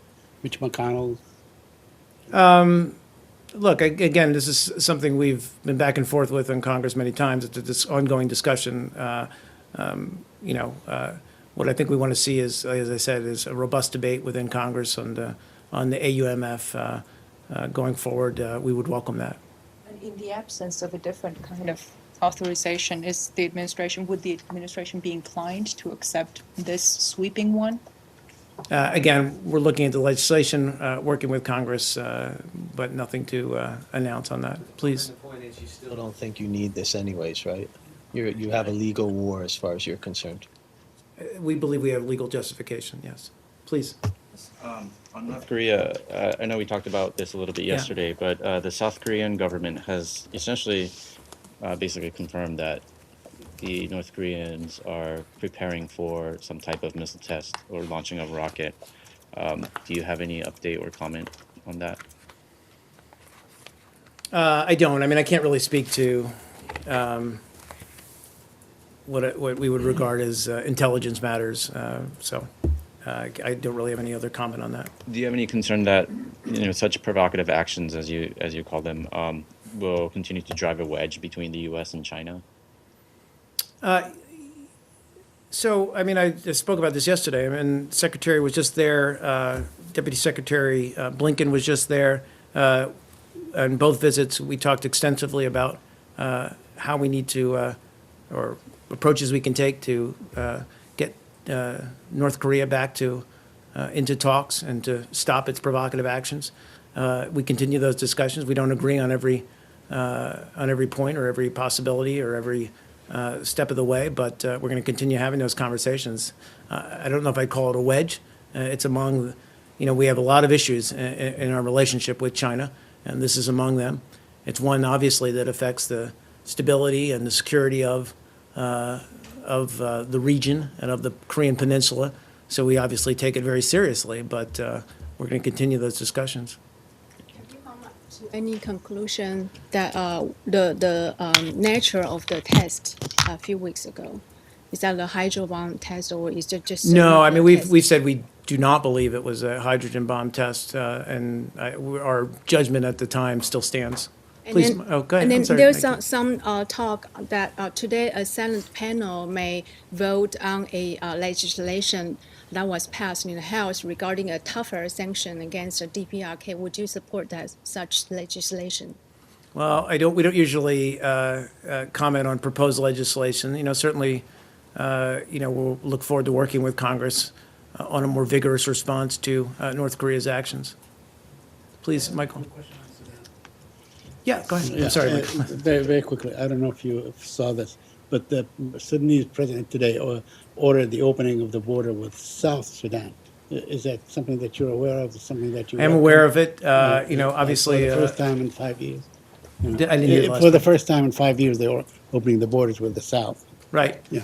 I mean, look, it's a tentative step in the right direction. I don't have any further comment. Other than we've seen this before.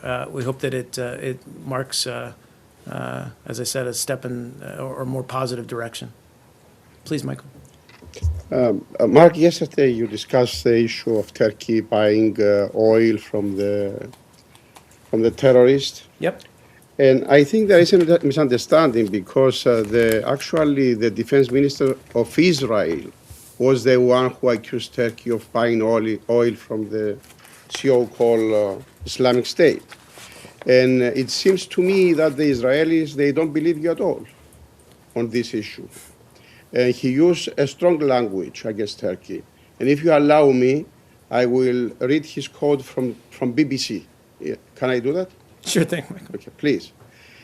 He said that Islamic State had enjoyed Turkish money for oil for a very, very long period of time.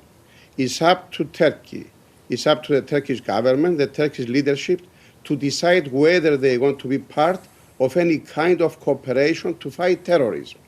This is not the case so far. As you know, Islamic State enjoyed Turkish money for oil for a very, very long period of time. I hope that it will be ended. And my question is this: can you show to the world the evidence you have that Turkey and the family of the Turkish president are clean on this matter? Do you have evidence on this? Michael, I'd ask you the same question. Show me the evidence that they are in league with ISIL. You can ask your allies, the Israelis. We don't agree with. They accuse. With all due respect to. Yes, I understand. With all due respect to our very strong alliance with Israel, we disagree on this. But this is and not I the said Russians that they. Michael, I said this yesterday. I'll say it again. We reject the premise that the Turkish government is in league with ISIL to smuggle oil. We did a very extensive background briefing, and I'd refer you to that. I don't have the date in front of me. We can get that for you. In which a high-ranking State Department official spelled out, frankly, in very pragmatic and business-like terms, why it made no sense, why we saw no evidence of this kind of allegiance. And I've said very clearly, that doesn't say that smuggling writ large doesn't exist. But frankly, in terms of oil smuggling, what we've seen, what our intelligence shows us, is that ISIL, when it does refine oil, it sells it at the pump to various entities within Syria. It doesn't have a huge smuggling operation with Turkey or any other countries that we can see. And it doesn't make good business sense, frankly. What you are saying is that the Israelis are lying. And what right? I'm not saying that at all. They're entitled to their opinion. I'm entitled to give you our opinion. Please. I previously asked you to what extent did the proliferation of terrorists in Libya surprise the Obama administration, and from your response I got a sense that maybe it did not surprise U.S. officials. Correct me if I'm wrong. No, I mean, it's an odd question because, to be perfectly honest, terrorist groups are constantly morphing, changing. Terrorism terrorism in that region of the world is very difficult, but it is possible to destroy it and to degrade it and to disrupt those networks. Frankly, we, the United States, with our allies and partners, have done a pretty good job doing that against Al-Qaeda, and we continue to degrade, and we will ultimately destroy ISIL. But when you're asking whether we were surprised at the time, I think when you look at post-conflict Libya, anyone at the time would have said that you need to establish, and it's not just post-conflict Libya, it's any place where there's a transition after an autocratic regime where you need to put in place some degree of governance, maintain security, all those things that need to happen and continue to need to happen in Libya. And that remains, on our part, within the State Department, a vital focus of our efforts in Libya. Establish that central government so that we can partner with it on areas like security, on rooting out ISIL, on confronting some of these other terrorist groups that have taken root there. Because that's what they do. They seek out these ungoverned spaces. We've seen this time and time again in Afghanistan, in Iraq, in Syria, and to establish footholds. So while no one can predict the future, I think, it's hard to say whether we were surprised or not. Terrorism and these terrorist groups are very good at doing that. Looking back at 2011, did the administration see it as a possibility that Libya could become a terrorist haven? I feel like I answered your question. I'm sorry, to the best of my ability, at least. Is that it, guys? Thank you. Thanks, man.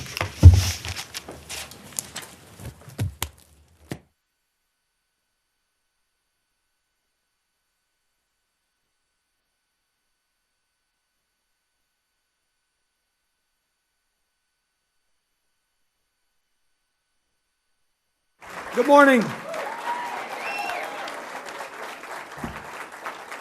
Good morning. Thank you for coming out. Sit down, relax, if you can. I love coming here to campaign and just to see people. I was backstage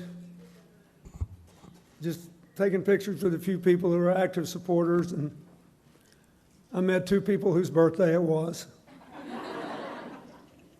And I met a man who came all the way from Sherman, Texas to campaign because that's where my father's family is from. And thank you. And he said, I really appreciated you coming to Sherman for your cousin's funeral. And she was, when my father died in a car wreck before I was born, my mother's closest supporter until the day she died. And we became very good friends. I like that about Iowa, where people relate to each other as people, where they can have an honest disagreement and an honest discussion. I like that. I walked outside today at the motel, and two interesting things happened. The Wisconsin track team was there for a track meet at the University of Northern Iowa. And about half of them spontaneously said they were supporting Hillary, which put me in a good humor. And then I took a picture with the staff at the hotel. And one lady said, I just want you to know my family did better when you were president than ever before or since. Now, I don't want to talk about the past except insofar as it's relevant to this election. But, you know, our Republican friends, they just want to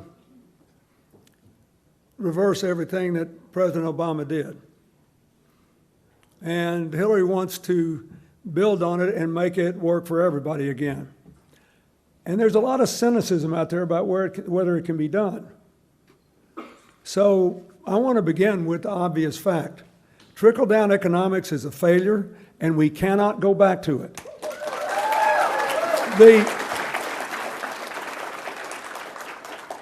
The lady in question belongs on the gray line. This compares the only time trickle-down economics halfway worked, when President Reagan was in, and they tripled the debt and just spent the money. And so the top 5% did better under him than under me. Everybody else did better when I was there. But here's the important thing.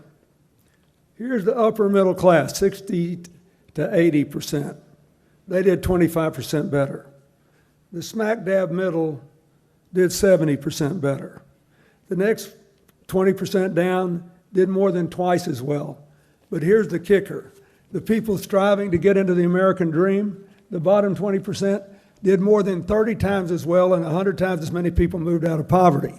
And under both of the Bush administrations, income dropped for everybody. This is not rocket science. So you cannot be lured by the politics of division and distraction. You got to make something good happen. So what you got to decide is who's got the right priorities, who's got the best policies, and who's the best change maker. The rest of this is all just static in the air. Which brings me to the second thing that I love today. I saw I was coming to Wartburg College. I saw that it was a Lutheran college. So the first person I met who worked here, I said,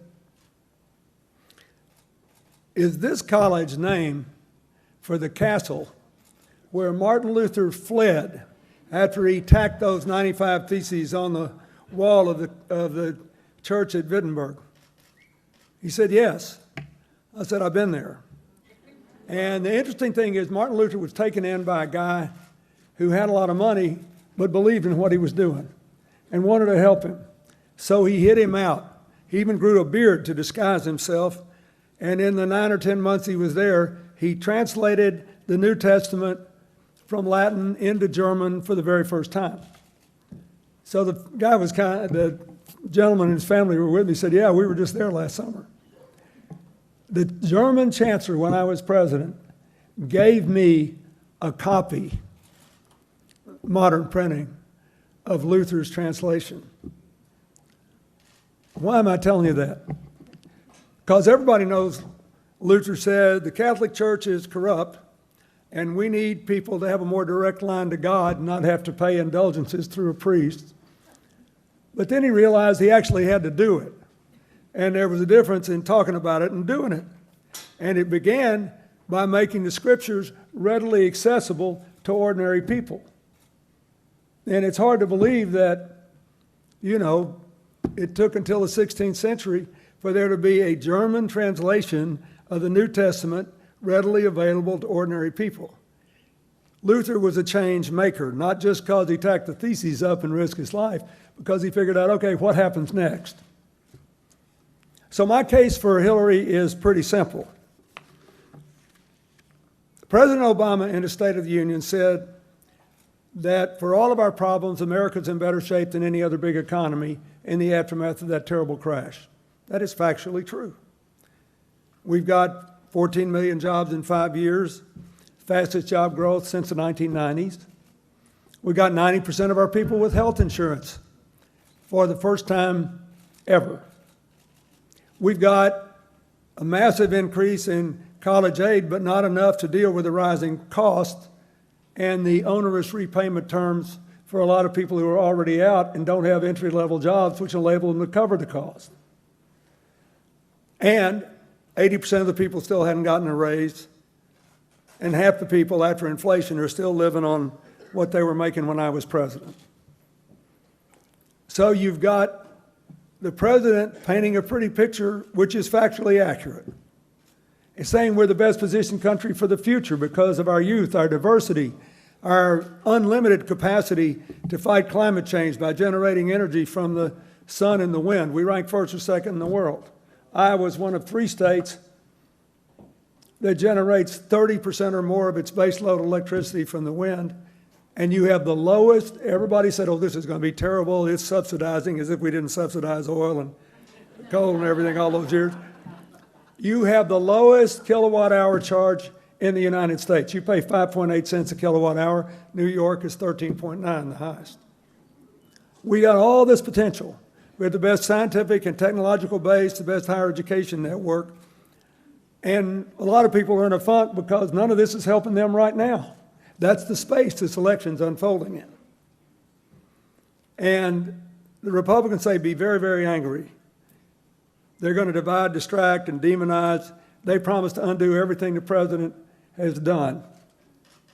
And Hillary believes that we should build on it until America works for everybody again. You got to give the American dream back to everybody. It's not enough to have the upper class.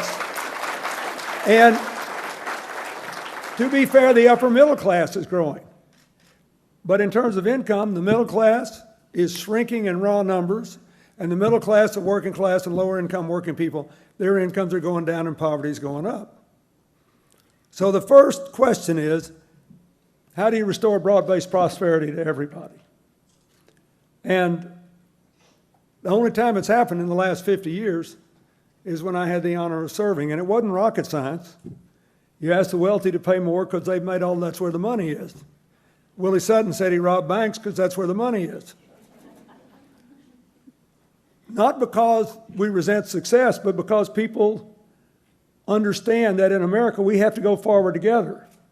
If we don't go forward together, sooner or later we'll stop going forward. So yes, we need more help. We need more help to finance the explosion of jobs in clean energy and modern infrastructure, to continue to maintain our lead in science and technology, especially in biotechnology, where we're getting millions of jobs in the next 20 years. We need more help to relieve young millennials of the burden of debt they can't repay by letting them refinance it at lower interest rates and then capping the debt they've accumulated as a small percentage of their income. You know, if you buy a house, you can pay it out over 20 or 30 years because it's a lifetime asset. You get a college degree, and at present life expectancies, it's a 50-year asset, and you ought to be able to pay it out over 20 years with a fixed low percentage of your income so you can go to work and get on with your life. And for college students, we should make tuition and books and other basic expenses free for people in middle incomes and down and affordable for others. That's what should be done.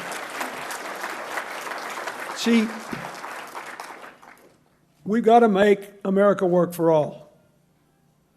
And the second thing we have to do is to have a social conscience, something I know you teach here, where we have not only inclusive economics, we have inclusive social policies. We have to learn to talk to each other across the lines that divide us. One of the first things a Republican would do if elected president is to repeal the gun safety measures that the president adopted. Darren Nemi, what we need to do, she did everything he could do under the law. We ought to have universal background checks. Look, we ought to have checks that cover gun show sales and online sales. And look, I'm from Arkansas. I've heard all this stuff all my life. I know what the deal is. The deal is that there are millions of people out there who think they have to vote Republican because they can't afford to go on vacations. All they got is hunting and fishing, and the Republicans keep telling them, you let them do this, and pretty soon they'll come get your gun. And I'm sure all of you have heard it out here. And one of the reasons that we were able to pass the assault weapons ban with the ammunition clip limit and the Brady bill is that people had a hard time looking at me and thinking I was coming for their guns.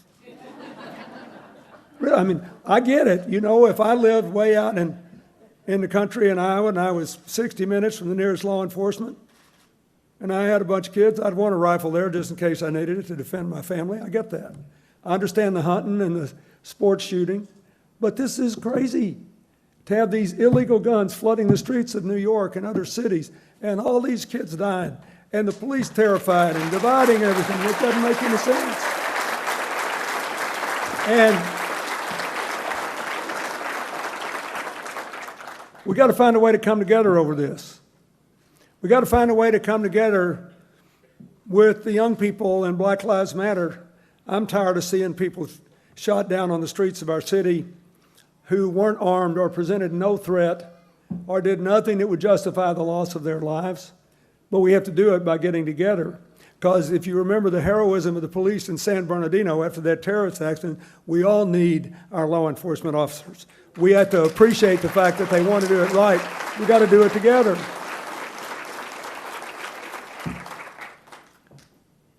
One thing where I think we got a real chance to cooperate with the Republicans is to defeat the worst bipartisan killer in America today, this epidemic of prescription drug and heroin abuse, which is sweeping across rural America, hitting hardest in the areas that have been left out and left behind.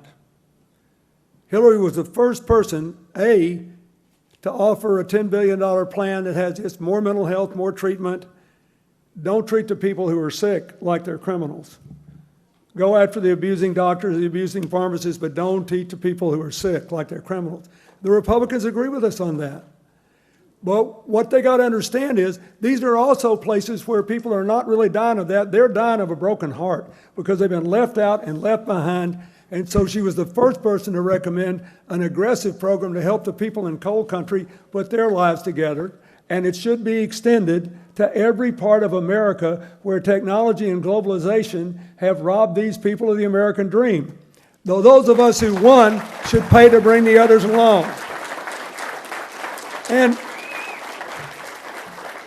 we have to have inclusive social policies. And to do that, you've got to have inclusive politics. And first, you have to believe in the Constitution. This may be the most important immediate thing for some of you. The next president will get between 1 and 3 appointments to the Supreme Court. It's a chance to change Citizens United and end the dominance of big anonymous money in our country. It's a chance to restore the meaning of voting rights and end this ridiculous attempt to restrict the rights of people to vote.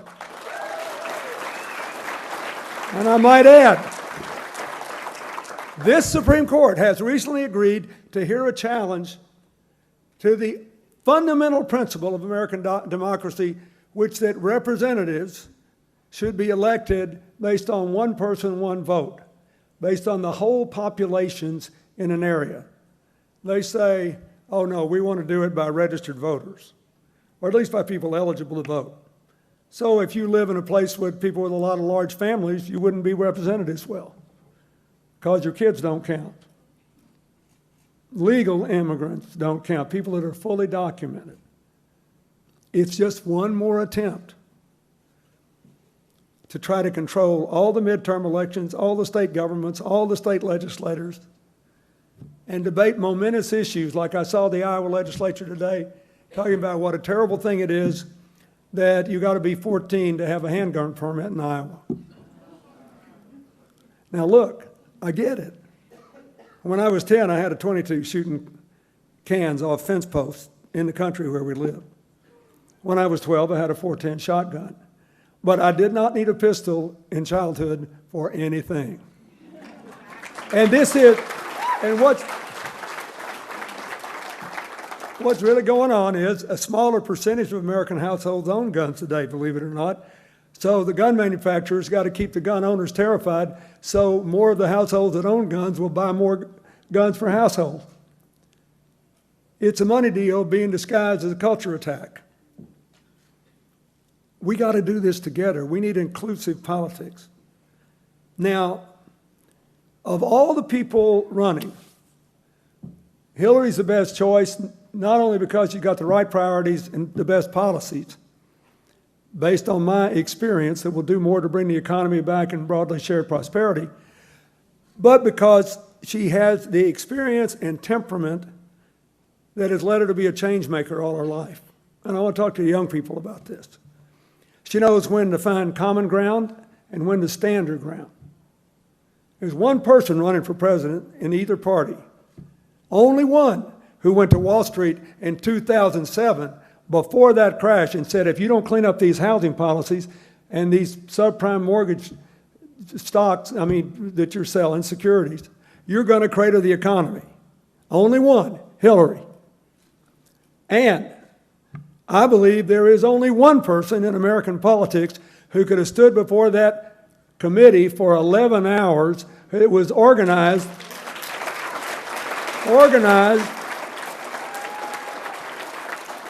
as the Republican leader in the House said, that committee was set up to drive her poll numbers down. We already had 6 other congressional committees, all chaired by Republicans, who found that she didn't do anything wrong, but she did what she always does. She took responsibilities and made the recommended changes. But that's not what they were interested in. They were very results-oriented. You got to kind of respect that in the Republicans. Don't bother me with the facts. We're results-oriented. I kind of hated it old Kevin McCarthy couldn't get elected speaker just because he told the truth. We're laughing, but this is a serious problem in America.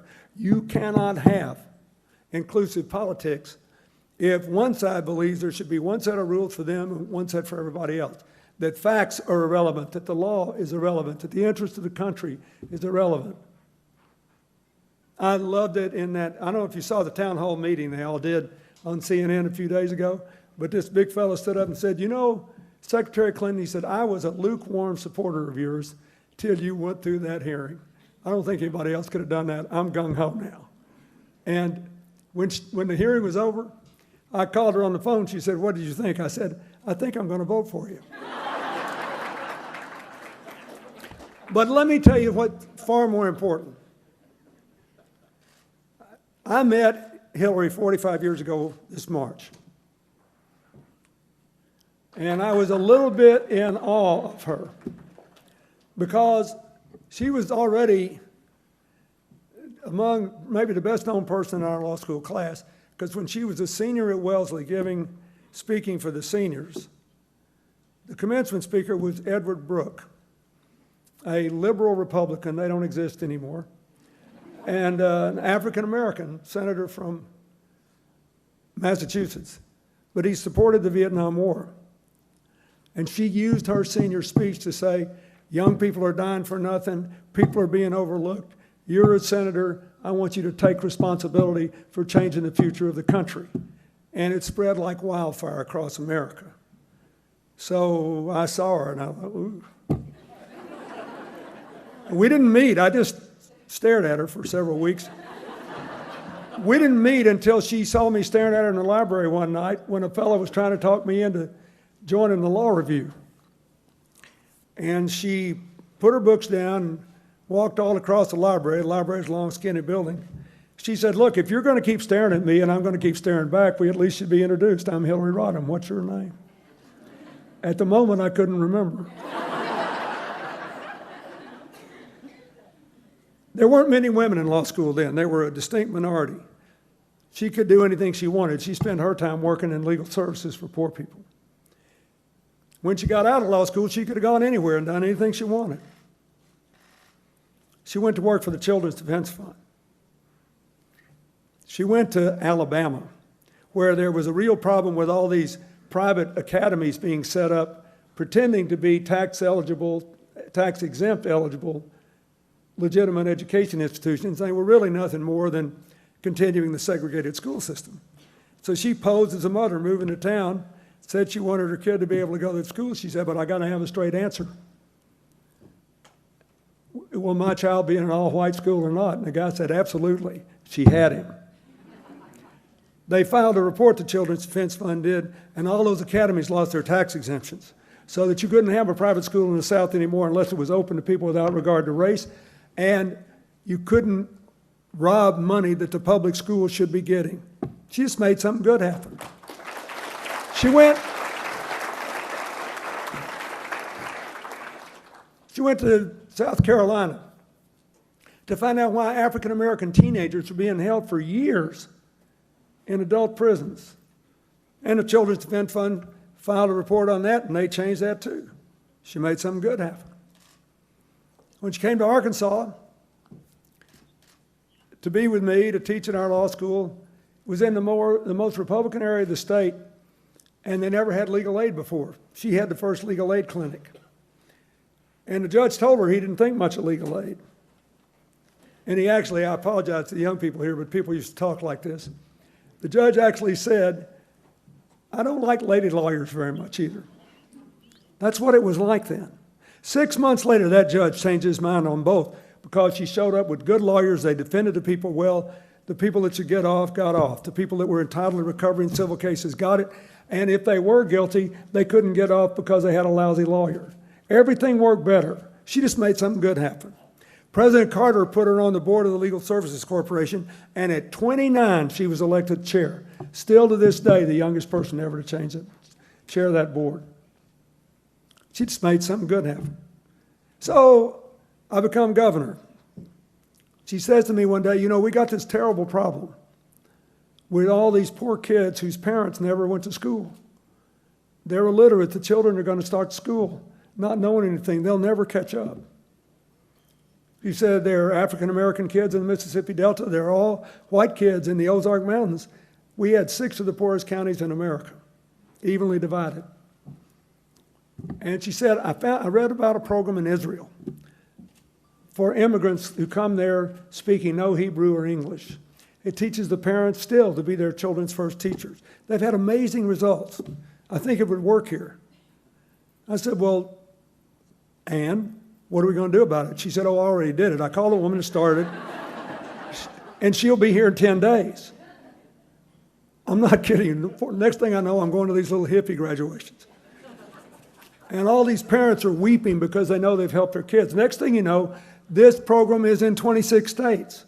This was before there was kindergarten, before there was pre-kindergarten, before there were any educational standards in child care. And now, today, all over America, there are adults, which by my standard are still young, who have had better lives. They learned more in school, they went further, they got better jobs. Their whole lives were changed because she did that one thing. She just always makes things better. And, you know, when I came here to Iowa trying to get you to vote for me in '92, one of the things I could say